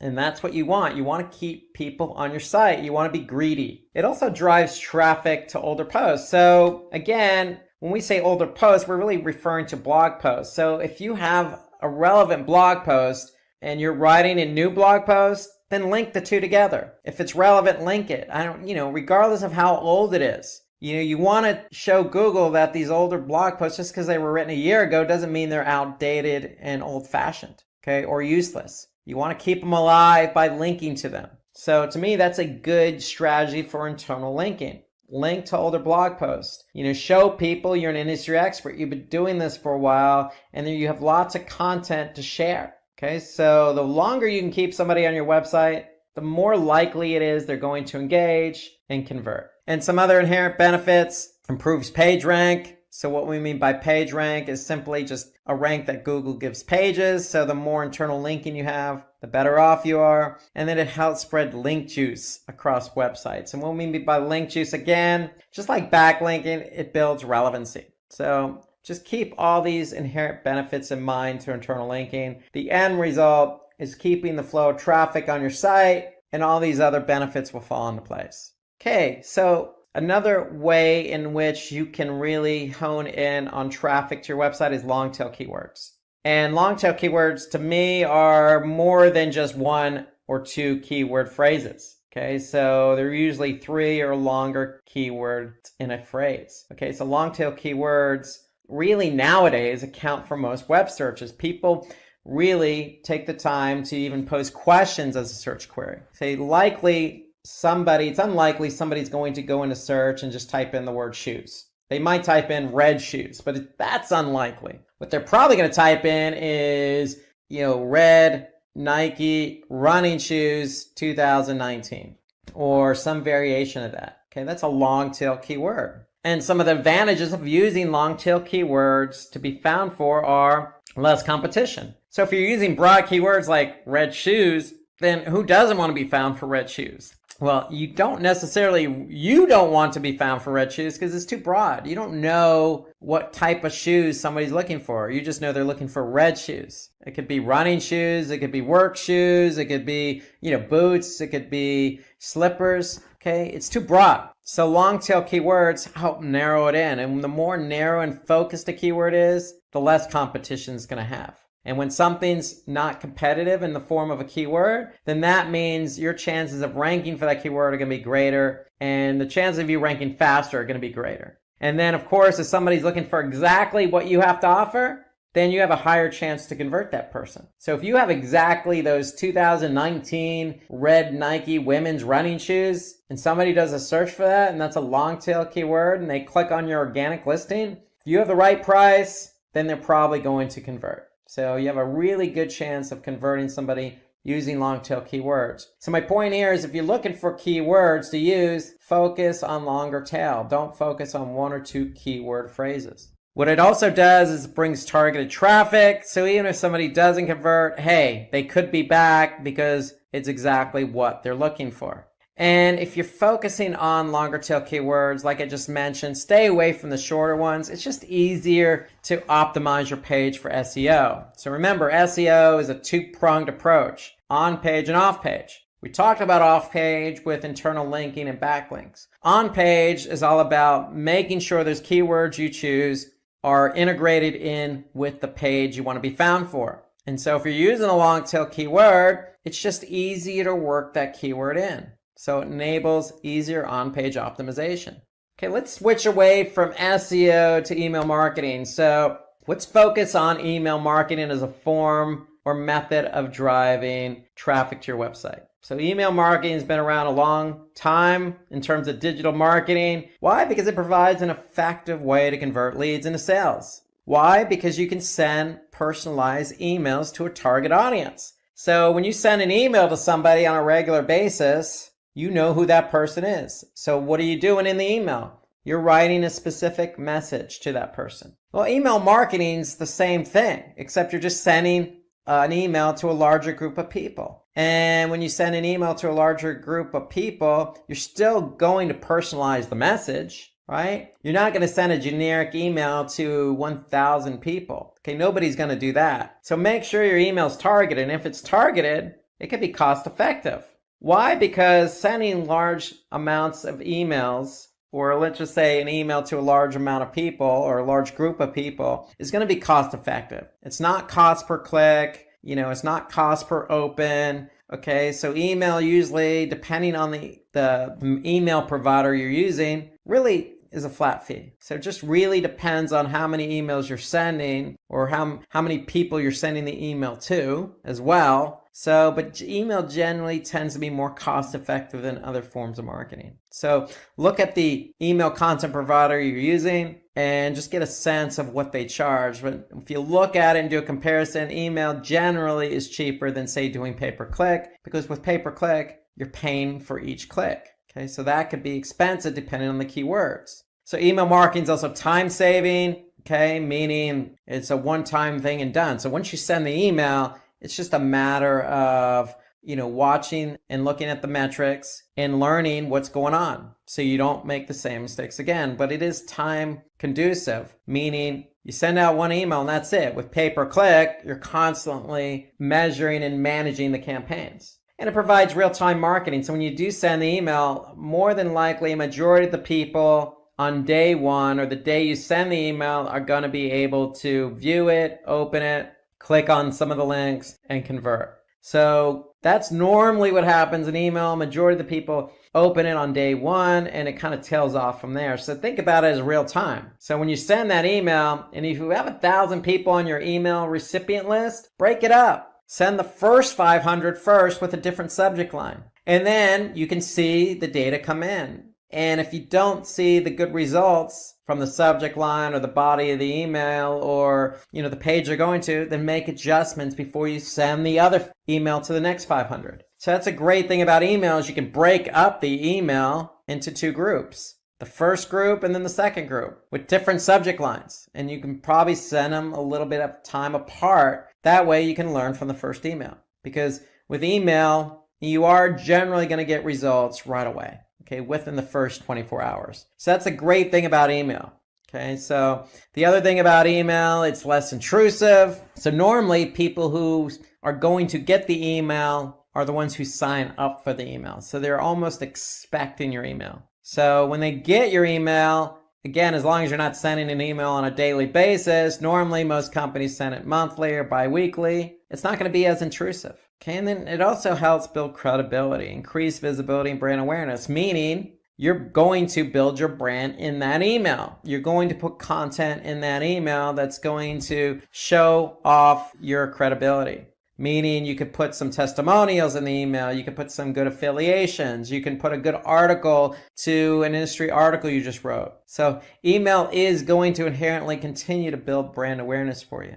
Okay, and it's an easy way to track ROI. So if you're e-commerce, it's pretty clear. You send the email, somebody opens it, clicks on it, checks out and purchases something. It's easily trackable because you could track it right from that email. So one thing I want to say there is just if you do send an email, make sure you're tracking that campaign. And you want to be able to use an analytics program like Google Analytics. If you use Google Analytics, you're going to be able to track when you send the email, who clicks on it, and who converts. So you want to be able to measure an ROI for these emails, and you can. And that's the beauty of email marketing. Okay, let's move away from email marketing to webinars. So webinars, great method for effective social media promotion. It's a great way to bring traffic to your website. So why do we recommend webinars? Well, because it provides direct contact within your target group.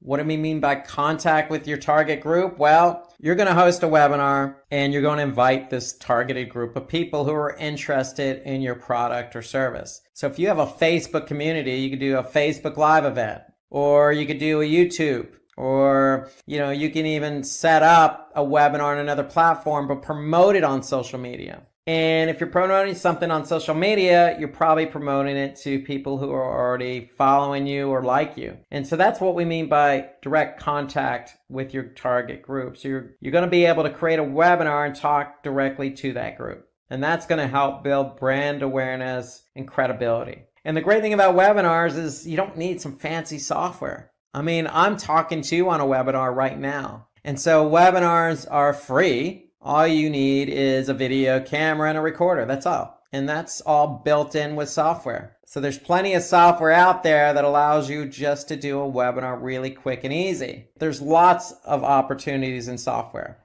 And a lot of them are very cost effective. So if you want to create a webinar, you can do that by spending very little money. And webinars, again, allow you to talk to your targeted group, your community, maybe prospective clients. It helps build credibility and, in effect, drive traffic to your website. And when somebody does attend a webinar, they're likely going to be highly engaged because you're inviting them, they're going to opt into the webinar. And the great thing about webinars is even if they don't attend the webinar the day you have it, it's going to be recorded. So they can always go back and watch it. So whoever watches the webinar is going to be engaged because it's going to be a topic they're interested in. And then users are likely to become prospective customers. So having a webinar, talking about something inherently interesting to maybe a larger group of people, you can promote that on social media and potentially get prospective customers to sign up and watch the webinar. And if you do, they're going to be engaged and then take the next step. Oh, I like what this person has to say. They seem to be credible. I like their personality. I like their brand. I like their product. I'm going to go check out their website. Okay, so webinars allow you to kind of pull in more people as well as just your community because you can promote the webinar and you can promote it in advance and you can leverage social media for that. Okay, so something related to webinars is incorporating video content. So videos have been proven to be a really good way to attract new visitors. And it makes your website very engaging when you have videos on your website as well. So if you create video, you have an opportunity to post it on various video platforms like YouTube or Vimeo. Okay, there's plenty of video platforms out there, or just embedded in a blog post, or embedded in a Facebook post, or a tweet. Okay, so you can do a lot with video. And having video on your site is going to increase engagement. Okay, when you increase engagement, good things happen. That's going to lead to increased conversions and sales or ROI.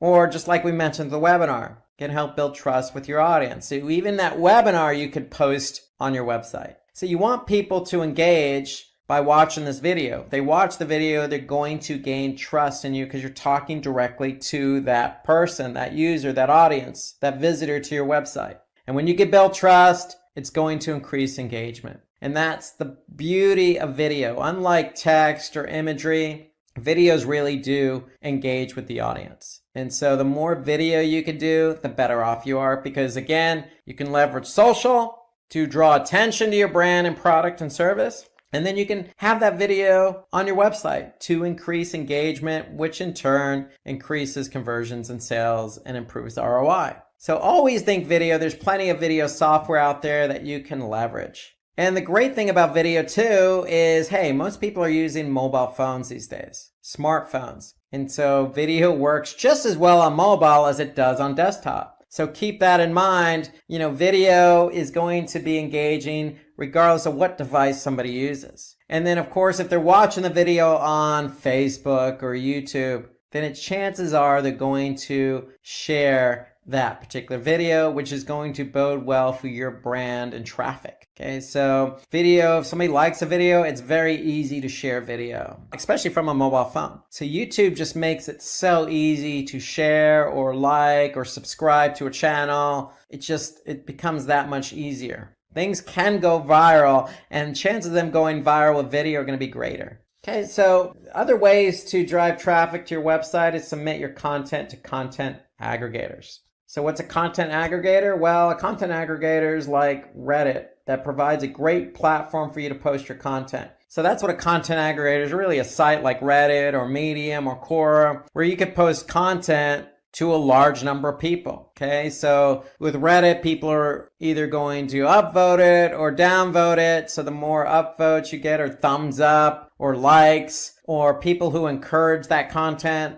the more of a chance it has to be found. And so first thing out of the gate, if you do provide content to a content aggregator like Reddit, make sure it's good quality content that's interesting. And that should be the case across the board, whether it's a social post or blog post. Make sure the content's unique, professional, and interesting. And then if you do, say, put something on Medium, or you do put something on Quora, and it is professional and interesting and thought-provoking, then people are going to react to it. And then that, again, could lead to traffic. But even if it doesn't lead to traffic, it helps build brand awareness. So if you have content, just like videos, leverage it. Put the content out there. Okay? And when you put content out there, it's only going to, especially if it's good content, it's going to put you in a good light. So don't be afraid to share your content on the likes of Reddit or Medium or Quora or some of these other content aggregator websites, because good things are only going to happen.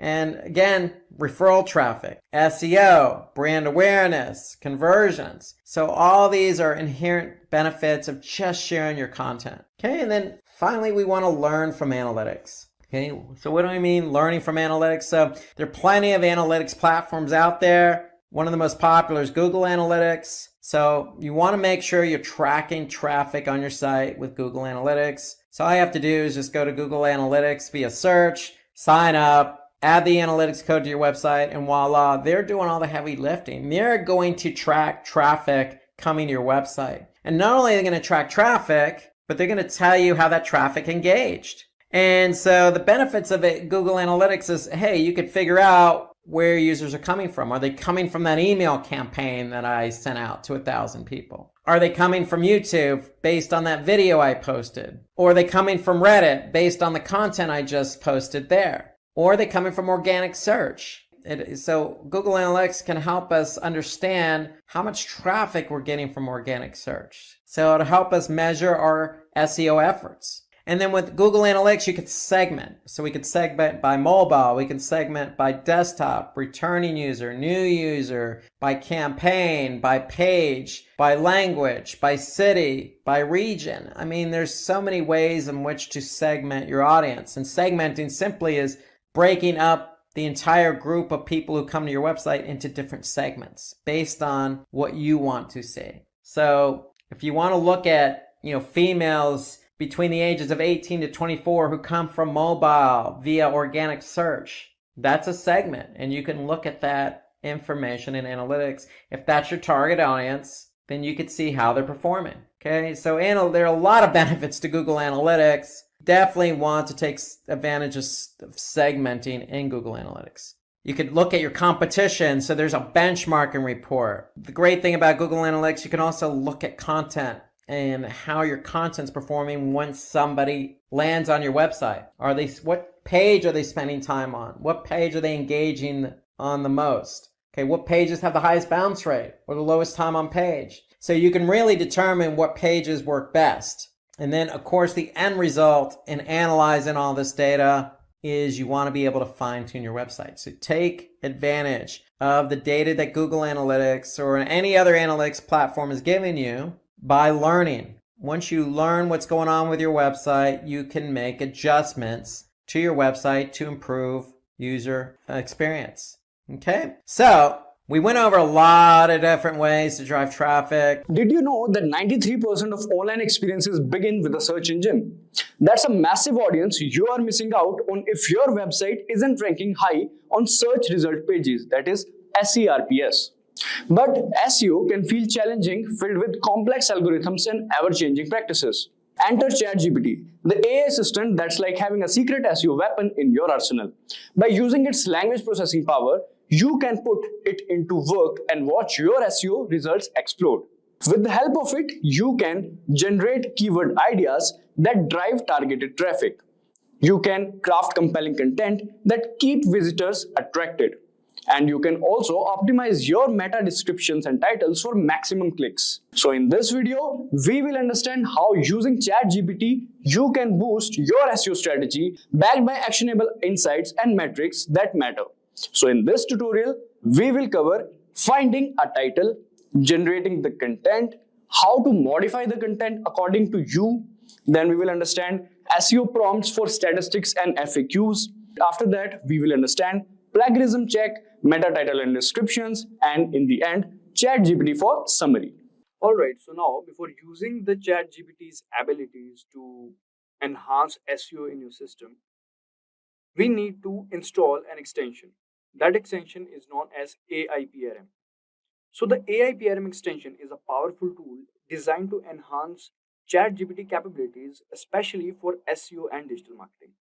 This extension integrates with ChatGPT, enables it to perform advanced tasks that improve your online presence. With AIPRM, you can optimize your content for search engines, ensuring higher rankings and better visibility. So let's first understand how to add this extension to your Chrome browser. So this is our Chrome browser. Here we'll go and we'll type AIPRM extension. Click on enter. So this is the first link basically. We'll click on it. And this is AIPRM for ChatGPT. Don't get confused with any other extension. This looks like this. And now we'll click on add to Chrome. And then add extension. And that's it. Now let's just click on allow. And it is integrated, I believe. Yes. So as you can see, it is also showing a quick start tutorial. Select a prompt template, enter the word phrase or more, send message. So we'll click on get. If you want to view tutorials, you can click on this. Otherwise, you can get started with AIPRM. So as you can see, the whole layout, the whole interface is changed. There are a lot of things over here. Let me explain to you guys what all these things are. Alright, so there are various options under public and on, from which you can filter prompts by topic, as you can see, or activity. And then prompts can be sorted by top videos trending, as you can see. And there are actually 4892 prompts available, and you can see the first 12 on this page, as you can see. And some examples of prompts here is like, you can say Yoast SEO optimized content writer, human written 100% unique SEO optimized article. So these are the examples of prompt. Now first of all, we'll ask ChatGPT to write a blog post for us on, let's say, fitness. Alright, so we'll ask ChatGPT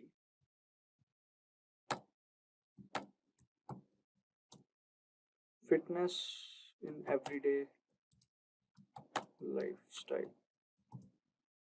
Alright, let's click on this. So we haven't used any prompt till yet.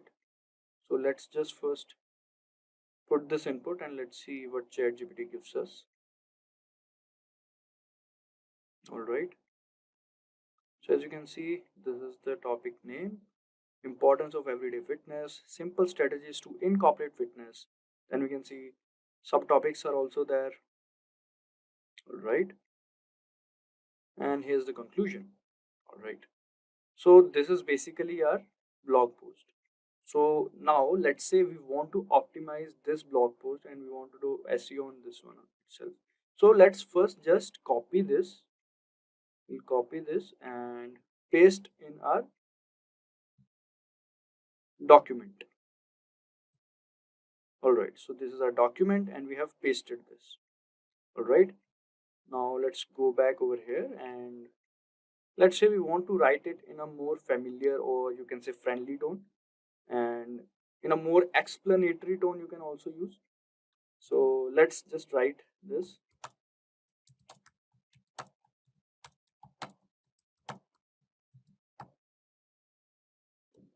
Don't worry about the spelling, guys. ChatGPT take care of this. Alright, so let's see what are the changes in both of these blog posts. Let's just wait to finish it. And here's the conclusion. So this is the second blog post. So let's understand the difference in between these two first. We'll first check out for this one. Start small, begin with manageable changes. Alright. As you can see, here it is begin with manageable changes. Take the stairs instead of elevator. Walk or bike to nearby destinations, or stand and stretch during work breaks. These small efforts can add up over time. Alright, let's just see what is written over here in the second blog post. In the second blog post, it is written, begin with manageable changes that fit seamlessly into your daily routine. For example, or for instance, choose to take the stairs instead of elevator, walk or bike to nearby destination instead of driving, or stand and stretch during work breaks. These small efforts can accumulate over time and contribute to your overall fitness. So if you want to take the second one, which is a few changes, it is more bit explanatory compared to the first one. We can just copy paste this one as well. So you can write a second prompt as well, in which if you want to write in a friendly tone or in a formal tone, you can write like that. All you have to do is to just write the prompt in ChatGPT. Let's just copy paste it. We'll replace it with the second one. All right, so now we are back in ChatGPT. So now basically we have the blog post content. Basically we have the content of it. Now we want to polish it. We want to select the best title out of it and many more things. So for that, let's just make use of prompts. Instead of writing all these prompts by yourself, you can make use of the prompts that comes with AI PRM ChatGPT prompts. All right. So let's just say we want to write about the title. We want to select a perfect title for this blog post. So what we can do is we'll go over here and first of all we'll select in topics. We'll go and we'll select copywriting, because we want to write about the SEO optimized title. We want the best title.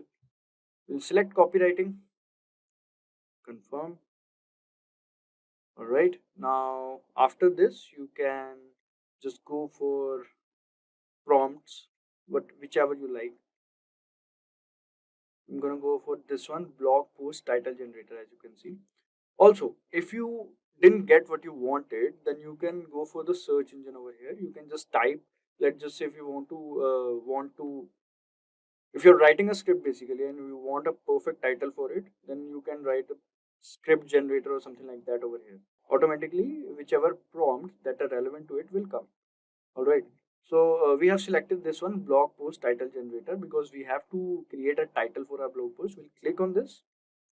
And now all we have to do is to write the name of our blog post. The name of our blog post is, we'll select everyday lifestyle, fitness in everyday lifestyle. Let's just select this one. All right. Now, as you can see, you can select the titles to write. It is 5. Let's just select 10. All right. Now the language you can select English, and many more languages are there. We'll keep it in English itself. Tone, emotional or default. Let's just be default itself. Poetic, default itself. We'll keep it like this. All right. Now click on this. Let's just see.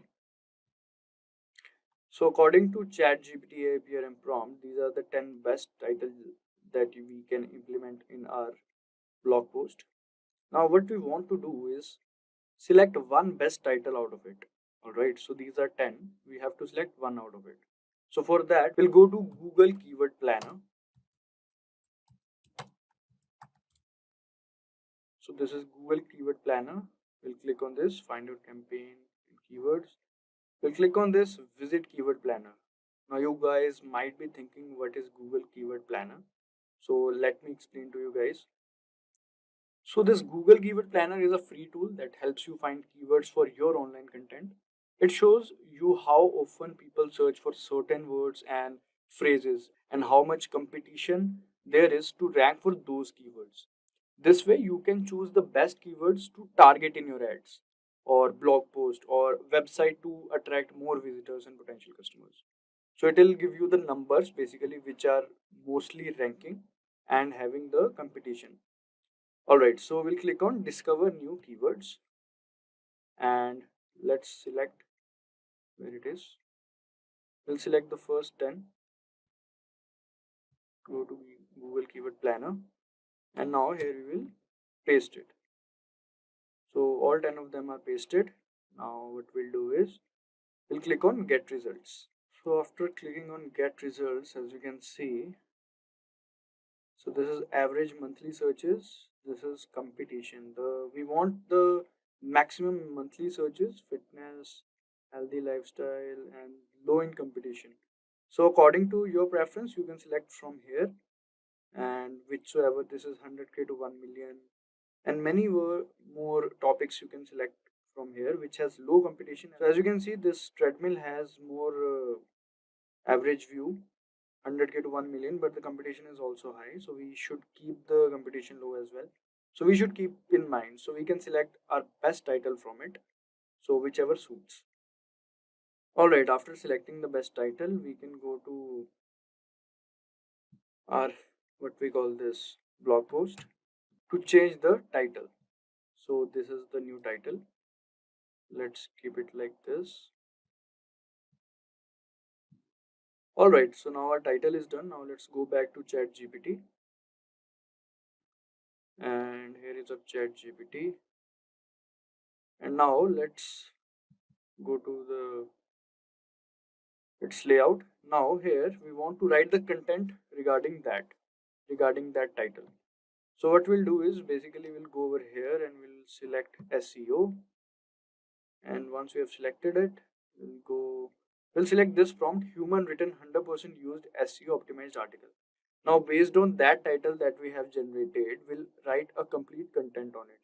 We'll use the help of this prompt. So as you can see, GPT 3.5 Turbo, GPT-4, GPT-4o. We'll select this and paste our title. So this is our title, transform your life, how everyday fitness can boost your health.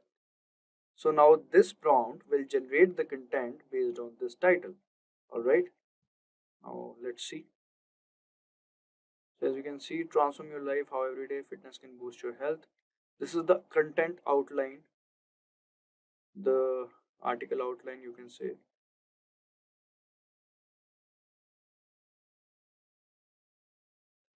So this is the introduction, what is everyday fitness, then physical fitness benefits, and it keeps on writing. I believe it'll be a long article or blog.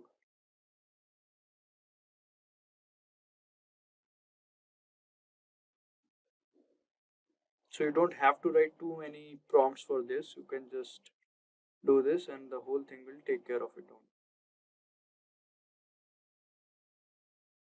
As you can see, FAQs are also being generated by this prompt. Otherwise we would have wrote another prompt for the FAQ, and many things are there that should be in there in the article or blog. So yeah, now we can select our article or blog we can say. So we have the title, we don't want the outline, let's say. We'll take it from here, from the introduction. It's a long article, I believe. As you can see, this last question is not completed, but you can click on continue generating and it will complete that. We don't want the last question. I think 3 questions or 4 questions are sufficient for us.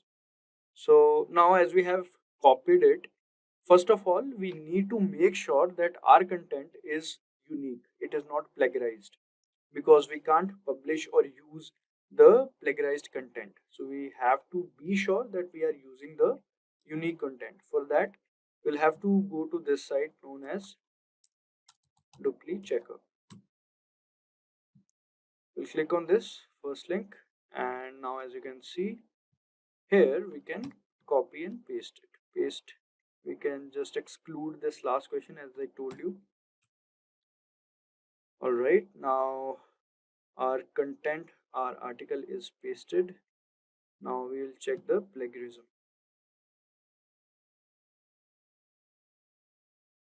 Alright, first of all, we'll have to tell them that we are not a robot, and then we have to click on check plagiarism.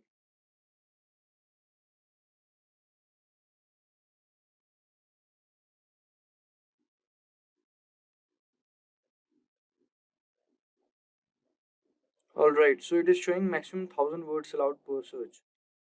Alright, so let's just do one thing. We'll do it because if you want to do 1000 words, you'll have to go for their pro version or the premium version. So we now have to use some part of it, not the complete part.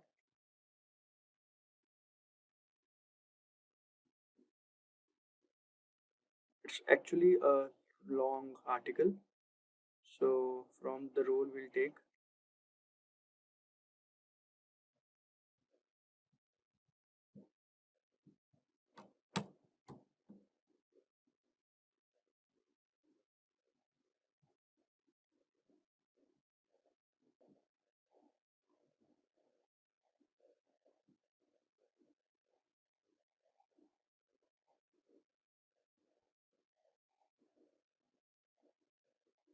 as you can see, number of words is 505 and result found 0% plagiarism, 12% unique. Alright, so plagiarism is 3%. I think that can be, we can neglect it. And now let's check for the rest of this one. Alright,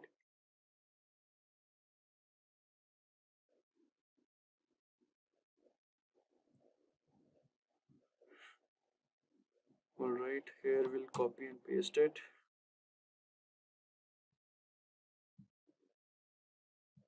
Check plagiarism.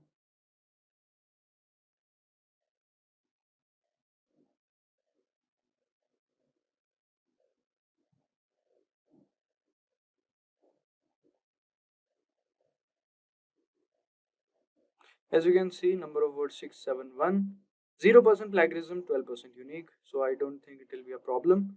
So it is good to go, I believe. And now we just copy and paste it. So let's take it from here till here.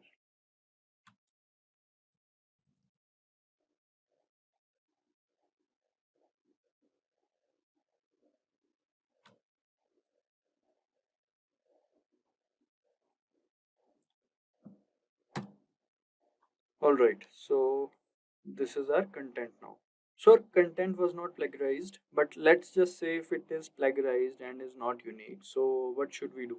Then we can simply put a prompt in ChatGPT that make it non-plagiarized or make it unique or rephrase it. But let's say that plagiarized checker, the dupli checker, mentions the particular lines where there is plagiarism.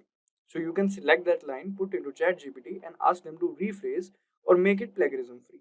By doing this, you can make the complete content plagiarism free. It is very easy. Or else you can use a prompt from AIPRM. As I told you, all you have to do is to just type plagiarism free content writer and a particular prompt will come. You can just put your content in that prompt and the rest ChatGPT will take care of. All right. Now to boost your SEO strategy, you must focus on EEAT, that is expertise, authoritativeness, and trustworthiness, and keep that human element strong. Use ChatGPT to improve your content with interesting verified facts and relevant examples. Create a FAQ section to answer common questions and look for any missing information to fill in. These steps will help you make high quality content that connects with your audience and ranks better in search engines. So for that, we'll write a prompt to ChatGPT to include the what we call FAQs and the statistics. If you want to make use of statistics and FAQs and include it in our content, so how should we do that? Let's just understand it. Let's come to our ChatGPT again. Now here what we'll do is we'll write a simple prompt saying no. First we'll go to the new topic. Now here, because otherwise it will keep on writing in that prompt itself. Alright, we'll write please add to what we call stats, or you can write statistics, and one analogy and a FAQ section with answers to this content draft to increase engagement. Alright, now you want to if you want to paste a particular section of your content, you can also do that, or else you can paste the entire content. It's as per your choice.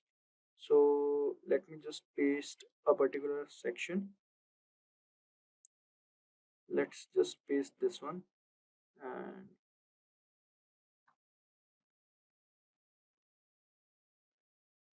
all right, let's see.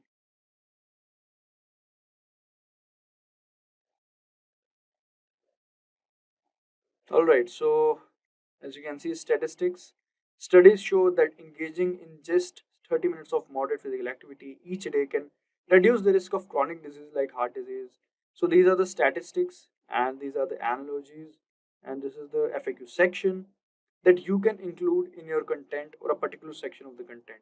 Usually these statistics are included in the introduction part to make it more interesting, so you can make use of it and do that. Alright, moving forward, let's understand the ChatGPT prompts for meta titles and descriptions.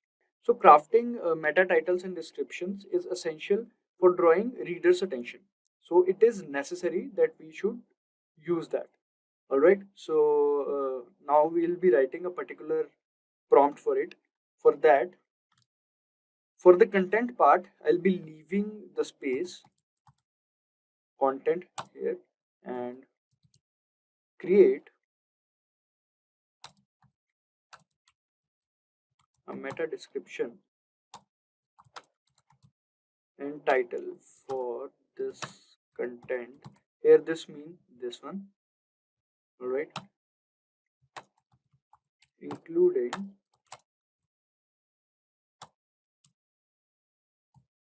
the keyword.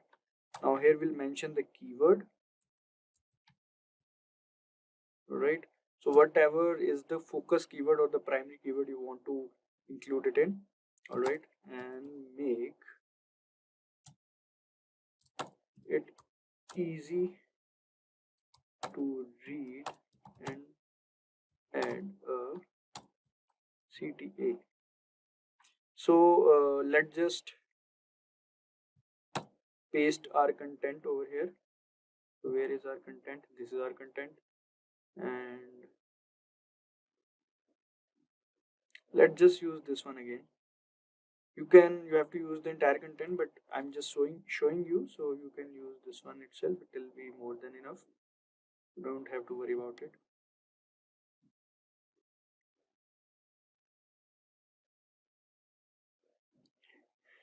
And the focus keyword is healthy lifestyle. All right, so this is it. Now all we have to do is to wait, we've done something wrong. Here we'll paste the healthy lifestyle.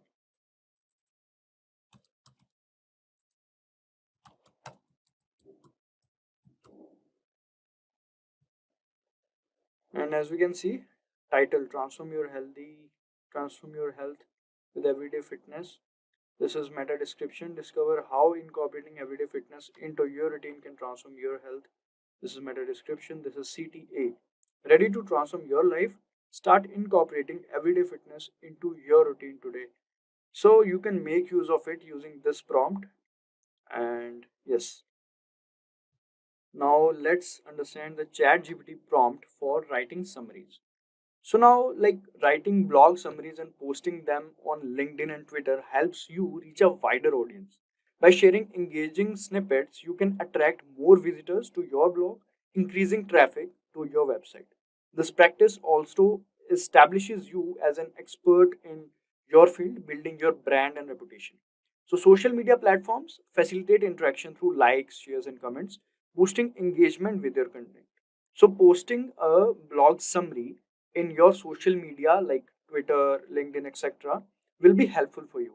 So now let's just write a particular prompt in ChatGPT for creating that blog summary for us. All right. So let's make use of it. We'll write, please create 100-word summary of this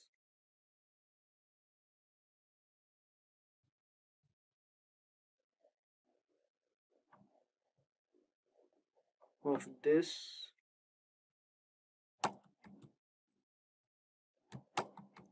post optimized for Twitter. So as ChatGPT already have your content, so you don't have to worry about repasting it. So let's just see.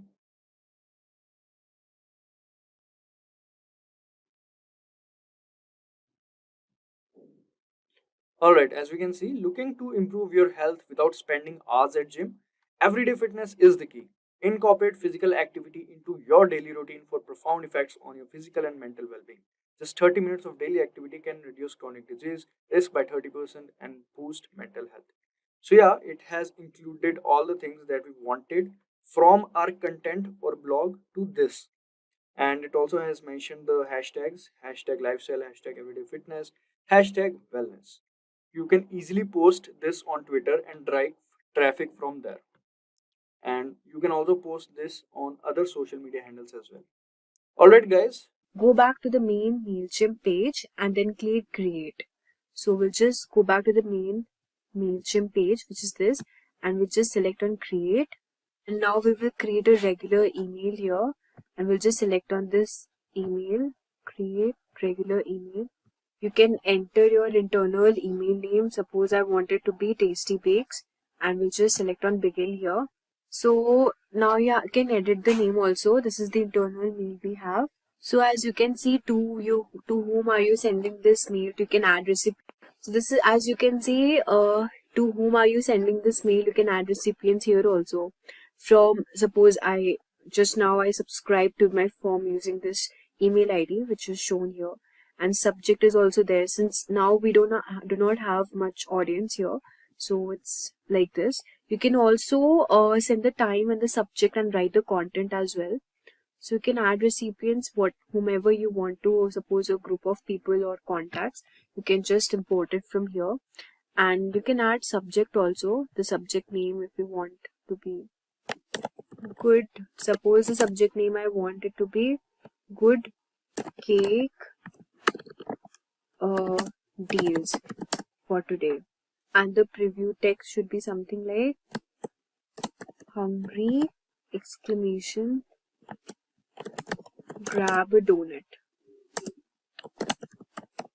and just select save here. So this is how our subject would look like. You can also send time. You can edit the time here.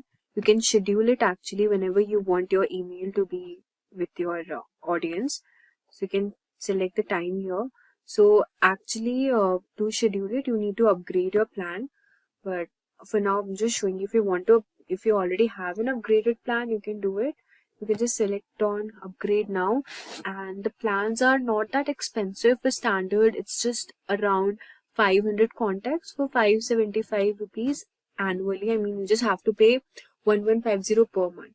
So if you want it, you can just upgrade the plans. And premium, you need to pay 11,500, which is for 12 months, and 5 standard plan is 575, and these are the benefits offered here.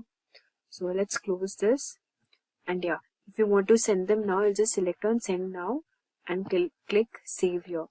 Next you have this content option. You can design your email. So we'll just select on design email here, and then you can select a template, your email purpose, style, and the industry. The industry type is food and travel, and style, whatever style you want, basic, minimalistic, designed, colorful. I want it colorful, so I'll just select this. Email purpose, newsletter, whatever you sell, products, thank you, welcome, you can do it accordingly. Suppose you want a welcome template, you can click on this welcome also. So we'll just go with the newsletter one, and here you can see that this is a free template here, and we'll just select apply, wait for a few seconds, and this is our newsletter template. You can actually customize this, set a logo. We'll just set the same logo here. Just select on the logo cake, and from here you can add images, upload image, and then just select on this donuts. I want this donut to be displayed as an image. So this is the donuts which I have displayed here, and you can type the content design if you want to. Tasty donuts,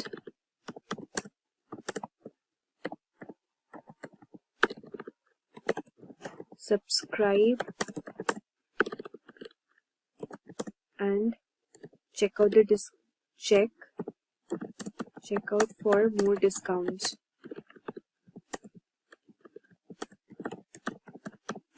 And you just select colors also. You can select here whatever you color you want it to be. Suppose I want to keep it minimalistic, so I'll just go with this. And then I think our newsletter email is ready now. So from here you can just click on save and exit. So this is how we have designed our first email here. And if you want to send this mail, regular mail, newsletter, you can do it. This is our email link here. You can also click and edit your custom URL.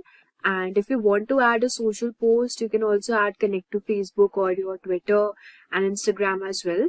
And you can just send this email to the audiences you want to. And this is our newsletter email here. And we'll just click on send. So this is how we do it. So as you can see, we have learned about how do we set up our audience, and then creating a land page, and also setting up a regular mail, how to create mail. So let's now see what other options are there. Now let's move on to the automations here. So you can also choose automations, just simply you can email tagged customer. These are the pre-built journeys, as you can see. If you want to build from scratch, you can also do that. So we'll just click on build from scratch, and you can just provide a name, the internal name.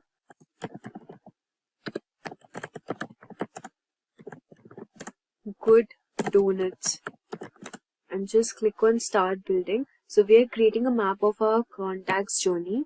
So this is how we will automate it. We can just choose a starting point here.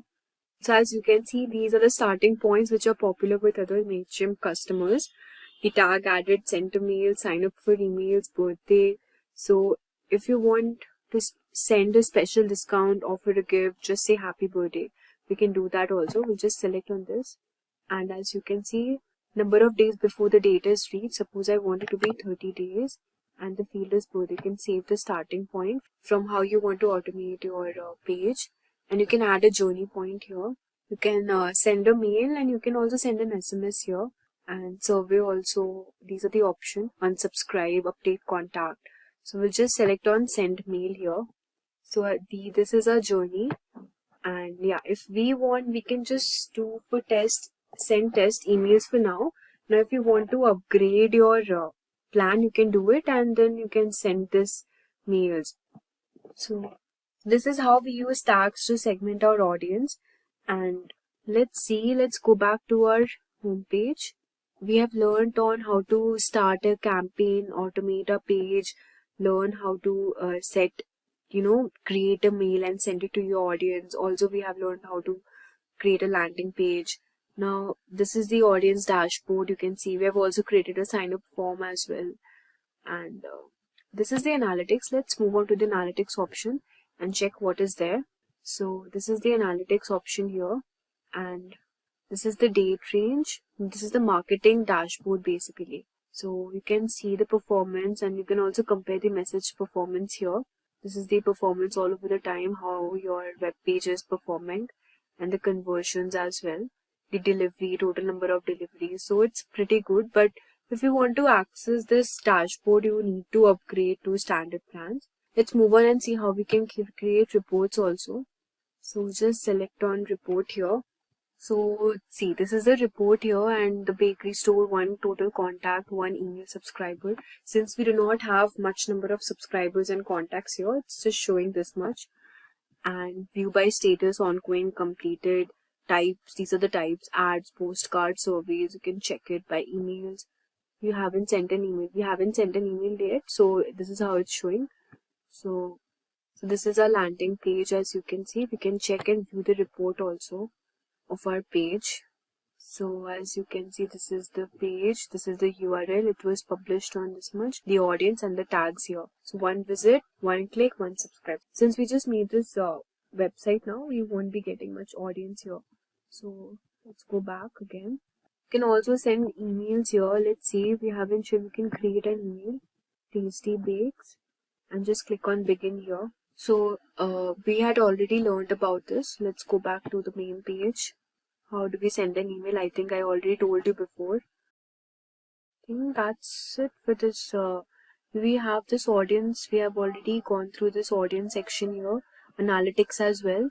Let's check on the website. What do we have in website? So you can also create your website, or you can connect existing Wix website as well. So if you want to create your website, you can set up your site here. You can also start selling products and offering services, but for this you need to connect it to your store. So let's see what do we have if we want to set up a site. Just simply click on this option. So this is the name I would like to use for my website here, and just click on edit my site. As you can see, this is a logo for our website, and you can just simply edit from here. You can add pages also. So let's look at the number of pages here. If you want to add page, you can also add link as well, website address and the name.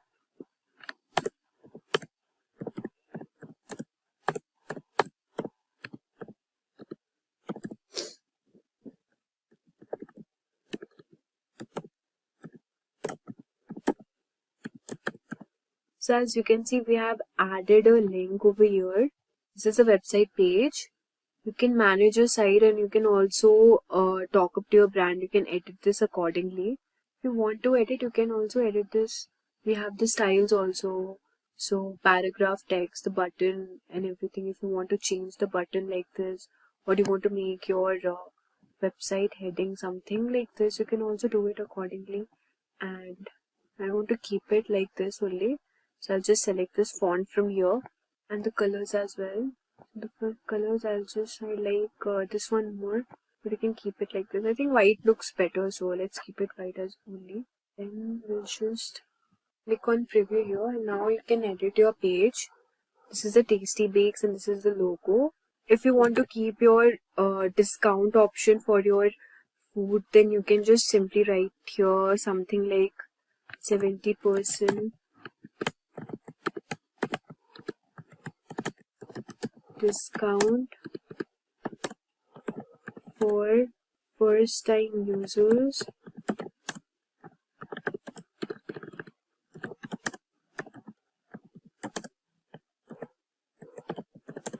Grab a donut. Delicious cakes. So whatever you wanted your content to be displayed, you can just write here. I think the spelling is wrong. And you can just edit this also if you want it to be like this color. You can, if you want to apply a link, you can also apply a link here. If you want to add a link, you can also do that. So this is how we can make a website using MailChimp as well. Like, I think it's really amazing. You can do a lot of stuff using this tool. And now we'll just click on done and we'll just select publish here, accept the terms and condition. So as you can see, we have a website ready. You can edit your site whenever you want to. And this is our website address, web address, and this is the traffic highlights you get. So we have learned everything now, how to create a page, write an email, organize campaigns, automations, audience, surveys, analytics, website as well. Let's check out what is there in Content Assistant. So from here, custom designs in just a few clicks. You can just enter your website URL. And if you want to import a brand, you can just do it. Or if you want to set up your own brand, you can also do that. For this, you have to just simply click on set it up, and let's see what we have got. You can upload your logos. Just simply click on add logo, and now you can just select on continue. You can add your colors. Just click on next. You can choose your fonts also. Just click next here. Your brand kit is complete. So this is how we can also create a brand kit. These are the email templates here. And then we also have the integrations at last. So you can connect your apps and integrate it. So you can create, we have already learned how to create a website here. Also, you can do a lot of stuff using this. And you can also import your site by using the Shopify store if you want to sync Shopify customers' products to MailChimp and create highly targeted campaigns. You can also do this. You can connect your store with MailChimp as well. Just simply you have to click on get started, and if you want to do it, you can just do it accordingly. So yeah. So we have covered a lot today, from setting up email campaigns, creating automation, building a website, and also scheduling appointments. But for that, you need to have an upgraded plan. Have you ever wondered why some YouTube videos go viral while others get lost in the crowd? The secret lies in the YouTube SEO. SEO, or search engine optimization, helps your content appear in search results. Think of it as a treasure map guiding viewers to your videos. Without good SEO, even great videos might not reach their audience. In the early days of YouTube, simply uploading a video was enough. Now, with millions of videos out there, finding yours can feel like searching for treasure in a jungle. That's where SEO tools like TubeBuddy, vidIQ, and Google Keyword Planner comes in. They help you boost your visibility and attract more views. We'll cover the basics of YouTube's algorithm, crafting keyword-rich descriptions, and using tools for keyword research. You'll learn to create eye-catching titles and thumbnails to increase your click-through rates and understand how to use tags effectively. We'll also discuss strategies to engage your audience and leverage comments and likes to enhance your SEO. Finally, we'll explore advanced tools and best practices to keep your channel fresh and growing. So let's dive in. At first, let us understand what is YouTube SEO. YouTube SEO goes beyond using keywords. It's about creating content that resonates with viewers. It's the second largest search engine in the world. Think of YouTube as a massive digital library where an algorithm acts like a librarian, recommending videos based on viewer preferences, engagement levels, and watch duration. Understanding these factors is key to optimizing your content for the right audience. Start by knowing the audience. Consider their demographics, interests, and challenges. For instance, if you're creating tech tutorials, your audience might be tech enthusiasts seeking DIY solutions. Tailoring your content to their needs will make it more engaging. Next, you should focus on creating engaging content. Answer viewers' questions clearly and use entertaining methods like humor and storytelling. Ensure your videos have good production quality, clear visuals, and crisp audio matter. Finally, use relevant keywords to help the algorithm understand the video. Integrate them naturally into titles, descriptions, and tags. For example, a video titled Beginner Yoga Poses should include phrases like yoga for beginners.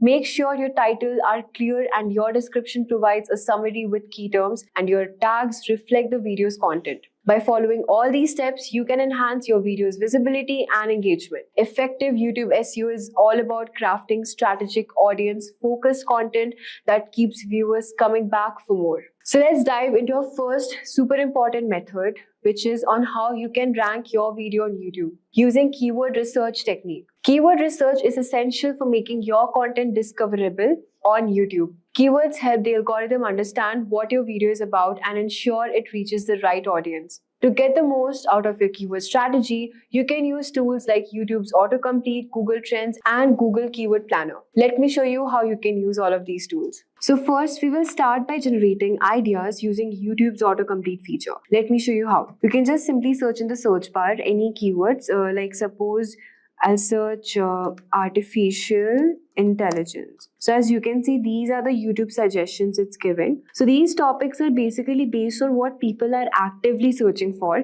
giving you real-time insights into the trending topics. You can type any keyword you want to and you can take suggestions from here and search it, because these will give you the top videos, what the users are usually searching for at this moment. Next, we will talk about Google Trends. So just simply search in the Google search bar Google Trends and just click here. Now, why did we select Google Trends? Because Google Trends helps us to validate the popularity of the keywords. Google Trends shows us how often a term is searched over time, allowing you to identify seasonal trends on growing topics. For example, you can just simply click on the explore option from here, and so these are the topics it's showing right now which are trending, and it's also showing the interest by the sub-region. Okay, so what are the popular topics trending at this moment? For example, we'll just select here YouTube search, as we want our YouTube search results, and then we will select 30-minute workout and just click enter. So as you can see, it's giving us the statistics and the data of the interest over time on all the dates. So this was on October 14 and this was for at 8:18 p.m. Okay. So I've selected here the past day, that's why it's showing this out. You can also select for the past 90 days or the past 12 months also. It will give you the graph, something like this. And okay, so these are the related topics and the related queries, as you can see from here. So yeah, you can just simply search your keyword here and just look at the popular keywords and what people are actually searching on the YouTube. Now we also have a second feature, which is the compare option. Now if you want to compare any keyword with this keyword, for example, lose weight, suppose I want to search, and just simply click on enter. So as you can see, it will give you the comparison of the past 12 months between these two keywords on YouTube. Okay, and from here you can just look at the data and also the interest. For example, in Goa, people are searching for 30 minutes workout routine. Not 30 minutes workout routine, they're searching more for losing weight. So as you can see, we have the keyword for lose weight more. Okay, and also we can look into the popular topics and the trending topics for this, how to lose weight as a teenager. So if you want to create videos, you can use keywords from here. It's really helpful. Next on the list is the Google Keyword Planner. So just simply search Google Keyword Planner from here and click enter. You can sign in with your Google account, and I'm just directly visiting on the Keyword Planner. So we're using Google Keyword Planner because this is a free tool which can help you search all the trending keywords that people are searching on the Google.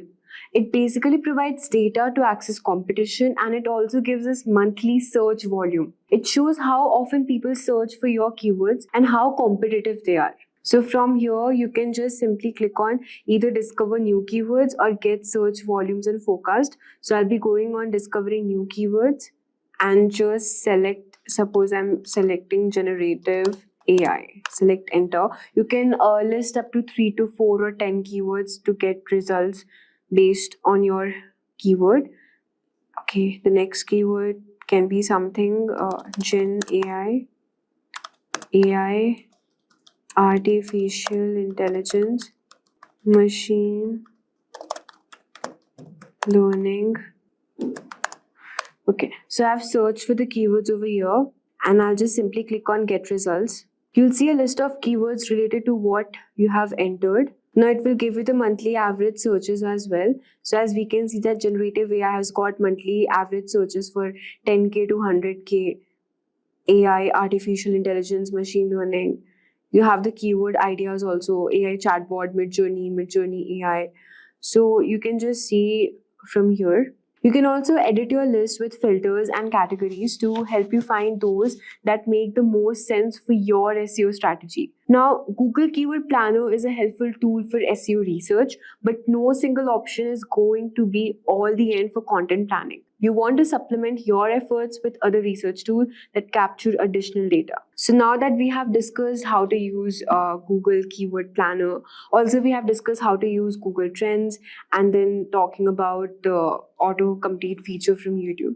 By combining all these tools together, you can build a solid keyword strategy to enhance your video. So next, let's talk about how to optimize video titles and tags for YouTube SEO. Your video title and tags are the first thing YouTube's algorithm and viewers see, making them crucial for success. A well-optimized title attracts clicks and signals to YouTube and what your video is about, while tags help categorize your content better. So as you can see, this is the title of the video we have put. And if you want to check out the tags are mentioned at the last of the description. Here, these are the tags we have used. I'm just showing you an example on how we edit the description and how to insert the YouTube title and the tags. So if you want to craft your title, you should aim for clarity, engagement, and keyword richness. You should place primary keywords early to boost searchability. For example, if you're searching for a generic title, for example, you're searching for baking tips for perfect cake. Now let's see what are the YouTube titles people are using here. Baking tips for beginners, baking tips, tricks and tricks, tips to make a perfect cake. So these are how people are using their titles and optimizing it so that the video is ranking above. Now let's talk about increasing click-through rates. Your click-through rate CTR is a key metric for YouTube SEO. A higher CTR means more viewers are clicking on your video in search results or recommendations, signaling to YouTube that your content is relevant and interesting. So what should you do in order to boost your CTR? Well, you have to create an engaging thumbnail that are eye-catching with bright colors, clear images, and minimal bold text. So as you can see, if you want to search any topic, for example, if I'm searching for artificial, or so for example, I'm searching for AI generated art. So let's see the top ranking videos. Okay. So as you can see, these are the top ranking videos and how they have, optimized their YouTube title and what thumbnails they are using so that the video is ranking here. So you can just compare the thumbnails from here and what type of titles they are using it. So with this, you will understand how your video title also plays a crucial role, how to craft compelling titles that speak curiosity and offer clear value, that spark curiosity and offer clear value. Next, let's talk about leveraging tags and metadata for YouTube SEO. Tags are no longer the primary ranking factor that once were. They still help YouTube understand your video's content and context. Tags function like keywords, providing additional information about the topic covered and aiding the algorithm in categorizing your content, which can increase its chances of appearing in relevant searches and recommendations. You should use tags effectively. You can start with the main keywords such as, for example, if you're searching for baking cake if you're searching. So let's click on this YouTube video first and check out the tags here, what they have used. Okay.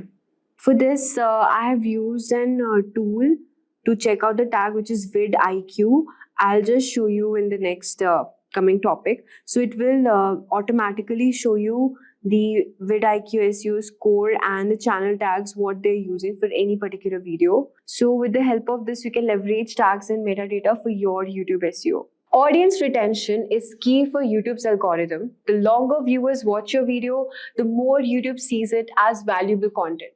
increasing your chances of appearing in search results and recommendation. To boost retention, start strong, capture viewers' attention in the first few seconds with a quick preview or an engaging question. For example, if your video is about baking, you should say, "Ever wondered how to bake perfect cake without collapsing? Let me show you how." Keep your content dynamic by avoiding long, boring sections. Use visuals, edits, and different camera angles to keep things interesting. Also provide consistent value throughout each part of your content, offering something useful like tips or solutions. This keeps viewers engaged until the end, boosting your retention rates and improving your SEO. Now that we have covered audience retention, let's discuss how social proof and engagement can amplify your video's reach on YouTube. Now, next we will talk about utilizing social proof and engagement. So, social proofs like share, comments, and subscription is a strong signal that your video is valuable and engaging. The more interaction your video gets, the more likely YouTube will promote it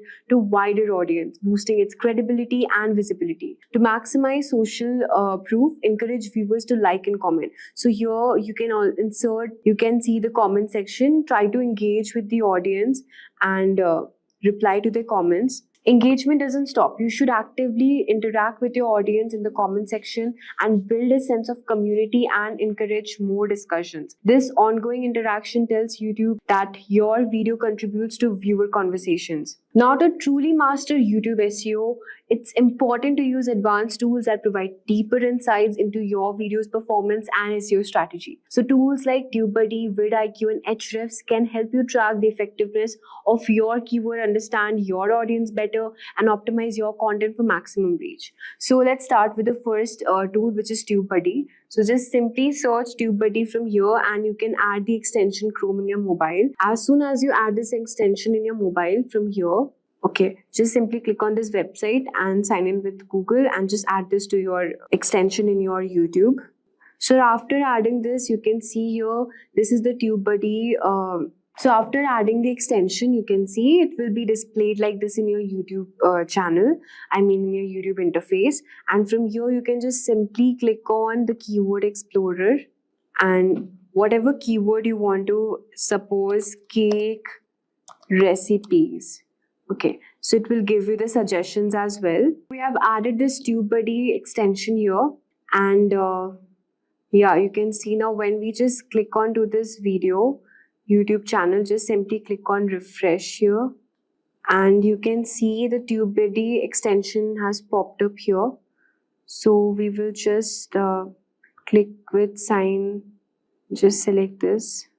So as you can see, we have added this TubeBuddy extension and from here you can just simply click on the Keyword Explorer and search your keywords, for example, workout routine, okay, and just click on enter. So it will load the overall score and also the YouTube Google topics interest over time. It will also show you the data for this, the topics, the trending topics of this particular keyword. What else can you use? And see, you can also look at the score analysis, the search volume, the competition, optimization, strength, and all of that. So it's a really helpful tool if you want to leverage your keyword research and optimize your YouTube video SEO. So the next tool we are talking about is vidIQ. So I've already added this extension in my system here. So I can just simply go back to my YouTube video. So as you can see, this is the vidIQ extension which I've already added. And for example, you want to search any topic, generative AI. And from here, you can just look at the vidIQ results. It will give you the process, the overall score as well, and the top channels also. So this is my personal favorite tool which I use it because suppose if I want to just check the when this video was published and the overall data for this particular channel also, it will provide you here. You can just look the Royal Institution, how many years old it is, and also the vidIQ SEO score and the engagement, the channel tags, the video tags. It will provide you all the particular analytics you need in order to leverage your SEO score. So this is how you can use tools like vidIQ and TubeBuddy. Next on the list is Ahrefs Keyword Planner. So I'll just show you how you can use this, but this particular is Hrefs keyword explorer. Okay.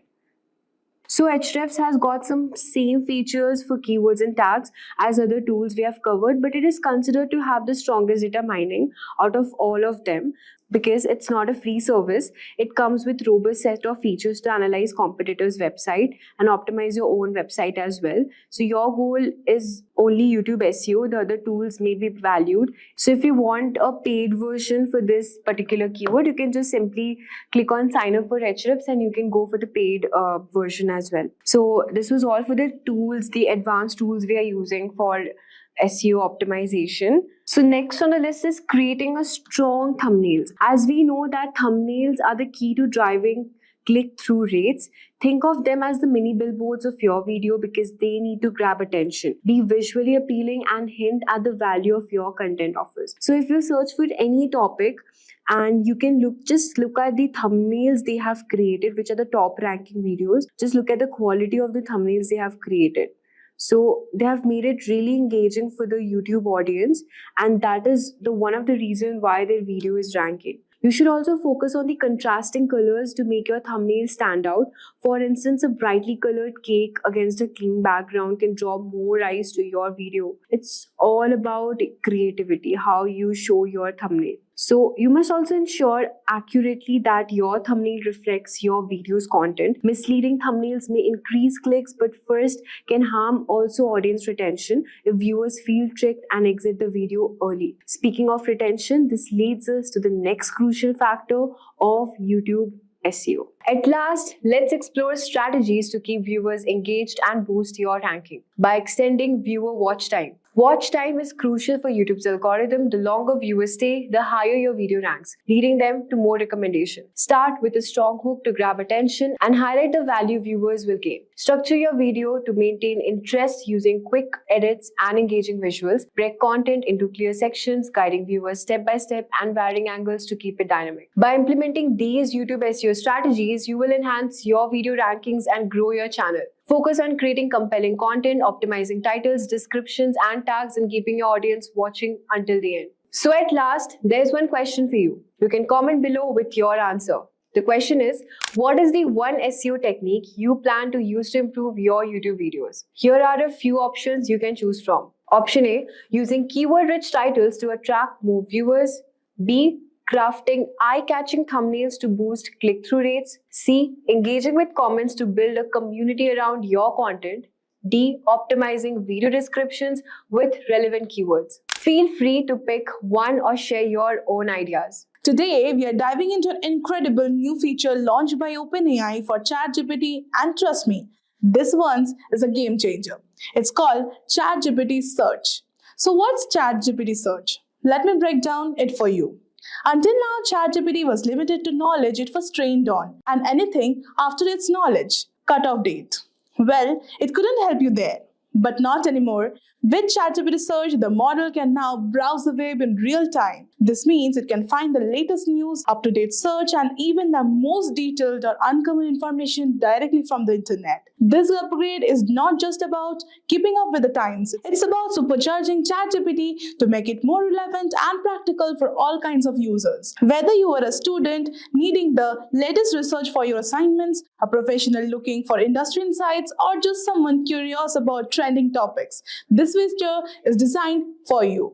But here's the most important part. This feature is currently only available to the pro users, those with a ChatGPT Plus subscription. If you are someone who uses ChatGPT regularly or relies on it for its real-time insights, upgrading to Plus might be just worth it. So stick around. Today we will be exploring how to actually use it and what all the results we can look up to. Now, as I'm a ChatGPT Plus subscriber, as you can see, I'm using ChatGPT 4.0, and when I zoom it over here, you can see a small globe-like feature, and when you hover on it, you see Search the Web. And to enable ChatGPT search, you must click on this globe. So as you can see now, if you click on this globe, you will see a list of the trending topics. It's showing Who Wants Dancing with the Stars 2024, Taylor Swift, the greatest of the singers Earl Holliman, Hulu Black Friday 2024. Another best part is my search trends may look not like yours and it will definitely vary. So, this globe icon actually means now when you chat with ChatGPT, it will pull data from the web in real time. So now, let's ask about the latest launch in the Gen AI field.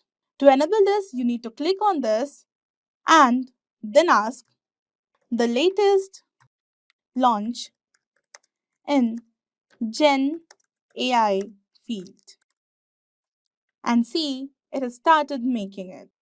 OpenAI's Sora video generation tool leaked. OpenAI's video generation AI tool Sora was leaked by artists protesting its rollout and minimal compensation. Apple's challenges in AI rollout in China. So these are great news, advancements in AI and CRISPR integration. AI's role in research and development. In 2022, the UK invested $71 billion in R&D. Wow, emerging AI hardware developments. And with this, you will find a clickable link over here. And if you click on this, you will begin going to combining AI and CRISPR will be transformational. It will be providing you with a supporting document. Like if you have any of the doubts that it is not true or anything, you will be getting this. And with each paragraph, it is given some of the documents that supports what it is saying. And after this, you can see it is sources. The sources, it will be appearing over here and it will be giving you all the documents that supports each of these paragraphs it has searched. Now, let's add something interesting. Apart from all these technologies, something very personal.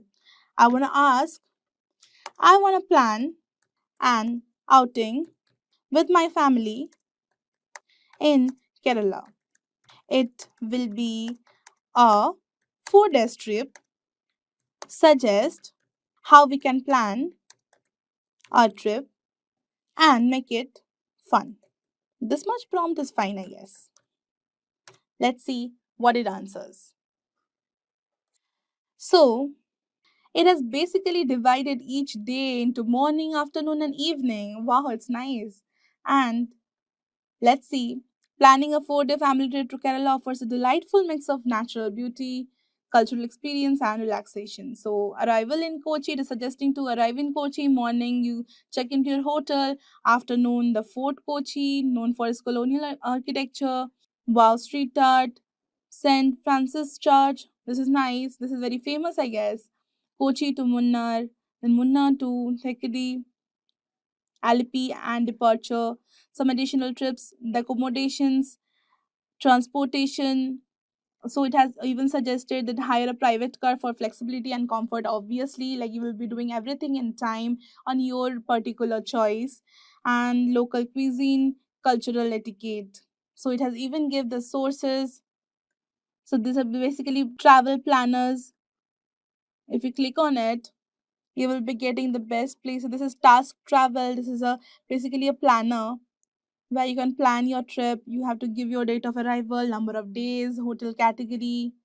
Okay, these are also having options. Basically, it's nice. It's even you don't even have to do the hard work of finding all these things. You will be getting directly from ChatGPT. Let's go back. Now let's ask something very important. Is there any deal on flights from Bangalore to Delhi? As the flight tickets prices are going so high, so let's see if they have any of the things over here. As of now, several airlines and travel platforms are offering deals on flights. So they are giving Make My Trip, Go Ibibo, Air India, Skyscanner, and some additional tips. So let's see. Okay, it has giving direct access to the particular website, and it's nice. And even it is giving uh, to write this code, and you will getting flat 10% discount. So basically, it's nice. You can even go and have a research on this, and then book your flights and get a discount in your next flight ticket, maybe. Now let's ask locate some good coffee shops near me in maps. I want the exact location. So see, it's just a competition to the Google search, honestly. Getting a map to locate where the place actually is. So basically, here are some options. You can even map, you can list. You will get a list of this. Third wave coffee, this is very popular, I guess. Blue Tokai coffee roasters and everything. And even it has directions, website, and even the call number over here, just like you get in this Google search. It's basically a competition, a tough competition, honestly. Now, making it a bit interesting, I want to ask, what is NVIDIA price? Now let's see. Hey, wow. It has even given a chart that we can even point out ups and the downs, the highs and the lows. I can even view it on various days, 1 day, 5th day, 1 month, 6 months, yesterday, 1 year, or 5 years, anything. And even you will getting here the dollar 0.83 plus 0.61% November 26. This is actually nice. Even you will getting a summary of this. This is truly nice. You can even find out at particular date and time, 6 months, 1 month, and everything in just your fingertips. And that's ChatGPT search. Greetings, everyone. This is Rob Sanders with Simplilearn. Thank you for joining. And today we're going to cover search engine optimization, interview questions, and answers. So thanks for joining again. And here's how it's going to work. So if you have any questions to these questions or answers, feel free to just comment right below this video and we'll get back to you as soon as possible. We're going to go through a series of questions and I'm going to answer those questions for you. Okay, so the first question that you might be asking in an interview is differentiate between do follows and no follows. Okay, so if you've taken or listened to my SEO courses on YouTube for SEO, we talked a lot about do follows and no follows. And simply put, I mean, do follows are just signals to the search engines to follow the link. So there's a link on site A pointing to site B. We're going to basically tell Google, Bing, and some of these other search engines, hey, go ahead and follow that link. Now, a no-follow is just the opposite. So no-follow link doesn't allow the search engine crawlers to follow it. So if we have a link on our site, site A, pointing to site B, we can put a no-follow tag in there. And what that's going to do, it's going to signal to the crawlers, hey, don't follow this link. So in the end, if the crawlers don't follow the link, then there's not going to be any link juice passed. And so Google is not going to give you credit or give that site credit for having a link pointing to it or pointing to another site or from another site. And so it's all about linking. So we can control if there's links on our site, whether we want the crawlers to recognize those or not, simply with no follow tags. So just a reminder, link juice is the reputation or equity passed from one website to another. So if you have a link on another website and that website is of high quality, meaning their page authority, their domain authority is high, they have a lot of content, they're not spammy, they're really rich and they're relevant,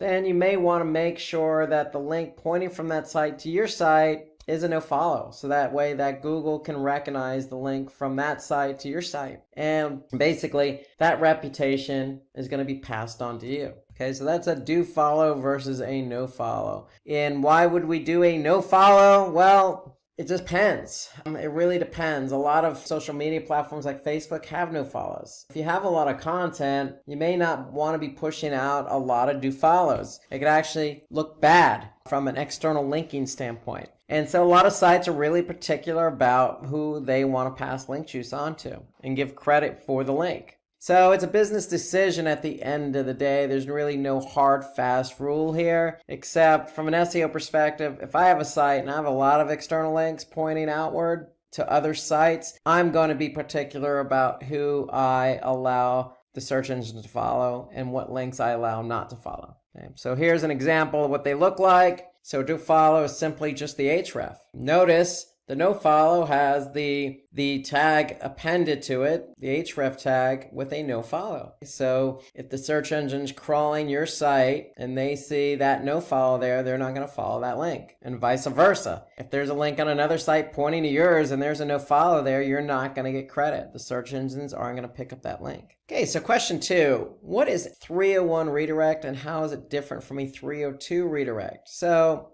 301 redirects tell users in the search engine specifically that an original page has been moved, and this is the key word here, permanently. So permanently moved. We're going to explain that in a minute. So it's just moved from one page to another. And so if we don't have a page anymore, but we have a new page, let's just say you built a new website with new URLs, you want to make sure the old page is pointing to the new page with a 301 redirect. So if a 301 redirect is permanent, then a 302 is temporary. So we want the search engines to recognize that we have 301 permanent redirects in place. Why? Because if we have temporary, then it might alert Google to not keep that page in its search engine rankings because it's temporary. So why would Google want to keep a temporary page or even a page that is pointing to another page on a temporary basis? So they may remove both pages from its index. Okay, but if we have something permanent in place, Google may say, okay,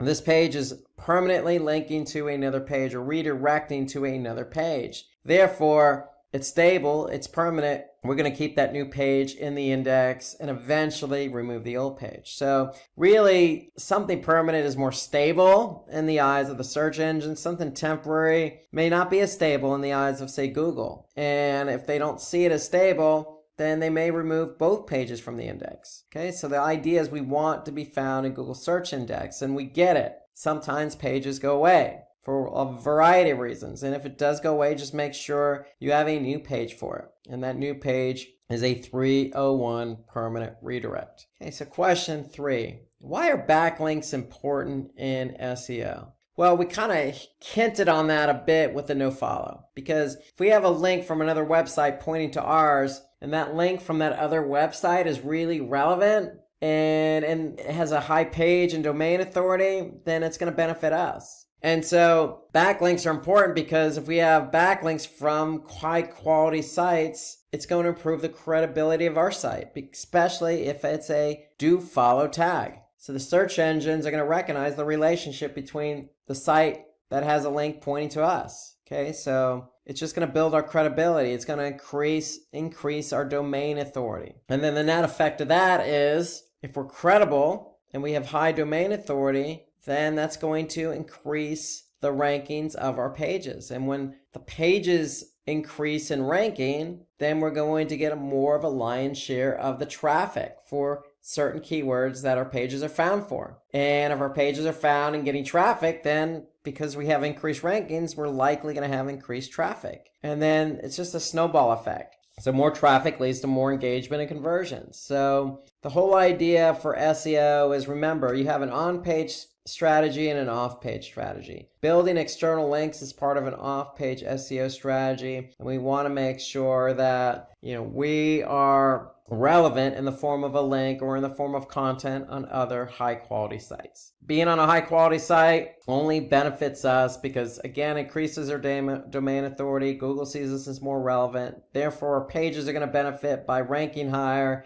and therefore, when we rank higher, we get more traffic. So it's a snowball effect. So having backlinks is important because it snowballs all the way through to conversions. Okay, so what are the best practices to rank your videos on YouTube? This is a great question, really great question. Given the importance of videos, especially with SEO, because videos are found. YouTube in itself is a search engine. So if we have a video, how are we going to get it to rank on YouTube? Well, first things first, you never want to put a video out there and want it to rank if it's not engaging or informative. So make sure you go ahead and follow the best practices of having engaging and informative content in your video. Now, once you have that video in place, you want to optimize it. And then some of the key factors for optimizing the video are you want to choose a title that has high search volume and low difficulty. Just as you would keyword, for example, for a web page, you want to choose a title with a keyword in it that has high volume and low difficulty, i.e. low competition. Okay, so you want a nice ratio there. And you know what, you want to choose a title that's going to get people to watch the video too. So it's not all about just choosing a title just for the sake of high volume. You also have to choose something that's relevant, that's going to be catchy as well. And then with that title goes the description. So you want a description that's very relevant to your title, okay? Because most people aren't going to click on a video just for the sake of the title. They're going to want to probably get a sneak peek via the description of what it is. So again, you want to optimize that description, but make sure the description is just as snazzy as the title. Okay, you also want to use accurate and relevant video tags, just as you would on Twitter or Facebook. Tag these videos. Okay, so make sure your title tag length doesn't exceed 100 characters because it will get chopped off. So again, that goes back to just writing something really short and to the point that's going to grab somebody's attention. Okay, you also want to upload a captivating thumbnail, something that's relevant, that's going to grab somebody's attention. And then again, we set it similar to the video tags. We want to use relevant hashtags. Again, just as you would with Twitter and Facebook, go ahead and throw some hashtags in there that people could see because people search via hashtagging. And then this goes without saying, you did all the work, created a really great video. It's engaging, it's informative, you optimized it. Feel free to promote your video on other social media platforms. Okay, don't just stick with YouTube per se. So the benefit here is if you post it on Facebook or LinkedIn or whatever platform of your choice and it gets engagement, people click on the link, go to YouTube, they're going to like it, and then other people are going to see that engagement. They're going to see how many people liked it or how many subscribers you have. So promote your videos to help you with the ranking of the video on YouTube. So that does play into it. So go ahead and promote it so other people can watch it, like it, comment, etc. And that's going to engage other people to want to do the same. So what is mobile first indexing? This is a really important and timely question. Mobile first indexing means Google's just using mobile friendly content for indexing and ranking websites. So in other words, Google, for example, has two bots. They have the traditional desktop bot and they have a smartphone bot. And eventually everybody that has a website is going to be migrated over to the smartphone bot. And so if that smartphone bot goes to your website and starts crawling, what do you think they're looking for? Their smartphone bot, they're looking for mobile friendly content. If it's not mobile friendly, meaning the page isn't designed for a smartphone browser, or let's just say the images are way too large, or you have to expand the text just to read it. You know, a lot of these issues that somebody would have just simply trying to read something on a web page on their mobile device, Google's not going to grab that content. So you want to make sure it's mobile friendly so it gets indexed. And so if your website has a responsive design, Google will rank your website based on its performance on mobile devices. Okay, so you want to make sure that your website is mobile friendly.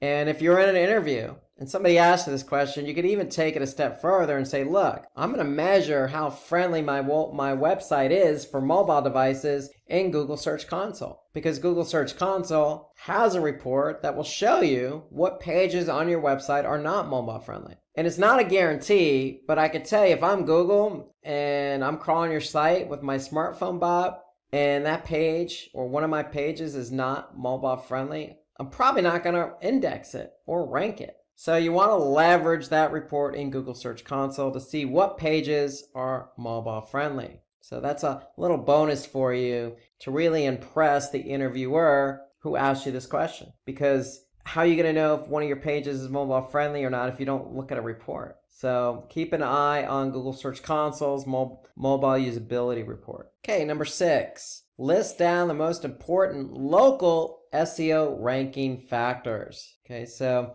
organic local ranking is just as important as anything else in organic search, because if you have a local business, you want to use the likes of, say, Google My Business to show up when somebody types in, looking for a florist or looking for a coffee shop. So what you want to do is you want to create a web page for every product and service. Okay, you also want to opt for your business listings on Google My Business. And there are plenty of other local business directories out there, like Yelp, for example, or Bing even has one. So go ahead and also make sure you have a business listing as well. But since Google in the United States has a huge market share, you want to start with Google first. You want to update your NAP citations on your website, maintain consistency of your NAP. Okay, so NAP is name, address, phone number. So you want to make sure that that's current and consistent. So if you have a number on your website, make sure it's the same number on Google My Business. Okay, you can embed a Google map on your website.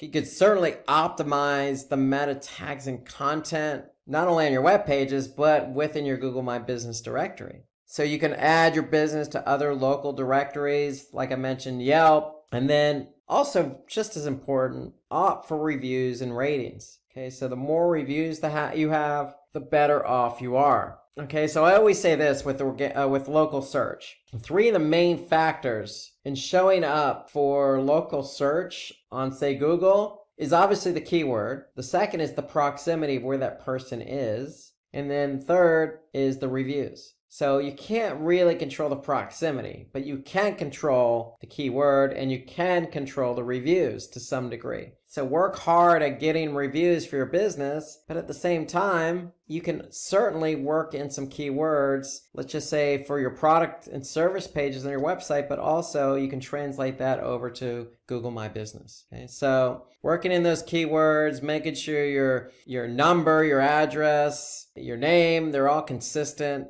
And really just spreading the business out on other directories. That's really, all these are really key factors for local SEO. Okay, so question number 7, how to avoid duplicate content, getting penalized for duplicate content. So for example, if you have 2 different versions of a web page, you may result in a duplicate content issue. So it's just SEO 101. You never want to have two or more pages with the same content. So what do? Well, we can avoid this in having Google penalize us by, again, setting up a 301 redirect. Remember, 301s are permanent. We can also use what they call a canonical tag. And a canonical tag basically alerts the search engines as to which page is the original. Okay, so if we have an original page, we want to point to that page with our canonical tag. And then the third option is opt for preferred domain in Google Search Console. Okay, so if you have multiple domains, make sure you set up a primary one in Search Console. So those are ways to work around it. Of this 3, I would always go with the canonical tags, because that's just a tag that's going to sit on the page. It's going to alert Google as to what the original is, just in case they get their hands on the duplicate. So all the pages that have the same content are going to have the same canonical tag pointing to one page. So again, 301s are permanent.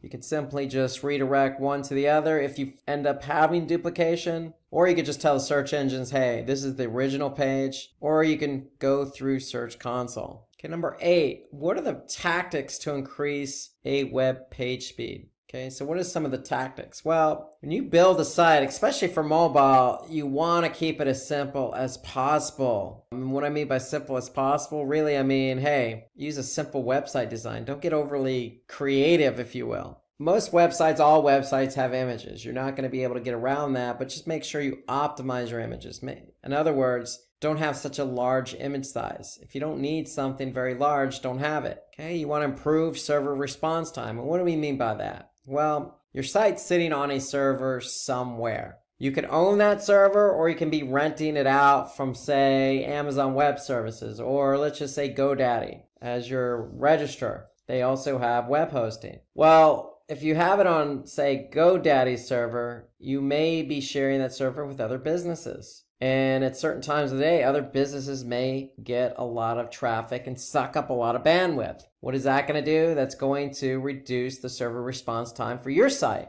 And so you want to make sure you have an idea of, what server your web page or website is on. And you want to be able to have some control over that. Because if your server response is slow, that's going to slow down everything else in terms of loading in the browser, and that's not going to be good for SEO. Okay, optimize your code. What we mean by optimizing, minifying. When we say minifying, we mean get rid of some of the redundant code. If you have CSS, get rid of the JavaScript you're not using. So that's what we mean by optimizing code. Reduce redirects. Okay, ideally, you just want to have one redirect in place. You don't want to create a daisy chain, so to speak, of redirecting and redirecting after that. That's never going to bode well, and it's going to slow things down as well. Enable browser caching. So if you enable browser caching, basically, if somebody comes back to the page they've been on, say, 2 days ago, they're probably going to see a cached version of that page. And then opt for the content delivery network as well.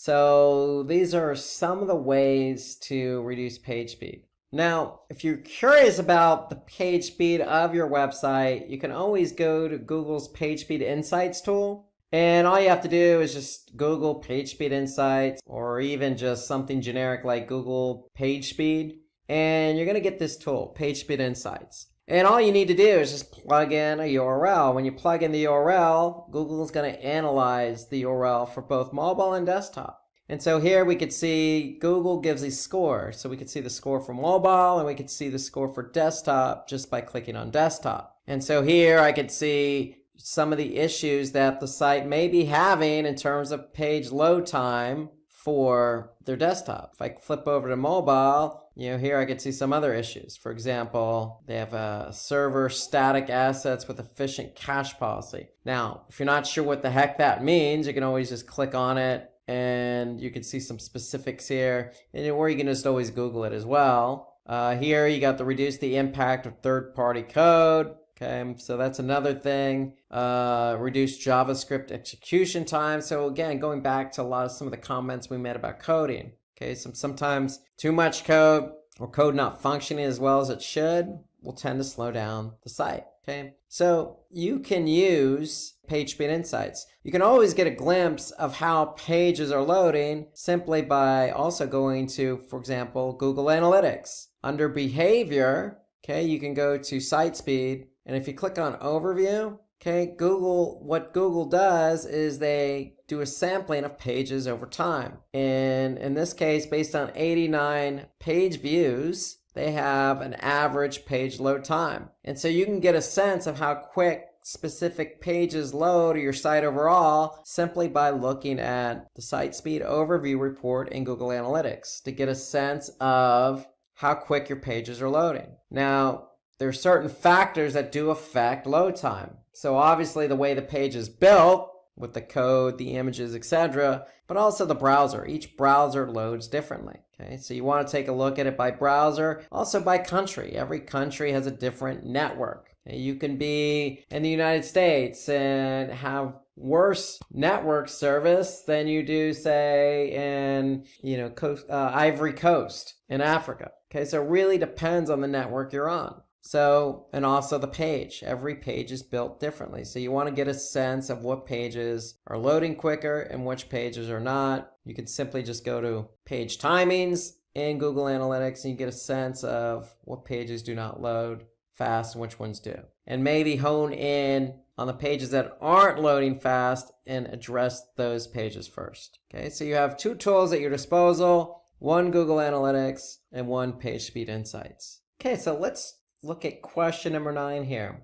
So when should an individual target short tail and long tail keywords? Okay, so remember, short tail are usually 1 to 2 keywords, very broad in nature. Long tail keywords are maybe 3, 4 keywords in a query, or maybe an entire sentence. Those are considered long tail keywords. So usually short tail keywords have higher volume, but also higher competition. Longer tail keywords usually have lower volume, but also lower competition. But the great thing about long tail keywords, the conversion rate will tend to be a little bit higher than, say, a short tail because it's less vague and more specific. So you can use short tail keywords if you're trying to drive a lot of visitors because those keywords are going to be vague or broad in nature. Long tail keywords are used for targeted pages such as product pages and articles. So if you have a specific product with a long name, you can certainly optimize that page for that product name. Again, the product name may have low volume, but if somebody types in exactly that product name, you show up, the chance of them converting are going to be very high. So you don't have to always be that specific with the product name, but try and be as specific as you possibly can in order to get somebody to click on your link in the search engine results and get them over to your site to convert. Okay, so those are really the big differences. Short tail, very broad, very vague, a lot of volume, but also a lot of competition. But hey, if you're ranking for a short tail keyword, you're probably going to get a lot of traffic. The conversion rates may not be as high as something, say, long tail, where, hey, maybe you're just honed in on a few set number of products and you don't care a lot about the traffic. You just care about getting the relevant traffic to your site to convert. Okay, number 10, what are the important elements to focus while developing a website? So we're talking in terms of SEO. Okay, so if somebody asks me this question in an interview, what am I going to focus on while developing a website? Well, the answers are right here. Yes, we talked about mobile. Mobile is so important because a lot of websites are going to be indexed with Google Smartphone Bot. So mobile usability is very important. So we need to make sure our website is responsive for mobile. Just some basic practices when it comes to site architecture and navigation. We want to have a simple URL structure. Okay, no overly cumbersome. The navigation should simply be clean and neat. Okay, if you have 5 products, okay, maybe you have in your navigation you have something called products with all 5 listed, or you have all 5 products in the main navigation. The key is you just want to make it clean and neat and easy for somebody to find. The rule of thumb is if it's good for the end user, it's probably going to be good for Google. But if it's complicated for the end user, it's probably going to be complicated for Google. You always want to create a sitemap. Now, what is that sitemap? A sitemap is simply just a formatted file that includes all your URLs and assets, your images and your videos. They're going to be sitting on your server as well. So you want Google or these bots to be able to find your pages and assets. And by the way, you want to take it a step further and make sure you upload that sitemap, which is sitting in the root directory, meaning domain.com/sitemap.xml. Okay, you want to take that sitemap and make sure you input that sitemap location in Google Search Console. That way, Google Search Console has a one-way ticket to grab the elements in the sitemap. Another important element to focus on while developing a website is having a robots text file. And all a robots text file is, it's like a lock, I always say, to a house. So if you lock a door in your house, nobody's going to be able to get in that door. So that's all a robots text file is. You're telling Google and these other bots that are coming to crawl your site what's locked and what's not locked, meaning what they have access to and what they don't have access to. So you want to be able to make sure you have a robots text file if you're trying to non-index specific pages of your website. Because if you tell Google, don't crawl these pages or this directory, they're not going to get crawled. And if they don't get crawled, they're not going to get indexed. So robots text file is an important element to focus on while you're developing your website. And while you're developing your website, it could be on in a directory just called new website. So you probably want to have new website as the directory in the robots text file, and just to let Google know, don't go into this directory because it's my new website and I'm not ready to go live yet. So you don't want it indexed. So there are a lot of reasons to have robots text files. That's the main reason. Sitemap, you want Google to get these pages and assets quickly. Okay, you want to make sure that your site architecture navigation is in order. You want to make sure your site is mobile friendly. And you also want to make sure you have content on your website. That's the key, because that's what's going to keep people on the website and engaged. And when I say content, I don't necessarily just mean words. I also mean videos. I also mean images, something interactive. Okay, you want to keep people engaged. That's the key behind it. Trust me, if an end user finds your site engaging, Google is likely going to find your site engaging. Okay, so those are good brownie points to bring up if somebody asks you this question in an interview. So just a recap here, it's important to have a better site structure so that bots can easily access and index the content. Okay, with a responsive design, helps to make your website mobile friendly and user friendly. Would also increase the amount of time a user spends on your website, which may improve your site's ranking. Sitemap is simply just a file that helps search engine bots to understand the structure of the website. Okay, how many pages are on your website and where are they located, along with the videos and images. Okay, and then the robots text just instructs the search engine crawlers to understand what pages should not be indexed. Okay, this is simply just a text file, and it's added to the root directory. Again, think like a door, think of a lock. Okay, you can lock whatever doors you want in your house. Think of it that way. Hello everyone and welcome to today's video on AEO versus SEO. In this video, we are diving into one of the most important digital marketing battles of our time. With AI tools like ChatGPT and Google Gemini reshaping how users search and voice assistants like Alexa and Siri answering questions instantly, the traditional SEO alone is no longer enough. That's where answer engine optimization comes in, which is designed to give you direct voice-ready answers that users want fast. So if you want to know more about it, watch this video till the end. So let us start with first understanding what is SEO. SEO stands for Search Engine Optimization. It is a practice of enhancing a website's visibility in search engine result pages to attract organic, which we say non-paid traffic. When users search for information, products, or services online, search engines like Google scan billions of pages to deliver most relevant results to us. So SEO helps your website appear higher in those rankings by optimizing various elements such as keywords, meta tags, headings, backlinks, and content quality. There are three components of SEO, guys. That is on-page SEO, meaning optimizing content and HTML structure. Then there is off-page SEO, like building links and authority. And then there is technical SEO, ensuring your site is fast, secure, and mobile-friendly. SEO is crucial for digital marketing because higher visibility leads to increased website traffic, brand awareness, and conversions. Unlike paid ads, SEO brings sustainable long-term results when implemented effectively. So SEO helps businesses connect with the right audience at the right time through meaningful and valuable content. So in short, this is what exactly is SEO. Now, let us move ahead and try to understand what is AEO. So guys, AEO stands for Answer Engine Optimization. It is a process of optimizing content to provide direct, concise answers to user queries, especially through AI-powered tools like voice assistants like Siri, Alexa, Google Assistant, and chatbots like ChatGPT, Google Gemini, and etc. So unlike traditional SEO, which focuses on driving users to website via search engine rankings, AEO aims to deliver instant, voice-friendly responses that don't always require visiting a web page.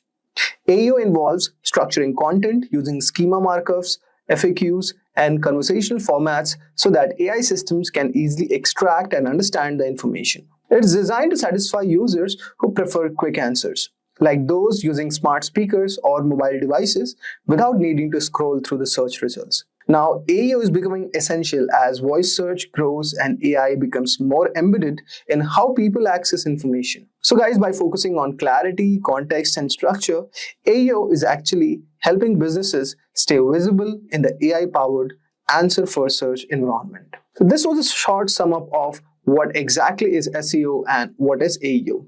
Now, let us discuss some of the core differences of AEO and SEO based on certain parameters. So guys, our first parameter is objective and core goal. If I talk about SEO, the goal of SEO is actually to increase organic traffic to a website by making it rank higher on the search engine result pages. And SEO helps a user to find variety of web pages related to their typed query. For example, if I say, if someone searches digital marketing tips, so SEO ensures your blog post appears on page 1 of the Google.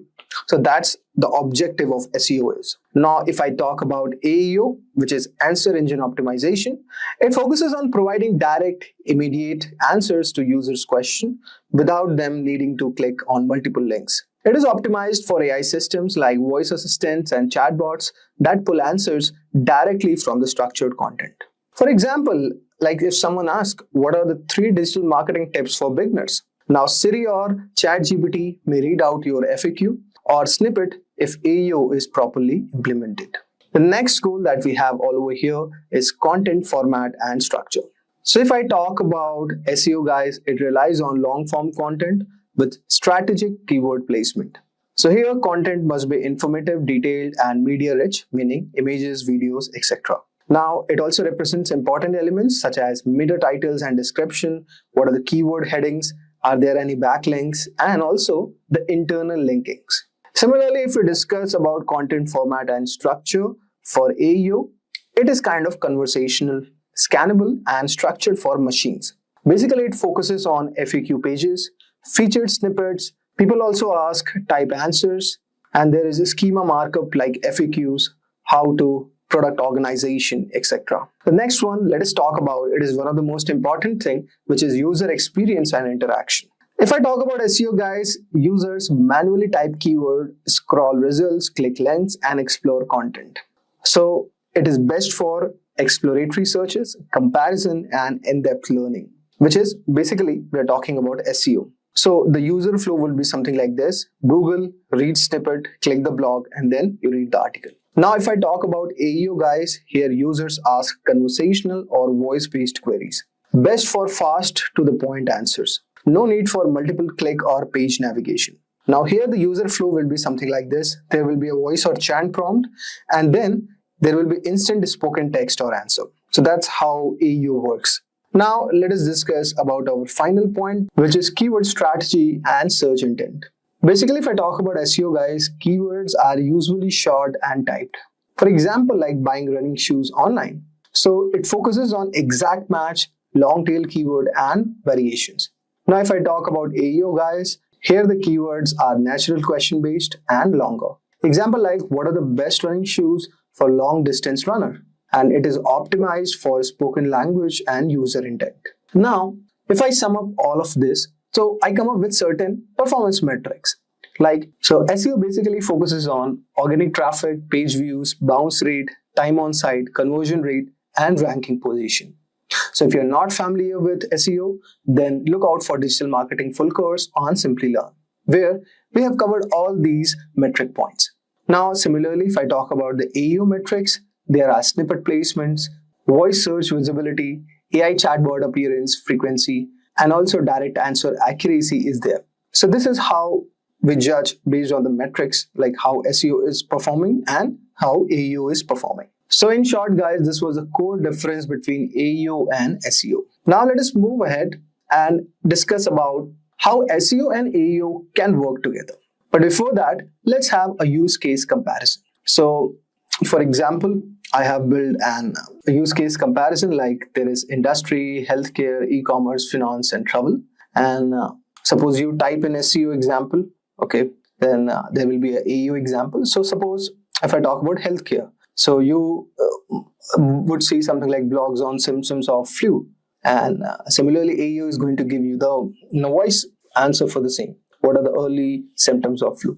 So this is how you interact. Similarly, you just type product pages for shoes, and here you search it on chatbot, like what shoes are best for gym workouts. Similarly, if I talk about finance, so you could say guide on how to save taxes.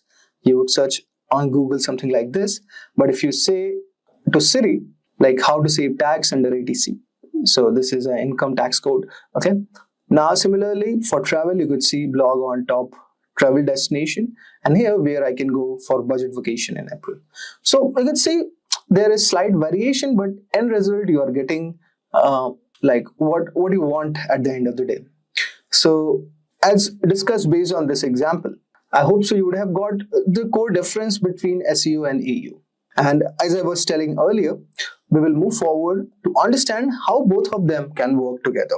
So guys, if I say like while SEO, search engine optimization, and AEO, which is standing for answer engine optimization, may seem like separate strategies, but they actually complement each other beautifully when implemented together. Think of this way, guys. Like SEO attracts users to your website, and AEO answers their questions in real time through voice assistant or AI tools. And together they are ensuring that your content is discoverable and usable across both search engines and AI platforms. Now, let us discuss about our first parameter, which is serve different user behaviors. So basically, SEO targets users who browse, explore, and read articles, and AEO targets users who want quick voice-based or conversational answers. For example, if I have to say like an SEO optimized blog, maybe title something like this: 10 best laptops for students in 2025. And AEO optimized FAQ might answer, what is the best laptop under 50,000 for students? Both help, but in different formats. The next thing is shared content and different presentation. So guys, you don't need separate websites for SEO and AEO. Instead, create one piece of content and structure it to serve both purposes. SEO strategy, it's a long-form keyword-rich blog or guide, whereas AEO strategy could include short summaries, bullet point answers, and FAQs within the same content.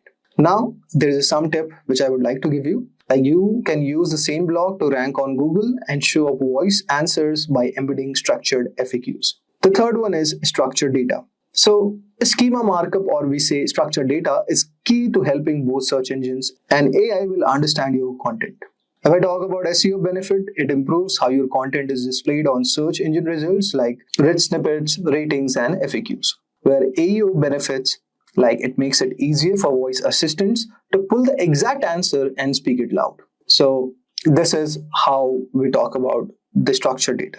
And finally, we talk about optimization. So you can optimize SEO keywords like buy affordable DSLR cameras in India, or AEO keywords could be like which DSLR is best under 50,000 in India. And your content strategy, try to target both short form and natural language queries, which will definitely help you. Now, finally, let us discuss about our future trends. So if I talk about future trends of 2025 AEO versus SEO, so like as we are moving into digital era, both SEO and AEO are evolving rapidly actually. The traditional SEO will continue to play a vital role, and AEO will become indispensable as users increasingly interact with search platforms through voice commands, smart assistants, and AI chatbots. Now, the first thing which I am pretty much confident that voice search will surge. Like with the rise of smart devices like Amazon, Alexa, Google Nest, and Apple Siri, voice search is set to dominate user behavior.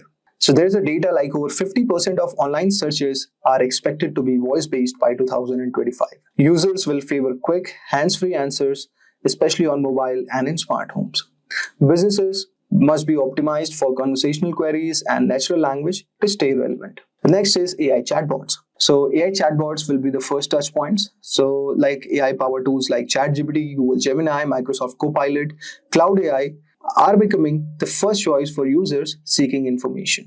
Then there is a rise of structured data and schema markup. Google and AI assistants will rely heavily on structured data to understand and present the content. So the businesses using schema markup, for example, FAQ page, product, or like how to. So it will gain a huge advantage in this scenario. Whereas structured content will also appear more often in rich results, knowledge panels, or voice answers. The next, this is amazing trend, guys, mobile first and AI ready content.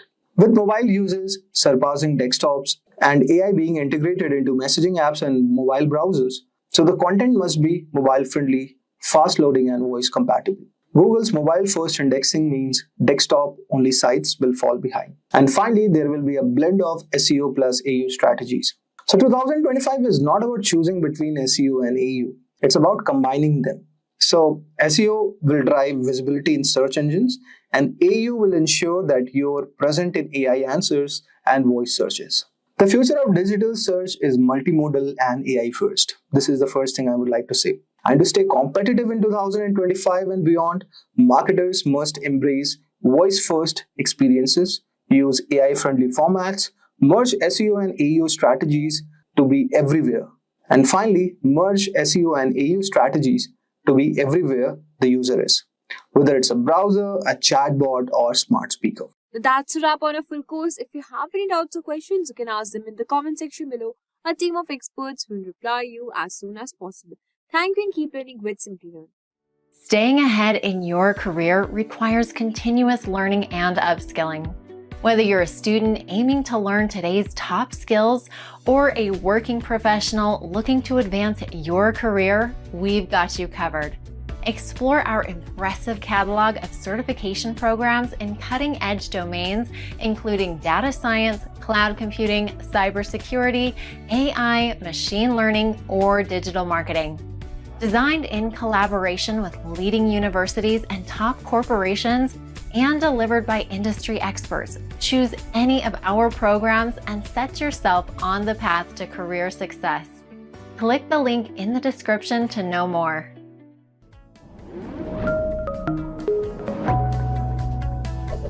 Hi there, if you like this video, subscribe to the Simplilearn YouTube channel and click here to watch similar videos. To nerd up and get certified, click here.